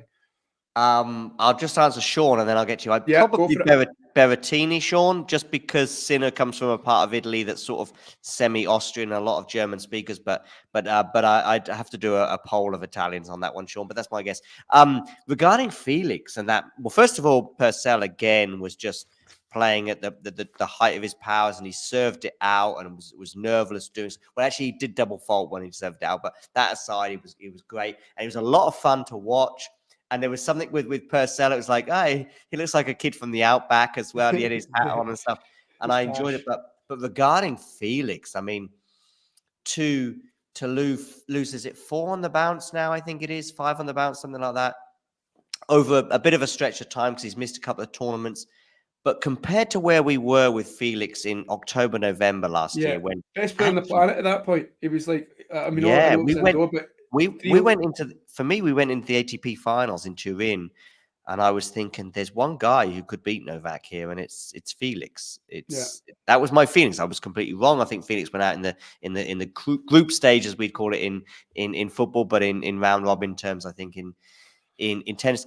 And I was surprised by that, and I still thought, and he had a good year in 2022. He'd not won a tournament until that year, and he ticked that one off.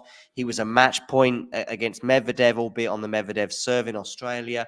He pushed, no one pushed Rafa more than him at Roland Garros, and that's something to say as well. The Tony Nadal match. Match.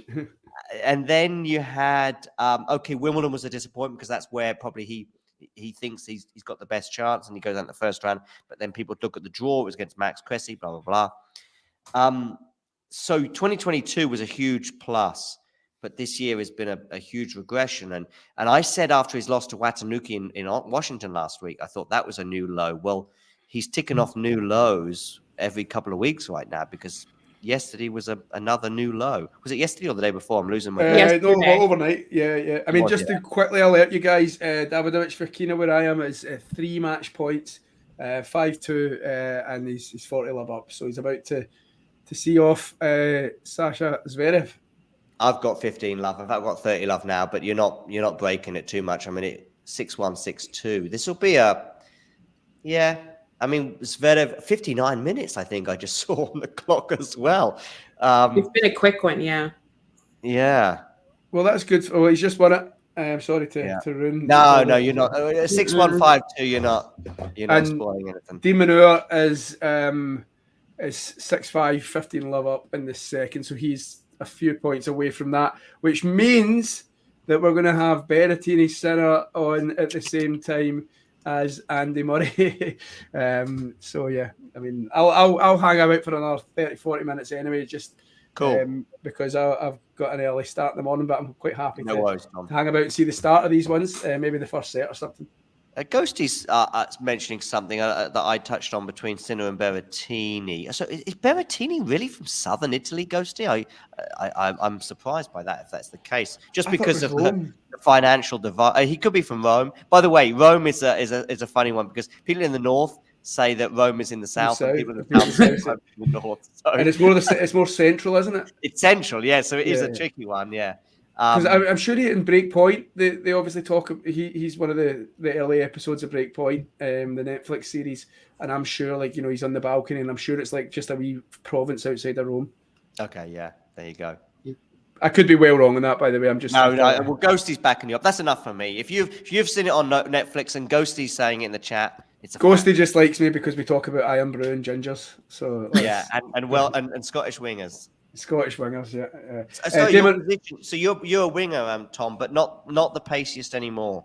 No. So I used to play it for one team, and then I was a centre forward because I just wanted to score the goals and be selfish. And then when I joined this new team, because one of my mates was like, "Oh, this new team is starting in 2013." And they're looking for some of the decent players. Do you want to come? Yeah, no problem. So I went, and then there was like loads of strikers, and I just wanted to get in the team. So I was like, "Oh, I play in the wing." Biggest mistake of my life, because then I ended up playing on the wing for the next 10 years. And for anyone who's ever played on the wing at 11-a-side game of football, is what we say in Scotland, it is doggies up and down the thing. You're just running up and down from one, and basically you get moaned at by the strikers for not helping out the strikers, and you also get moaned at by the defenders for not helping out the defenders. So everything's all your fault. You're getting moaned at all over the park. So fun times. Anastasia, you were in Madrid for how long were you there for? It's 3.5 years. Oh my goodness. Yeah. What were you doing in Madrid for 3.5 years? 5 semesters of college. Okay, what years, by the way? So that would have been so that's 2005. So that would be 2022. Did I get there? Mm-hmm. No, 2022. 2002. I was like, 2022 was 2022, so you're after 2025. 2002, 3, 4, 5. Yeah.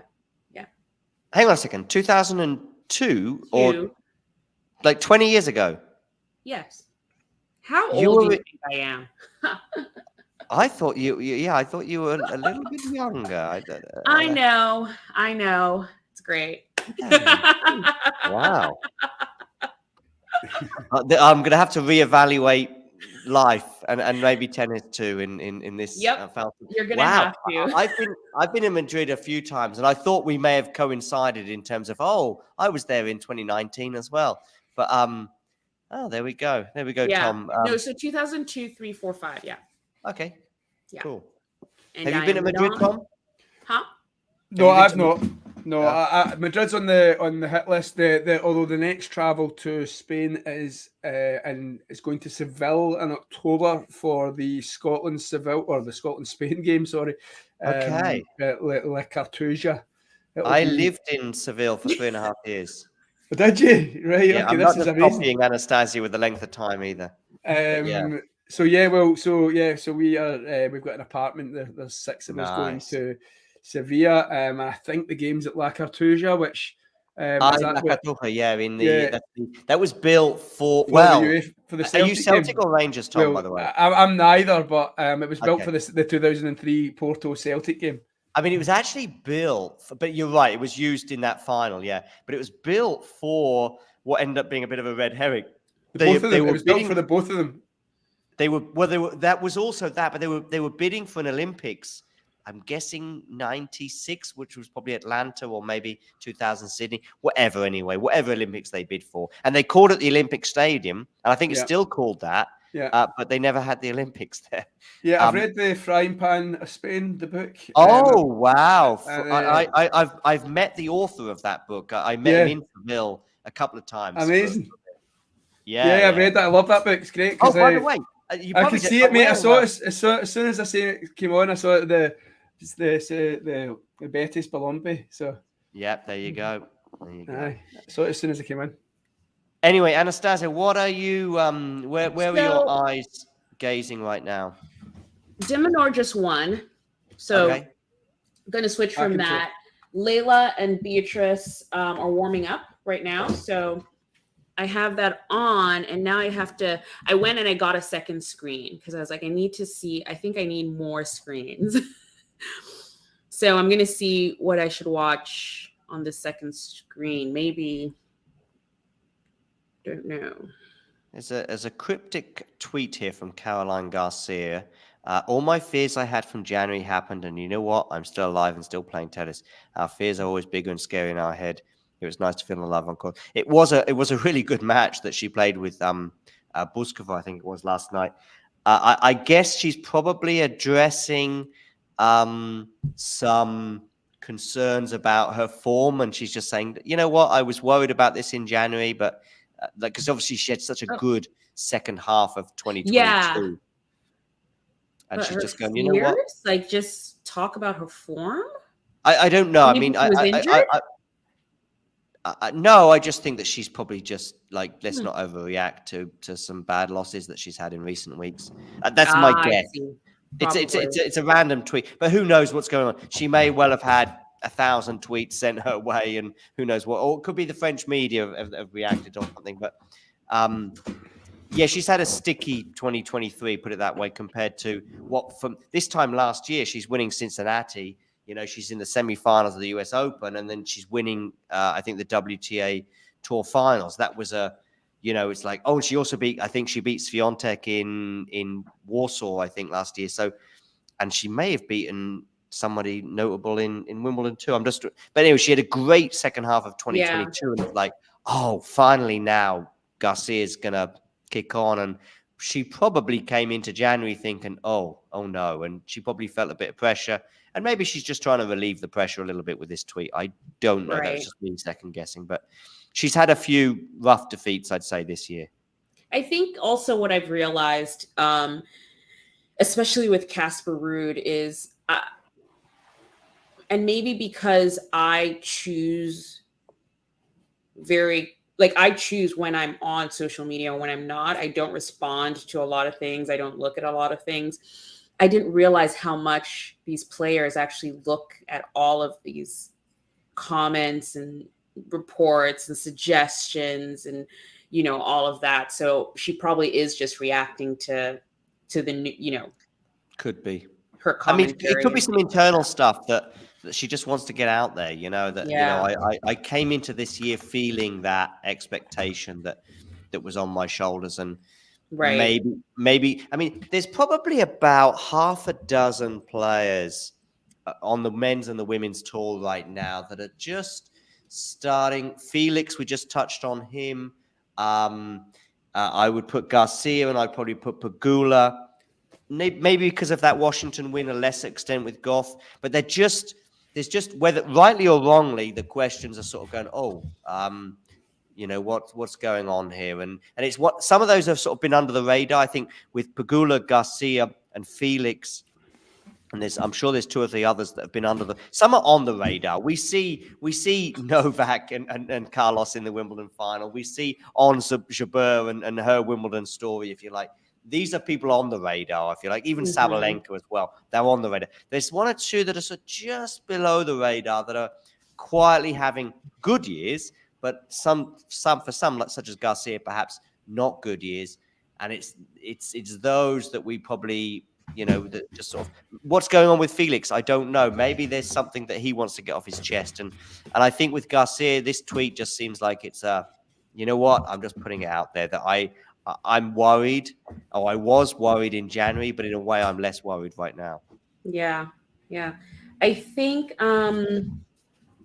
especially so with someone like FA. So remember at the beginning of the year where Tsitsipas had some sort of shoulder injury, but he kept being in all the tournaments. Yeah.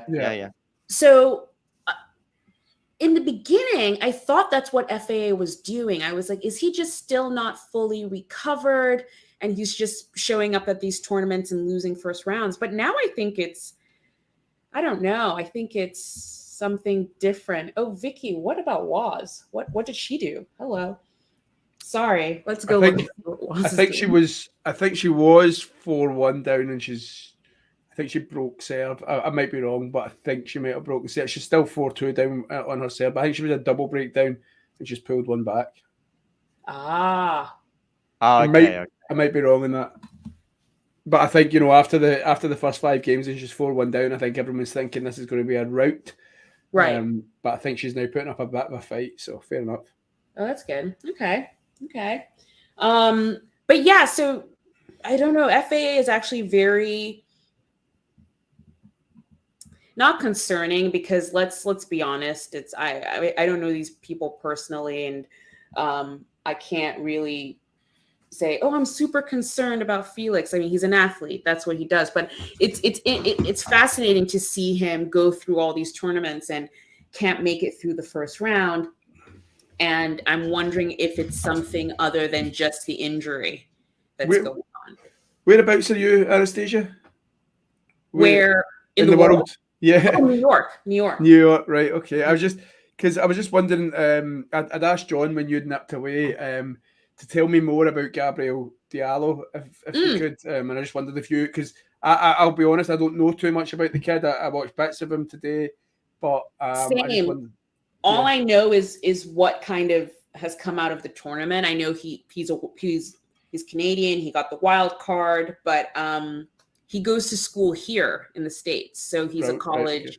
Yeah, he plays college tennis here. So I just thought he's one of those, I think you get them from tournament to tournament where you have the sort of random wild card who just goes with the crowd and, just has like a brief run of just brilliance. And you never hear from him again. Yeah, I never heard from him again. I mean, I hope we do, who knows?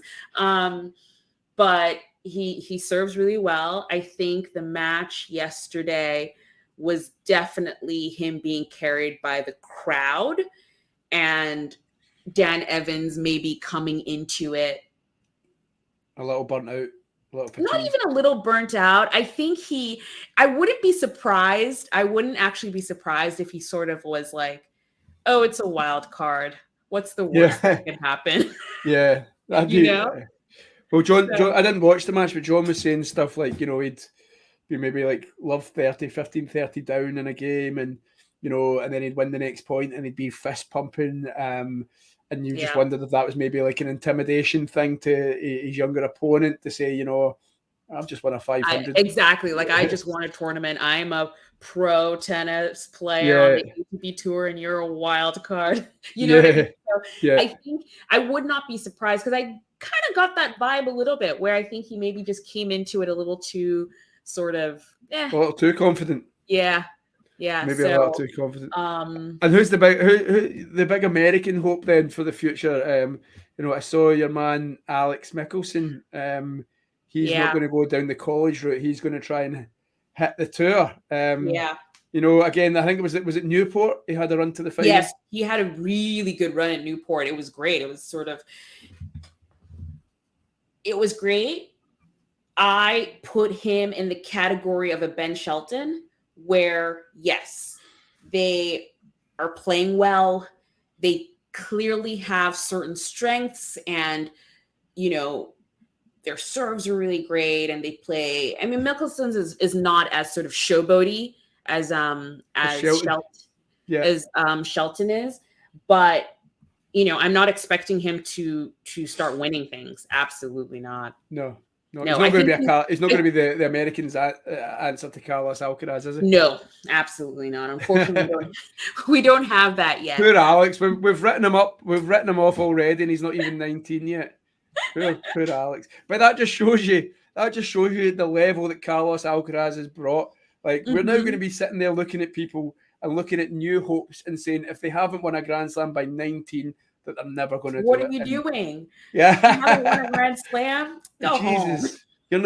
You're not even a Grand Slam winner. You're not world number one, and you're 20 years old, and you're not world number one. What are you doing? Are you serious? Like, this is a professional endeavor. Come on, be serious. So no, I think he definitely needs some time because he left Newport. I think he got either a wild card or something into Atlanta, and then lost right away. So, it's one of those where he's going to have to build a little bit, spend time on tour, just like Shelton did, travel to Europe, get the feel of things. I think for everyone, Taylor Fritz was always the sort of like standard bearer, and he was, we're like, okay, he's the closest. But this year hasn't really given us any hope, really. Well, I mean, Fritz has been all right. It's just not at the Grand Slams, I suppose. I mean, he's done all right. And everything bar his Grand Slam record is atrocious. It's wild. He'll do so well in between, and you're like, yes, he's coming into Wimbledon, he's coming into French Open, it's been such a great run, and then it's just like flop, nothing happens. And although he still holds my favorite tennis moment of the year, and that was when he was shushing Paris. Honestly, man, I was like this. Yes. You go, Taylor. Go. The poor thing was holding it in all match. I know, and see the interview afterwards when he's like, I loved it. Yeah, I just hope for him, especially. I think he and Tiafoe are going to be coming into the U.S. Open with a lot of pressure. I think. Yeah. Tiafoe maybe even more so because he has to defend a semi. Yeah. But what's it called? Taylor lost in the first round last year. So let me ask you, Anastasia, and I know it's very dependent on the draw, so hopefully we'll maybe spoken after the draw's out. Yeah. But I was going to ask you, you're sitting there at the end of Flushing Meadows, the US Open. Which American male tennis player on the ATP side has gone the furthest? Who's been the last American standing? I know that I can say it's tennis. That's the thing. Tennis is all draw dependent, and it's so hard to ask that.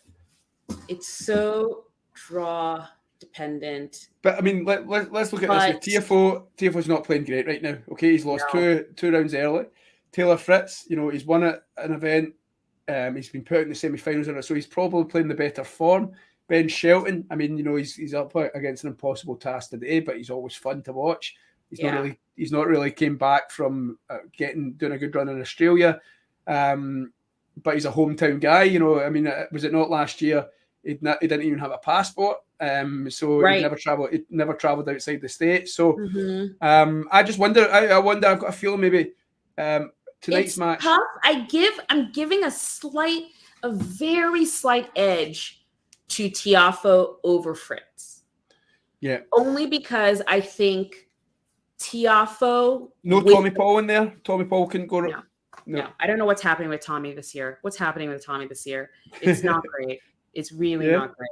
I really don't know. It was Australia and then nothing. Yeah. It's been really, which was crazy because he came out of Australia and I thought, yes, we have 4 guys now. Mackie McDonald is doing well right now. Go see, but I don't think it's going to be him. Might as well be Cressy, but it's not. So I'm going to go out on a limb here, right? Okay, I like to go out on limbs, if that's the right saying. But I'm going to say Ben Shelton will have a good tournament. Okay, I mean, you think? I know he's up and down. But he's a guy that gets the crowd behind him. And you know what? Yeah. You know better than anyone. New York is, very crowd centric. Yeah. So I know it's a bit out there. I know he's still miles behind. I think tonight will be a good chance to see where Ben Shelton is in his tennis career. Like tonight's going to be really great. Tonight's going to definitely be a test of level. I would say to see where his at going into the U.S. Open. But I still do give a slight edge to Tiafoe just because he's so crowd. Like I think even if he's playing badly, the crowd can take Tiafoe especially over the line. They did it last year, didn't they? They got him through a couple of rounds. No, they really did. And he almost plays for the crowd, If he doesn't have a crowd, he's more likely, I think, to not play well than if he has a crowd behind him. Yeah. Fritz is I want to say he's the second possible option, although I think he's going to just be trying to get over the line of the first round. Yeah. So, let's talk once the draw is made. John will be sure to get you on when that draw is made and to discuss the American hopes. Yeah. I don't know why. I like going on strange, Ghost will slag me off for strange predictions, but he was thinking Rublev was getting to the final of the French. So I'm always going to hope. Yeah, Ghosty was telling me Rublev was going all the way. So I'm always going to hang that one over him. Yeah, I know exactly. No, that's what I said. Anastasia, I said no. Ghost, just stop. As much as I love me some Rublev, I don't think. Yeah. I think he went out in the second round. But I think I was commentating on Rublev's first round match, which I think was a 5-setter in Paris. Obviously eventually came through it, and then he got put out in the second round. So I'm going to go Ben Shelton. This is pre-draw. Ben Shelton goes the furthest. He's the last American man standing. All right. Weird to say, but I mean, he did it. Well, he didn't do it in Australia. Actually, he went to the quarterfinals. But yeah. Interesting. I mean, we'll see. I think there's that saying, winning is a habit, and he's had such a long run of just these weird one match and done in tournaments that I don't know if he needs almost an off season to come back stronger. Let's see. So Andy started. Andy and Max Purcell have just started. Andy serving first, and I'll refer to Andy as Andy Murray, obviously, but I probably should say Murray. I'm just calling him as if he's my best pal. Because he is. He is. Oh yeah. He's 20 minutes along the road. 20 minutes along the road. Okay, so how about you keep that one going, and I will stick with the Berrettini-Sinner. Okay, that sounds good for now. That sounds good. Let me ask you, just while these matches start to warm up, then talk to me about the Ultimate Tennis Showdown. Did you see it at all? I didn't catch. I only caught some social media clips. And just to interrupt, that's John getting beat today at the terrace.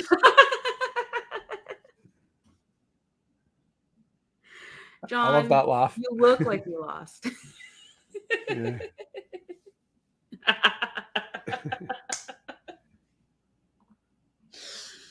You have to switch the hat. Now you have to, make sure you don't lose the next one, because then that's what happens. You get yourself into a rut. A Felix Auger-Aliassime rut. Yes, you don't want that. No. Yeah. Yes, I did watch that. I did.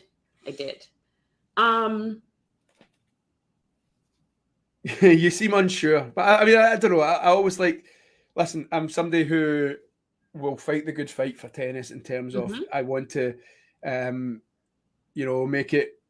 make more people love the sport the way that I do. I said earlier on that I have fights with my pals, but I'm from a football background. But these days I say no, tennis is a better sport to watch than football. Football's boring, and I have this constant kind of half banter, half being serious chat with my pals, my friends. So I mean, I know the Ultimate Tennis Showdown is a way to try and get people who may know what it is. First of all, so two things. Ghosty, East Coast is the best coast. That's just it. It's like in the dictionary. East Coast equals best coast. And in terms of, so I get what they're doing. I get what they're doing with UTS. They want to find a way to make tennis more exciting, which I don't know what that means because it's exciting already. Exactly. Did anyone watch the finals of Wimbledon? Was that not exciting? Yes, it was 5 hours long, and you're talking to someone I've watched, and I'm not even joking. I've watched that final match 3 times. See, I've not done that. I have not done that. From start to finish, I've watched it 3 times. Anastasia, I've got an 11-month-old child. I have got no chance. So I actually got lucky by getting to watch the final. I think I'd done something good on the Saturday, but I got very lucky being allowed some time, but 5 hours to watch the final. So fair play to you. I mean, this argument, like, tennis is so long, like 5 hours. The younger generation, they don't have 5 hours to spend watching tennis. True. Like, exactly. Not like, true. And I think it's tennis, you can jump in and out of it. Like, let's be honest, you can watch the first set and then maybe, go down the shots, get something, come back. That's what happened. That's what happened to me on the finals day. I couldn't sit and watch the whole thing. I had stuff to do. So I remember I started it. I missed. I started it at 6-1 and I thought, oh, I guess Carlos is losing. So I missed the second and the third set. So when I looked at the scores, I was like, oh no, I have to find a TV or find a screen somewhere.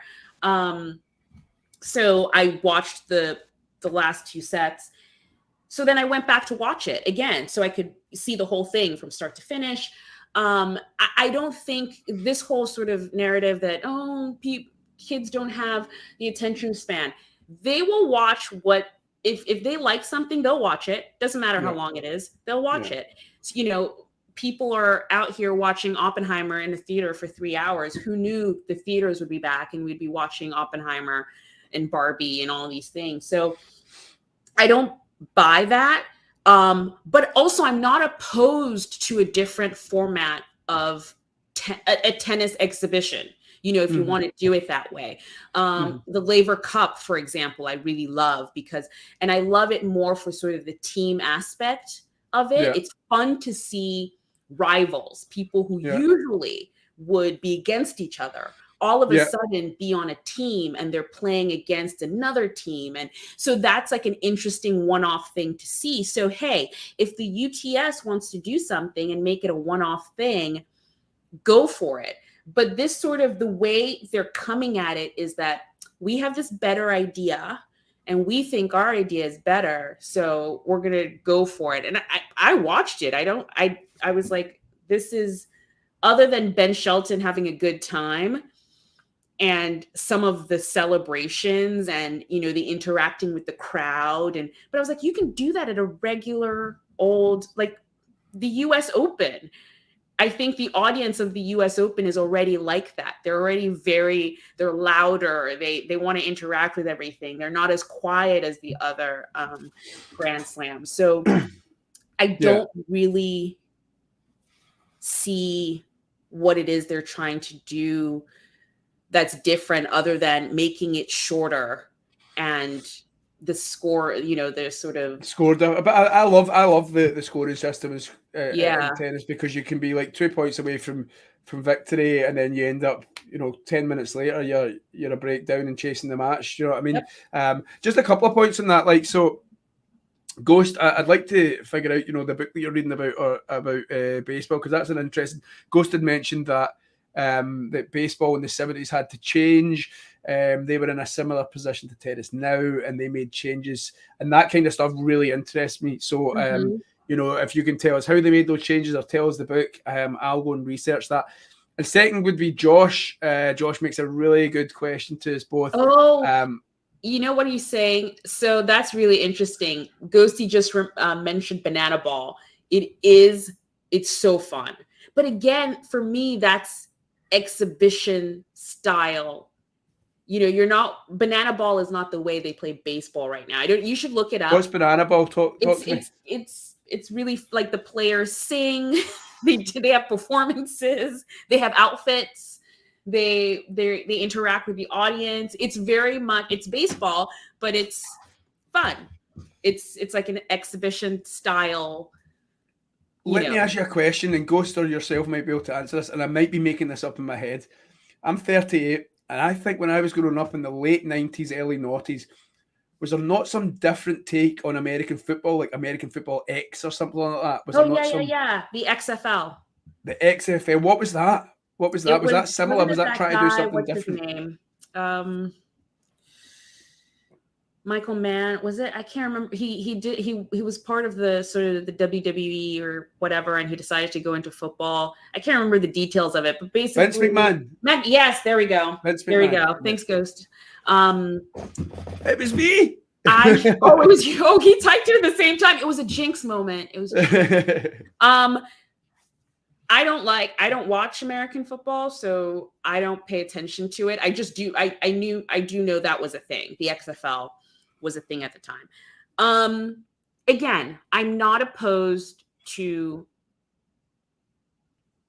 Laver Cup, UTS, whatever. I just don't see, I haven't watched any of their videos or seen anything from them that says, oh, okay, you know what? You are right. Let's switch to this method of scoring tennis and playing. I don't mind the sort of loosening of restrictions on the audience, for example. Like, I don't mind if we kind of loosen some of those restrictions a little bit as to when the audience can move around or, all that stuff, which already happens at the US Open. People are constantly moving during the US Open. I think sometimes I watch Wimbledon. I'm like, wow, they're so orderly and, they're quiet. You know what it was? See at Washington last week, and every single person in the crowd is waving a fan. Like waving a fan. Surely that's off-putting, and like in Wimbledon, you literally can't sneeze. But but in Washington, they're like this, waving a fan, and I'm like, the players are picking and choosing this. Like they're not off-put like this. They're using it for their own advantage. Do you know what I mean? Yeah. So I think all that stuff can change.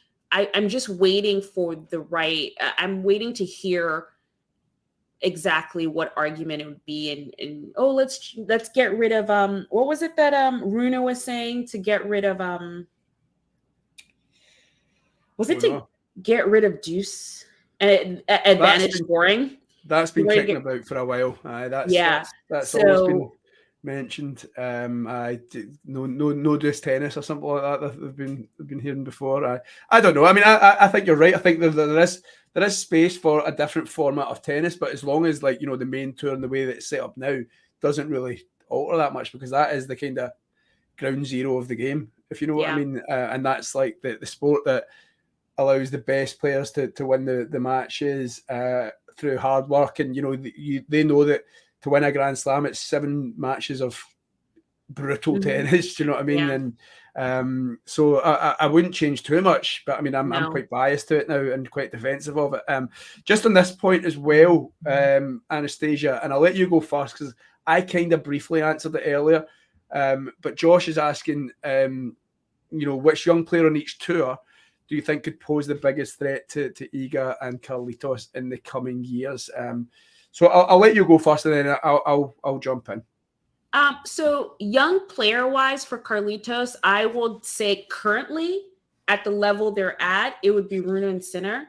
Those are the young players that I think coming up, but who knows if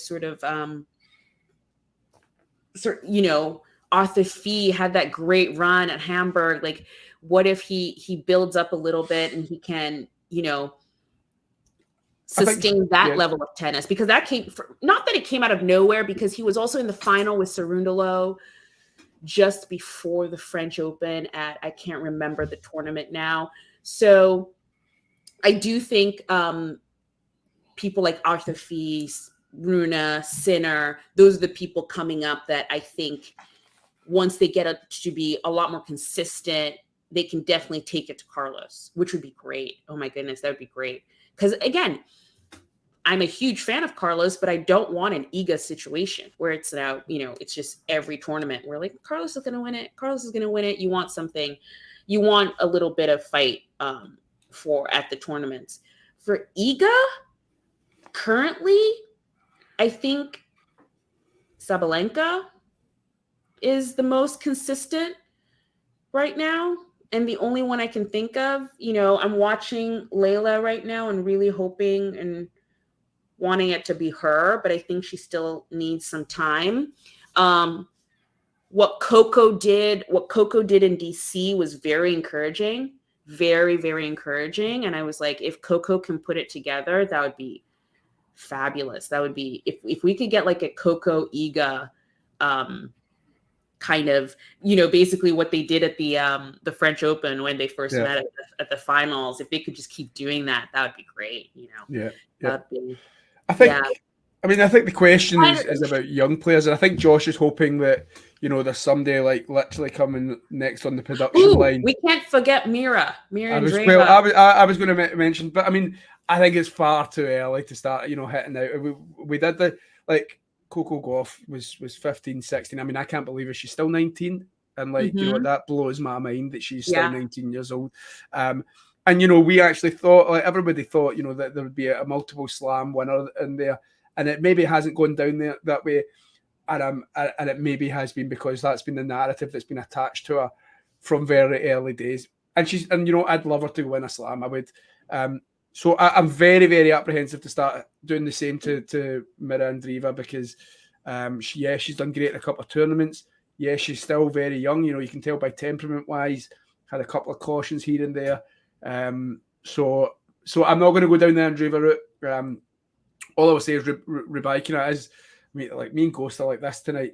I was going to say, I've just noticed Ghost's comment, but I was going to say the same. Rybakina, if you're looking for somebody fresh off the production line, Rybakina is still a very, very young girl. And she should be the foil. I mean, so is Sabalenka. I mean, we effectively have a provisional big three here, potentially in the women's game. And so I would go, Josh, to answer your, and I can't differ. I was going to say the exact same as you, Anastasia. I'd said it earlier on.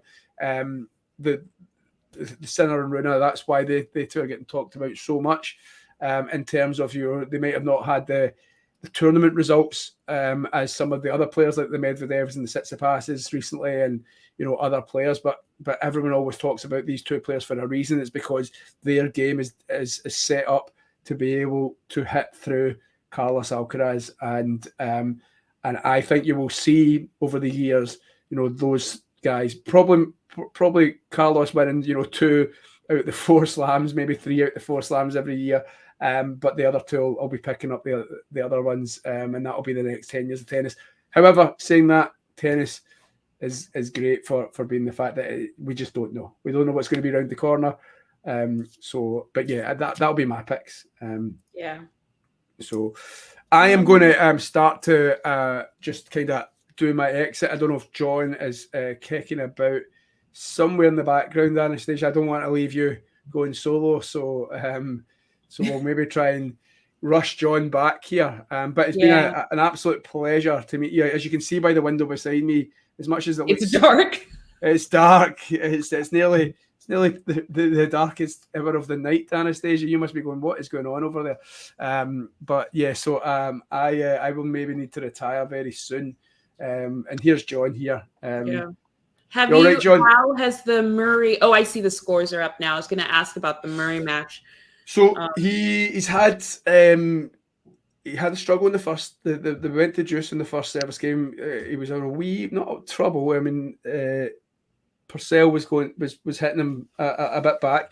Had a fairly easier second service game, but there's been long rallies, and if you get, I mean, it's going to be a slog, this one. So so fair play. But what about the two Italian boys? Right now, Layla's up a break.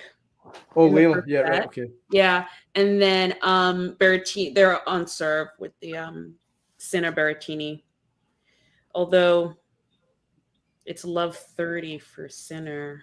And well, I'll stay until the end of this game because Andy Murray is 15-30 and he's already mouthing off to his box. And Max Purcell has just went wide with a forehand cross court. So Andy Murray has 2 early break points. So go on, Andy. And yeah, I can see Berrettini-Sinner. It's break point Sinner. What was that? Did you see that? Yeah, I did. Yeah. Can you hear me, by the way? Yes. Yeah. What have I missed? You missed like a forehand to the net, but he was right there.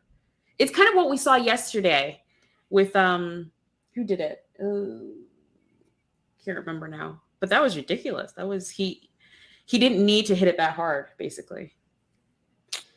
On the Murray shouts at his box count, he's lost the first break point, but he's again shouted at his box. No surprise there. We're angry. Listen, Anastasia. Who's in it? Is what's his name in there? Us Scots are very angry people. What's that? Sorry. Who's in his box that he's yelling at? Good question. Is it the new coach? It's not Lendl anyway. Okay, yeah. I guess Lendl only does Grand Slams. Yeah, well, I think he was only there for Wimbledon, wasn't he? Really? I think that was the plan anyway. Oh, really? Okay. I think that was the plan. I don't quote me on that, but I'm sure there was something somewhere that it was kind of let's do what we did 10 years ago kind of thing. So Andy's broken. So on that note, I'm going to hit the hay, guys. Anastasia, it was a pleasure to meet you. Really nice to meet you. And we'll do this again soon. And John, as always, thanks, guys. And Ghost and Terry and Max and everyone, thanks very much. And Anastasia. All right. Pleasure. Thanks, Tom. Take care. Good luck for Andy. Yeah, cheers. Yeah. So we've got Berrettini. I've got Berrettini-Sinner on my screen in front of me, but Andy Murray's up a break. I think that's a nice thing for Andy that Purcell beat Felix. I mean, listen, I know Felix is in a rut, but Felix's ceiling is nuts. Felix's ceiling is semi-finals of a Grand Slam on a consistent basis. The problem for Felix is that his ceiling is rarely reached at the moment, at least. Where are you at? Like, am I still behind? He's just held for 2-2. Okay, so I'm maybe 5 seconds behind. I think that your exclamation at that forehand volley, whatever it was, into the net was pretty much at the same time as me. Okay, great. So we're on the same. I am very expressive when I watch. We like expression. Like I want more to get expression in than the two Italians, even that we're watching, which is unusual. Yeah, I was shocked to learn they had never played against each other. So they've got an 0-0 head-to-head. Jannik Sinner, his level of expression is just shaking the racket. I like it. It's kind of cute, when he just does that sort of thing. Even because he also, of all the tennis players, that Jannik has the most out there fans in terms of costume, dress. They're so big, and I love it. I love the Corrado boys. Yeah. Every time people ask him about them, he's like, "Yes, I like them." I'm like, "What?" Yeah, bless him. He's like, "Yes, it's really nice." I'm like, "Send more. Give me more expression." By the way, why is Ghosty talking about Alec Baldwin in the chat? What did I miss? Were you weren't talking about Alec Baldwin in my absence by any chance? Look, Ghosty's saying Alec Baldwin. I don't know what's going on. Maybe some private chat that I'm not aware of within.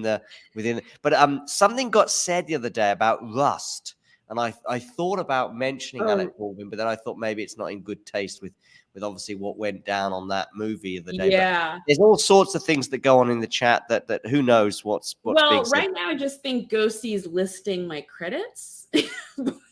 I see. Okay. Yeah, but what's your Anastasia? Are you a movie buff as well, by the way?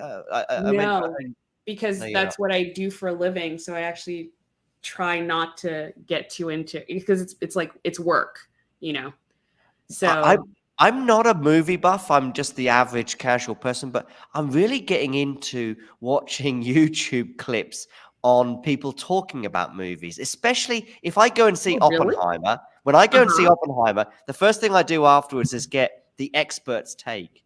The people that know what they're talking about. Because let's say I come home from Oppenheimer and I go, oh, that was amazing.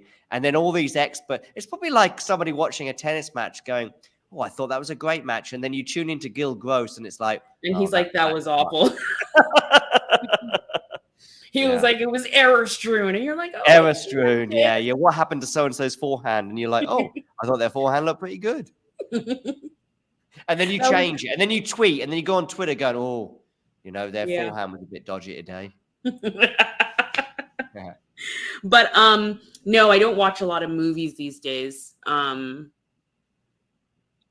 a lot of talk about Oppenheimer and the way it was like done and without a green screen and all sorts of stuff. I mean, I enjoyed it. I just don't know the technical side of it probably as much as you do.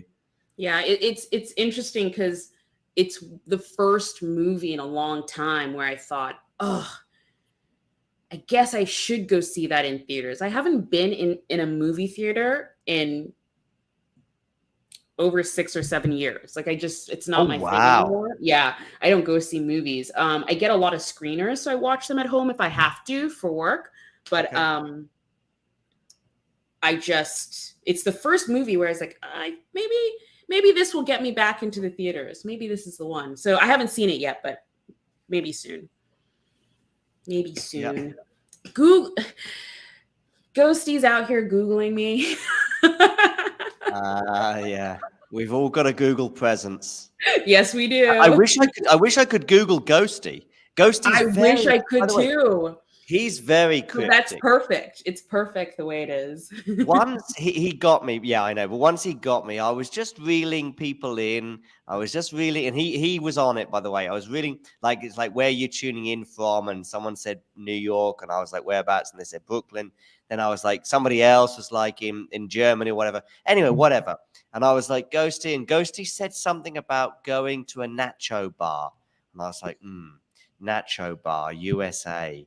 And so Ghosty, yeah, what's the name of this nacho bar? And he's like, I'm not telling you that. Not telling you. My existence must always remain a secret. And I was like, oh, damn. I thought I was making some progress, but nah, he was having none of it. The only thing I know so far about Ghosty is he loves the West Coast. So that says it all. Yeah. That says it all for me, Ghosty. I mean, I say he. I have no. I mean, maybe it's a she. I don't know. I mean, maybe it's a bot. Maybe it's somebody famous. Maybe it really is the ghost of Gerolitis. By the way, I was supposed to interview the 1990 French Open champion Andres Gomez yesterday, the men's singles champion. And we had a sort of technical issue. So actually, we're going to rearrange that interview for later this week or next week. But he came on my radar because he sent a tweet out saying he really missed Gerolitis. And because Gerolitis was a player, I don't know if you're familiar with this guy, but he was a guy in the 80s and unfortunately died in the 90s. But he's a bit of a character within the tennis world. He once lost to Jimmy Connors, I think it was like 17 times in a row. And then he won the 18th time. And he said, nobody beats me 17 times in a row and gets away with it. And so he's a bit of a legend within tennis. And I saw this other guy, Andres Gomez, tweeting about it the other day. And I was like, maybe you could get him on the show. And he beat Agassi, of all people, in 1990.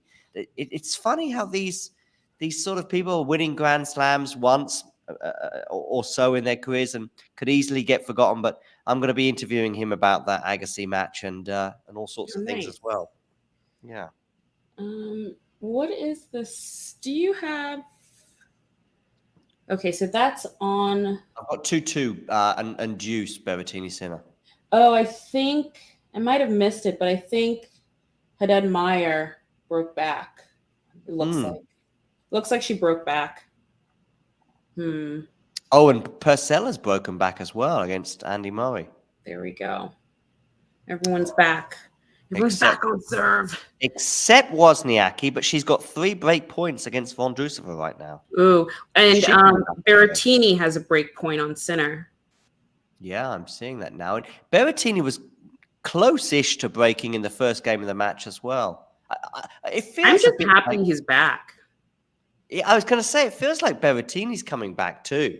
Yeah. It does feel a bit like that. I'm just going to my kitchen, but with my microphone. He's got a 4th break point of this game. I think Berrettini winning would be the bigger surprise.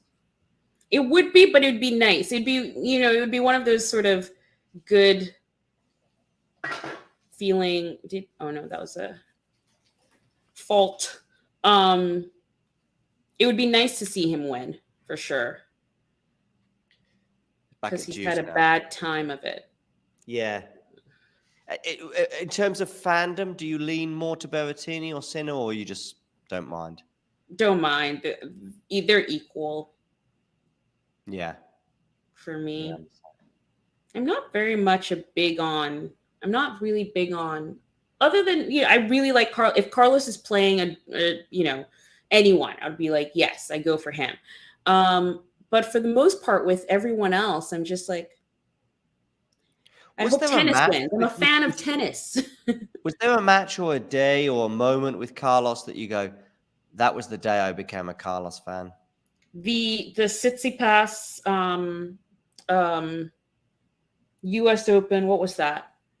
2021? Yeah, 2021. Yeah. I mean, that was probably his first run at a slam, I guess. I mean, it's only 2 years ago, I should remember, but yeah.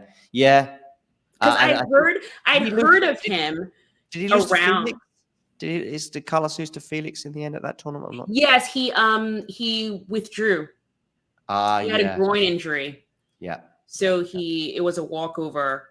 But I was at both matches. But and I think also with tennis, it's all about the circumstance that you're watching it. I remember that night on Grandstand, it was packed. I mean, it was packed full of people.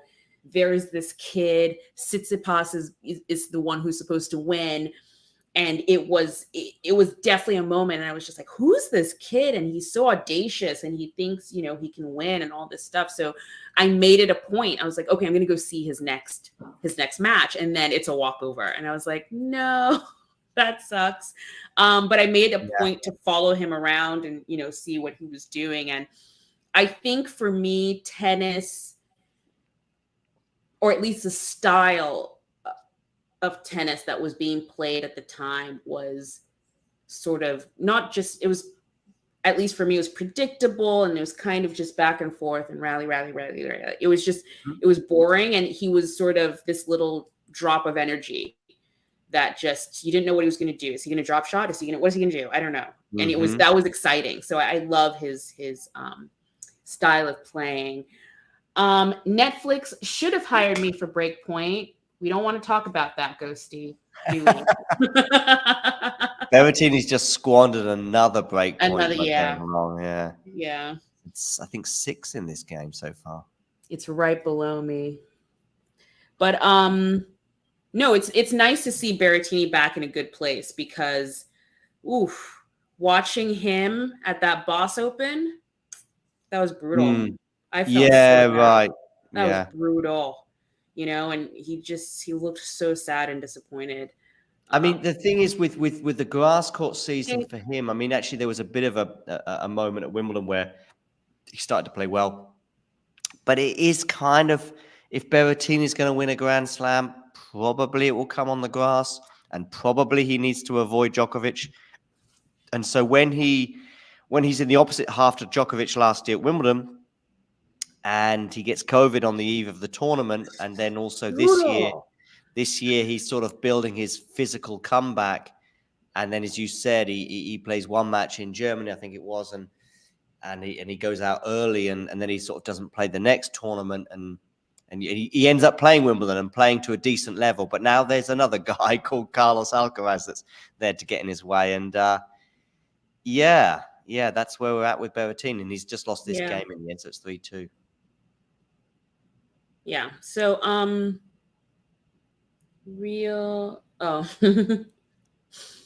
it's my t-shirt. It's one of the 2 football clubs from Seville. But yeah, so hopefully he has a good end to the season at least, and he can come back strong next year. We're still on serve with Fernandez and Haddad Meyer, which is great. She has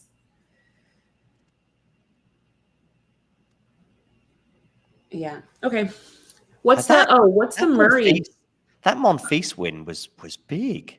I mean, I know we were watching Monfils and I was excited by it, but I'm just reflecting on that, and that's a big win for Monfils. I mean, no, it is. Again, I mean, I think that's why I was making all the jokes about like it's the babies that are doing it, because it just doesn't make any sense.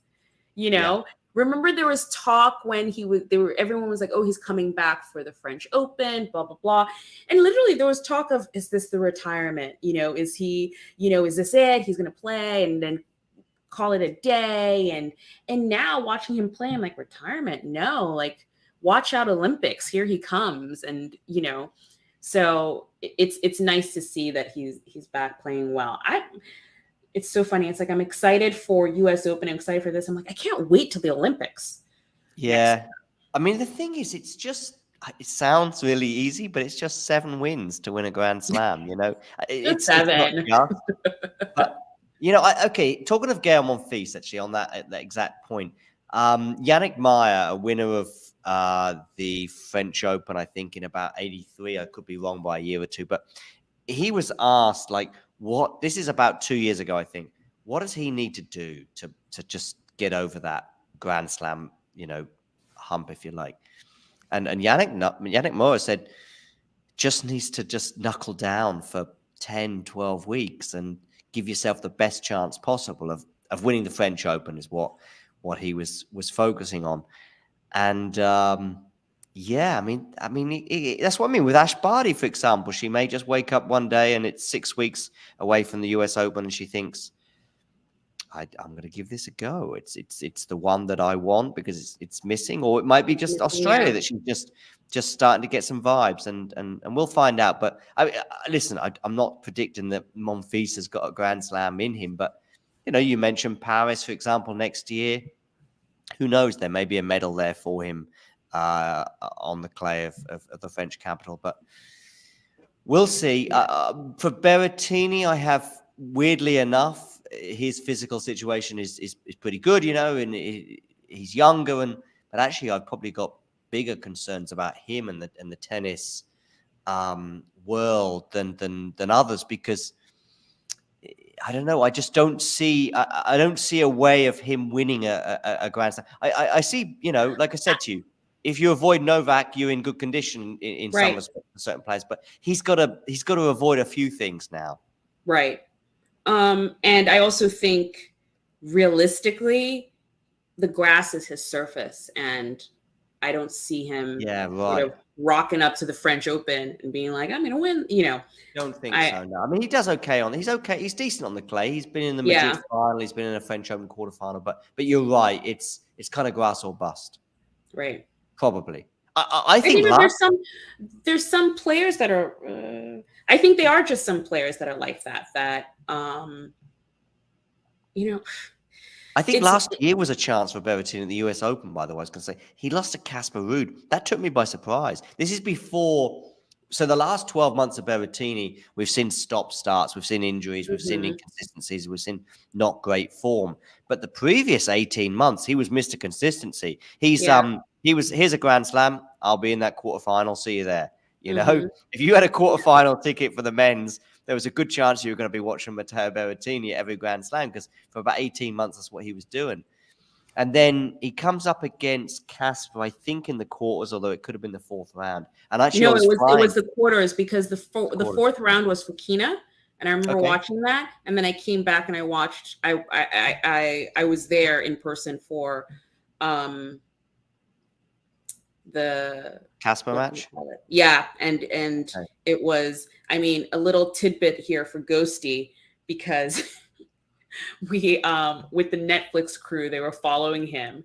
That obviously that was the season of Netflix, and they followed him into the restaurant he went to after he won for the Fokina match, which I just happened to be at randomly, Ghosty randomly. And it was so funny, that whole thing. I was like, isn't he playing a quarterfinal soon?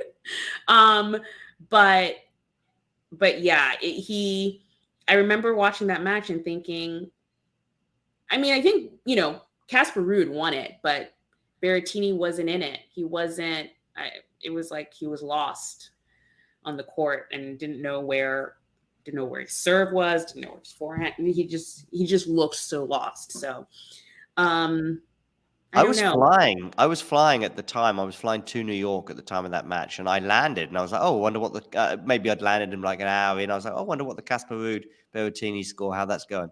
And it was like, "Oh, Casper Ruud's won comfortably in straight sets." I think the third set was a bit more competitive, but the previous two were comfortable. And yeah, I was shocked. I was shocked by the comfort that Casper had. Put it that way. I was shocked with Casper because I hadn't even noticed him at all until that match. And I remember thinking, oh, I don't know who this guy is. Not that I didn't know who this guy is, but I was just like, this is great for Casper. Great run, came out of nowhere. Berrettini's going to take this. And then all of a sudden, Casper Ruud is in the final. And he's so quiet, Casper. He just shows up places. And you're like, how did you get here? How did you manifest this final of a Grand Slam again? And maybe that's why also I like him for that too. I think he's someone who gets too much.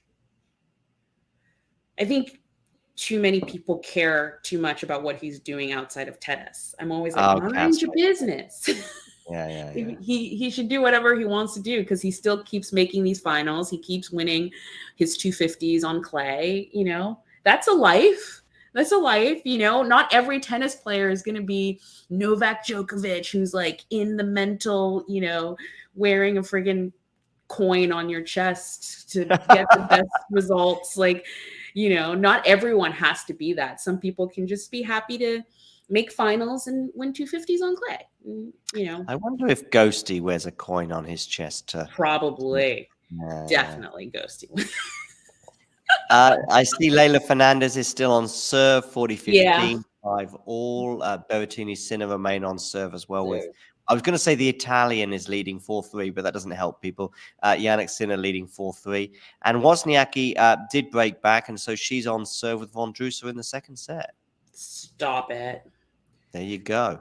It's nice to see Marketa play, like almost, and it's unfair to say. She won Wimbledon fair and square. She did it, but I think a lot of people probably thought she would come into Montreal, including me, and just bomb out in the first round. So it's nice to see her play tennis, I think it's a random one. I heard Miles talking about this the other day as well, that with her and the hard courts, I just think we have no idea. I mean, we sort of have no idea with Marketa anyway, that 1 minute she's in the French Open final, the next minute she's kind of disappeared for a couple of years, then she's having a deep run somewhere, then she disappears for a little while, and then suddenly she's in the Wimbledon final. And we kind of expect probably the unexpected for the next 3 years, and therefore, she could have not a great North American hard court swing, and we might not see her, and then suddenly she's making a deep run in Rome, for example, or something like that next year. And none of that would surprise us. I think the most surprising thing, in a way, which is probably what Miles is hinting at, would be a consistent run. If we start seeing Marketa in semifinals and finals for the next 6 months, I think that would be more surprising than her disappearing. Right. Might be nice. Pokemon back. How much longer do you think you are okay for Anastasia? Because I'm just wondering if I could probably do another sort of 20 minutes or so. 20 minutes is good for me. What we're going to do right now is we're going to take a 60-second break. Thanks for tuning into this watch along. While there's a break in play, here's a reminder to hit the like button, subscribe, and click that notification bell. Your support helps to keep the channel going. While we're here, you can now become a member to enjoy perks, including badges for the live chat, but also bonus material, such as interviews with top players from both ATP and WTA tours. The membership link is pinned in the live chat. You can also follow us on Twitter, Facebook, and Instagram. So whether it be serves or volleys, forehands or backhands, serve bots or drop shots, we've got you covered, whether that be via our website, talking-tennis.com, where you can read features and interviews from our top writers. Or if you prefer us in audio form, you can subscribe to our podcast on Apple, Amazon, or Spotify, or wherever you get your podcasts from. Remember, we offer you wall-to-wall coverage via our regular watch-alongs, magazine shows such as Nick's WTA Weekly or Damien and Mario's ATP version. Plus, we deliver top content from people on the ground, actually at the tournaments, so you get even nearer to the action. So, what are you waiting for? Hit that subscribe button so you don't miss out on all things tennis. Thanks for tuning into this watch-along. While there's a break in play, here's a reminder to hit the like button, subscribe, and click that notification. You'll be pleased to know I put that on loop by mistake. But anyway, here we are. Berrettini and Sinner are on serve at 4-all, exactly the same as Andy Murray against Purcell. Andy Murray was up a break earlier on in this match. However, he's back on serve right now, although he does have a game point for a 5-4 lead. What have you got, Berrettini-Sinner, on your screen still? Yes, I do. I have two going. Which I have other? two going now? Layla? Yeah. Ooh, I can see some interesting things happening with Layla as well right now. Mm-hmm. In terms of the scoreboard, she Yes. might. She's what's the score on your screen where with Layla? 6-5, love 15. Love 15. Okay. Monfils is very pleased to be in the next round. I'm just going to try and translate this before I even click the translate. Thank you for your messages of, I'm going to guess, support. Was a pleasure. Let's see what it says on the Google Translate. Thank you for all your messages of support. It's been a great pleasure. Oh, I wasn't too bad. Who is he playing next? Possibly Korda or Vukic? Vukic, okay. Vukic came through yesterday against Coric. Vukic was a lucky loser, by the way. He I think he lost his last qualifier, but ended up prevailing and ended up beating Coric in straight sets. Yeah. Coric has had a real fall in the last 12 months. He's he's not since he winning. He did great at the Hupman Cup. Yeah, I know. I saw that. Yeah, I saw that. That's very nice. And they talked a lot. The pair of them talked a lot about his hair as well. And I get it. I get it. But so what do you think? Korda can see it through to play. Is he playing right now or is it later? No. It's him and Vukic, and the winner plays Monfils. Oh, I see. Yes. So I would tip Korda, but I've tipped Korda 1,000 times since January, and I know he's been injured a lot as well, but had egg on my face. I would go with Korda, and I think there's a run, despite his disappointing Wimbledon, there's a very deep run at a slam very soon again for Sebi Korda. I think he's been really unlucky in the fact that I think that he could have been in the Australian Open final. I'm not saying he would have beaten Novak, but I think he had a really good chance to beat Stefanos. But his problem was that he had his wrist injury against Khachanov, and that was that. Yeah. Sorry, I just saw your interesting scoreline with. Yeah. So what's the score right now with Layla? Okay. So she has 3 set points. That's the last I saw. She had 3 set points. Yeah. Which is fabulous, really.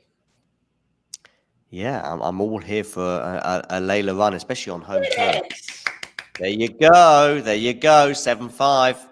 Yay. I root for her so hard because, and I think we got the question earlier who you were rooting for. I was rooting for Layla in that final. I wanted her, I wanted her to win. She had such a tough run to that final that I thought she should get it. And just watching her since has been not tough because, again, I recognize these are still young players. I don't know if she's 21 yet for sure. So I don't think so. With Layla, and this is probably the difference with Emma Raducanu, despite Emma's travails in the last couple of years since then, there's this I have a strong sense that Emma Raducanu will be in a Grand Slam final again. Yeah. Sometime soon being in the next couple of years. I could be wrong.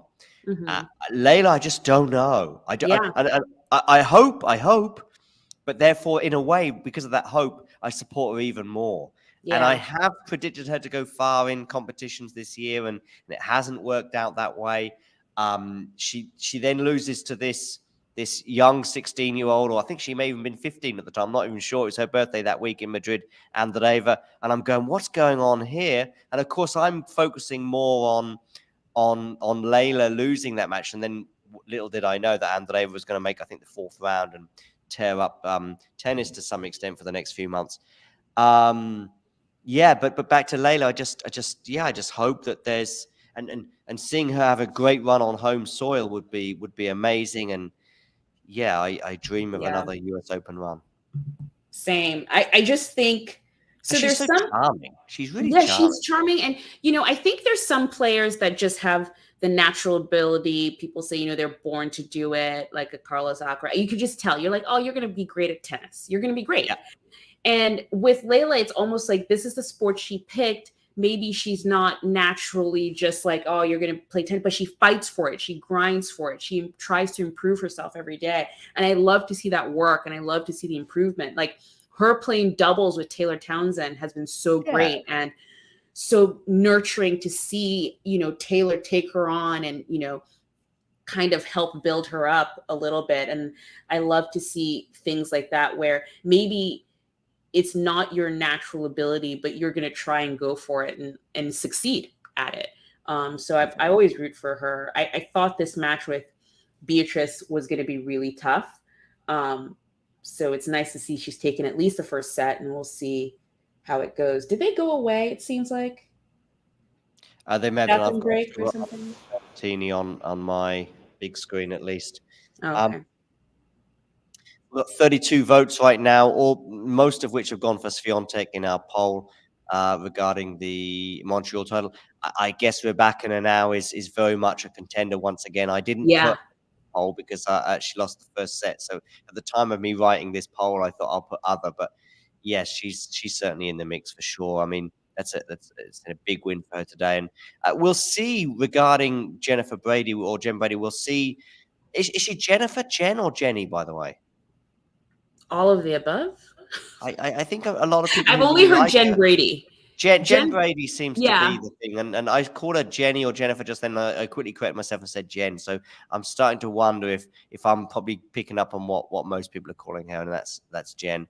But we'll see. We'll see how that win or that loss for Jen Brady ages. I mean, if Rybakina goes on to win the tournament, then suddenly that is that's showing good signs for her. What about Kenin? I know it's a random question for you, Anastasia, but are you a Kenin fan? Do you look out for her results? She's not in the draw, right? No, I haven't seen her. No.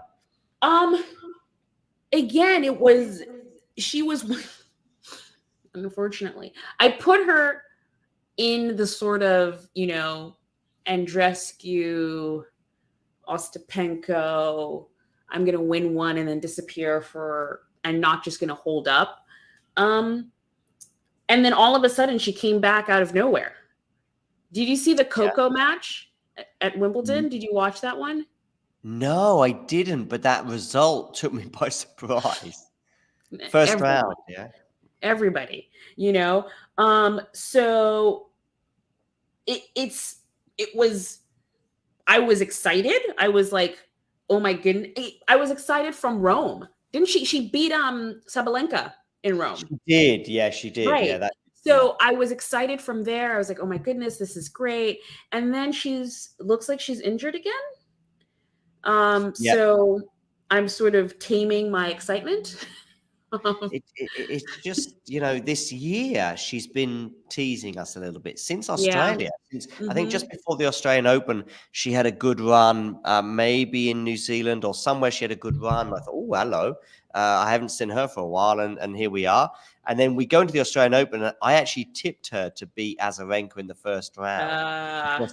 Azarenka wins that match and ends up getting to the semi-finals. So, but talking of aging defeats in a way, it's like, okay, well, that defeat sort of aged well, and that actually, in a way, supported the idea that she's back. But then I sort of started predicting her to win matches that she kept losing.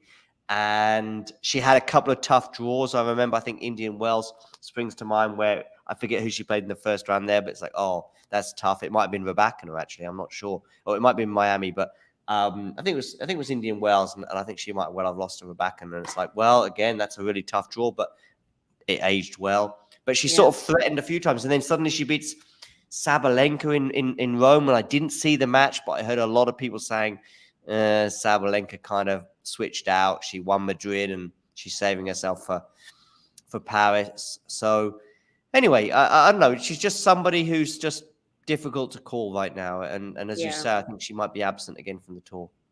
Right. So I missed the double fault. Was the double fault? I've just did a double fault from Berrettini. Yeah. Was it for 30 all? It was at 30 all, so it's now 30-40. Yeah. Okay. So okay. Set point for Jannik Sinner. Yeah. This match is not on the main court, right? It's on grandstand. I guess Andy Murray's on the center court. No, he's not. I don't think so. Who's on? It was. Oh, because they're just leaving it empty. Yeah, right. I think it's just empty till Carlos plays at 7. Yeah. Ooh, and have you seen the conclusion of this set? No. Ay, Matteo. The forehand, yeah. The forehand, I mean, it's normally the backhand, but on this occasion, the forehand. Let's get to the end of some of these sets, in particular Andy Murray's. Once that one is done, I think we'll bring this stream to a close. Okay, so I'll switch to that. Otherwise, my kitchen will be on fire. I've turned everything off. I just quickly ran to the kitchen a second ago just to turn a few things off. So it won't catch on fire, ladies and gentlemen. Good. I mean, maybe that would be good for the stream. By the way, I mean that would be maybe that'll get a few viral. The smoke. Yeah. Yeah. Right. And then you can become that meme where it's like just everything's all right. Yeah. I mean, there's a few of these things that have just gone viral. Like, there was one during the pandemic of a online meeting or something, and this lawyer couldn't work out how to turn off the fact that he was a cat. I don't know if you saw that was funny. That was funny. I think it was a lawyer or some kind of he kept going, I am not a cat. Yeah, I'm not a cat, and I don't know how to change this. Like anyone would assume you were a real cat, but anyway, that's different. It's so funny. Here we are saying, oh, we'll just, wait till the end of this set. And it's Murray. I feel it. It's going to be, it's going to go to a tie break. I've got 30 love for Purcell right now on my screen, which I know is about. Yeah. Okay. Yeah. So I have that as well. So it's going to go to a tie break, and then it's going to be the longest tie break ever in the history of Toronto. My kitchen will reignite in the meantime. Because #Andy Murray. Yeah. And that's what he does. Because he has metal hips now, so he's like, I can take it. I can go forever. Until there's just me and some aluminium left. I will be, I will survive the Big Bang. It will just be Andy Murray, and he will repopulate Earth on his own. It'll be great. Okay, so that's going. Fernandez, they're back on court for the start of the second set. So Fernandez serving, it's 15 love.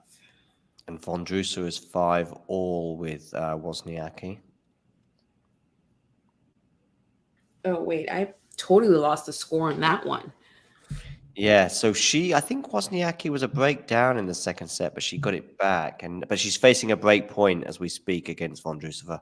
We'll see if that one goes the way of the Dane or the Czech. Okay, let's look at the later matches and tell me what you think. Sure. Let's pull up the sketch. Oh, I see. Okay. I see Carl. So one of the matches coming up this evening, I see Carlos winning a very entertaining match, but it will be like 4-2 or something like that. I mean, it'll be one of the more entertaining, comfortable wins of the year, if you like, if that makes sense. Okay, interesting. You see it being closer than that? Yes, only because it's his first round. Mm-hmm. And I think he does have this weird thing with first rounds. I would not be surprised if it was 3 sets. Yeah, could be. We'll see. Yeah. I'm hoping for an entertaining match. Purcell and Murray, by the way, talking about entertainment. Murray is now 2 points away. He was 40 love down in this game, but he's got it back to deuce. Mm-hmm. I know I keep talking about my match today, but I had 2 games, maybe in the 3rd or 4th set, and I was love 40 on my opponent's serve, and I was also 40 love up on my own serve. And there are 2 games that I lost. I don't know. Anyway, Murray has not returned serve there, so he's pulling a face of discontent. And Purcell has a game point for a tiebreak. I like Purcell's outfit, demeanor. He looks like just an average dude in an Aussie bar in the outback. Yep. Definitely, I guess he has no sponsor, but that's all cool. Probably has no sponsor. Yeah. Yeah, that's cool. I liked it when Karatsev got to the Aussie Open semi-finals without a sponsor. Oh, that's a wild backhand from Purcell. I mean, look at the combo. Look at the combo that Purcell is wearing. I don't think a sponsor would be, and those are 2 different brands. And also, not from the same the shorts. I know we've seen some wild tennis fashion stuff, and people get upset about it. But there's nothing wild about it. It's just. It's not a matching set of any sort. Yeah. What do you think of Paul Cerundolo later? Normally on a hard court in North America, that's the better Cerundolo. I'm going for Cerundolo. But just because Tommy Paul has been not great since Australia, I'm trying to put this in the best way possible. And the Argentinian has been decent. I know that this is Tommy Paul's moment, if you like, but. Yeah. Why? What do you think? Oh, I think Anastasia's frozen. I hope it's not my internet. Okay, she'll be back. Yeah, I'm going for Cerundolo in that one, basically. We've got a tie break now between Max Purcell. Hi, you're back, Anastasia. Yeah. I wasn't sure if you froze just because you were shocked that I predicted Tommy Paul to lose. Oh, no. I predict him to lose as well. Just because he's not been great since Australia. He hasn't been. I mean, I saw him in person or in the flesh or whatever the expression is. I saw him beat Nadal in Paris-Bercy last year, and I thought, wow, this is a guy who could mix up the tour a bit. I'm not predicting him to do great things, but and then he had that Aussie Open run, but then losing to Novak and. Yeah, he's not been great since. So I'm Wondler there. What do you think? No, same. I was talking with Tom about sort of who are the American guys coming up that, could go for deep runs at the US Open. And I think I mentioned Tiafoe, I mentioned Fritz. Tom thought Ben Shelton, and, he said Tommy Paul. I was like, absolutely not. I just have no faith right now on his form. Which is unfortunate because I think he is out there trying. I'm probably sure he is. I just don't know what's not clicking because you're right. At the end of last year, beginning of this year, the form was great. The form was really, really good. And then that was it. It just, yeah. Yeah. He'll probably be back. Maybe it needs to be a coaching change. Maybe it needs to be something else. When I say he'll be back to winning big matches and maybe other things. Andy Murray there venting his frustration at 2-1 now in the tiebreak. Yeah. Vondrousova has 3 match points on her serve against Wozniacki.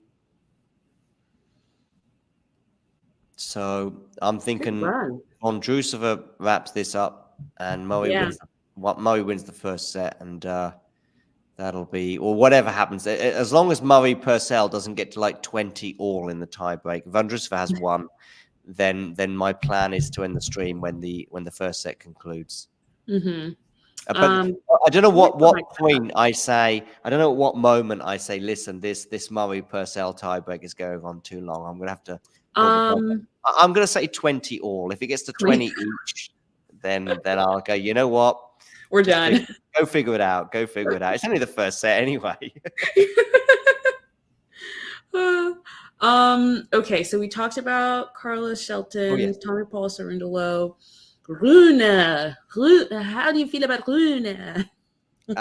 Rune's winning, yeah. Rune on a hard court, particularly a speedier hard court. So perhaps Cincinnati might suit him a bit better than Canada.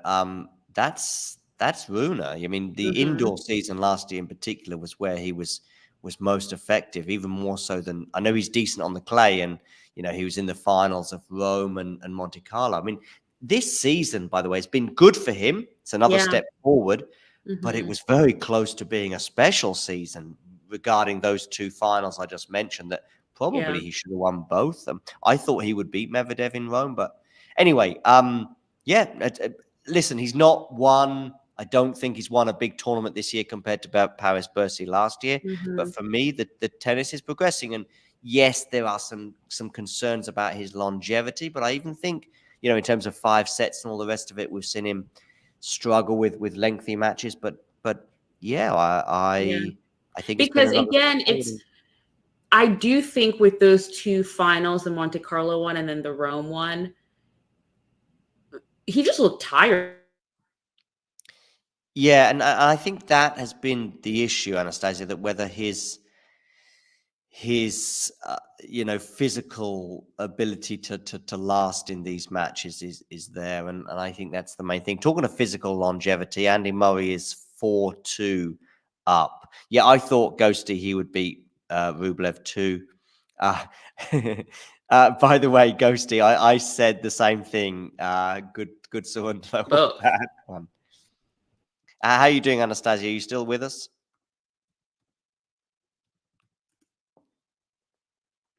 I think it's Francisco that's playing Tommy Paul. Yes, Francisco Cerundolo. Sorry, I keep timing out. And it's been a lengthy stream. Don't worry. Yeah.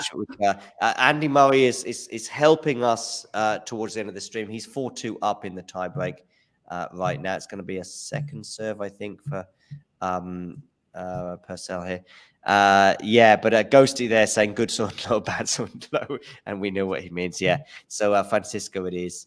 And has he gone wide with a forehand there, Purcell? I think he has. 5-2, Andy Murray. Is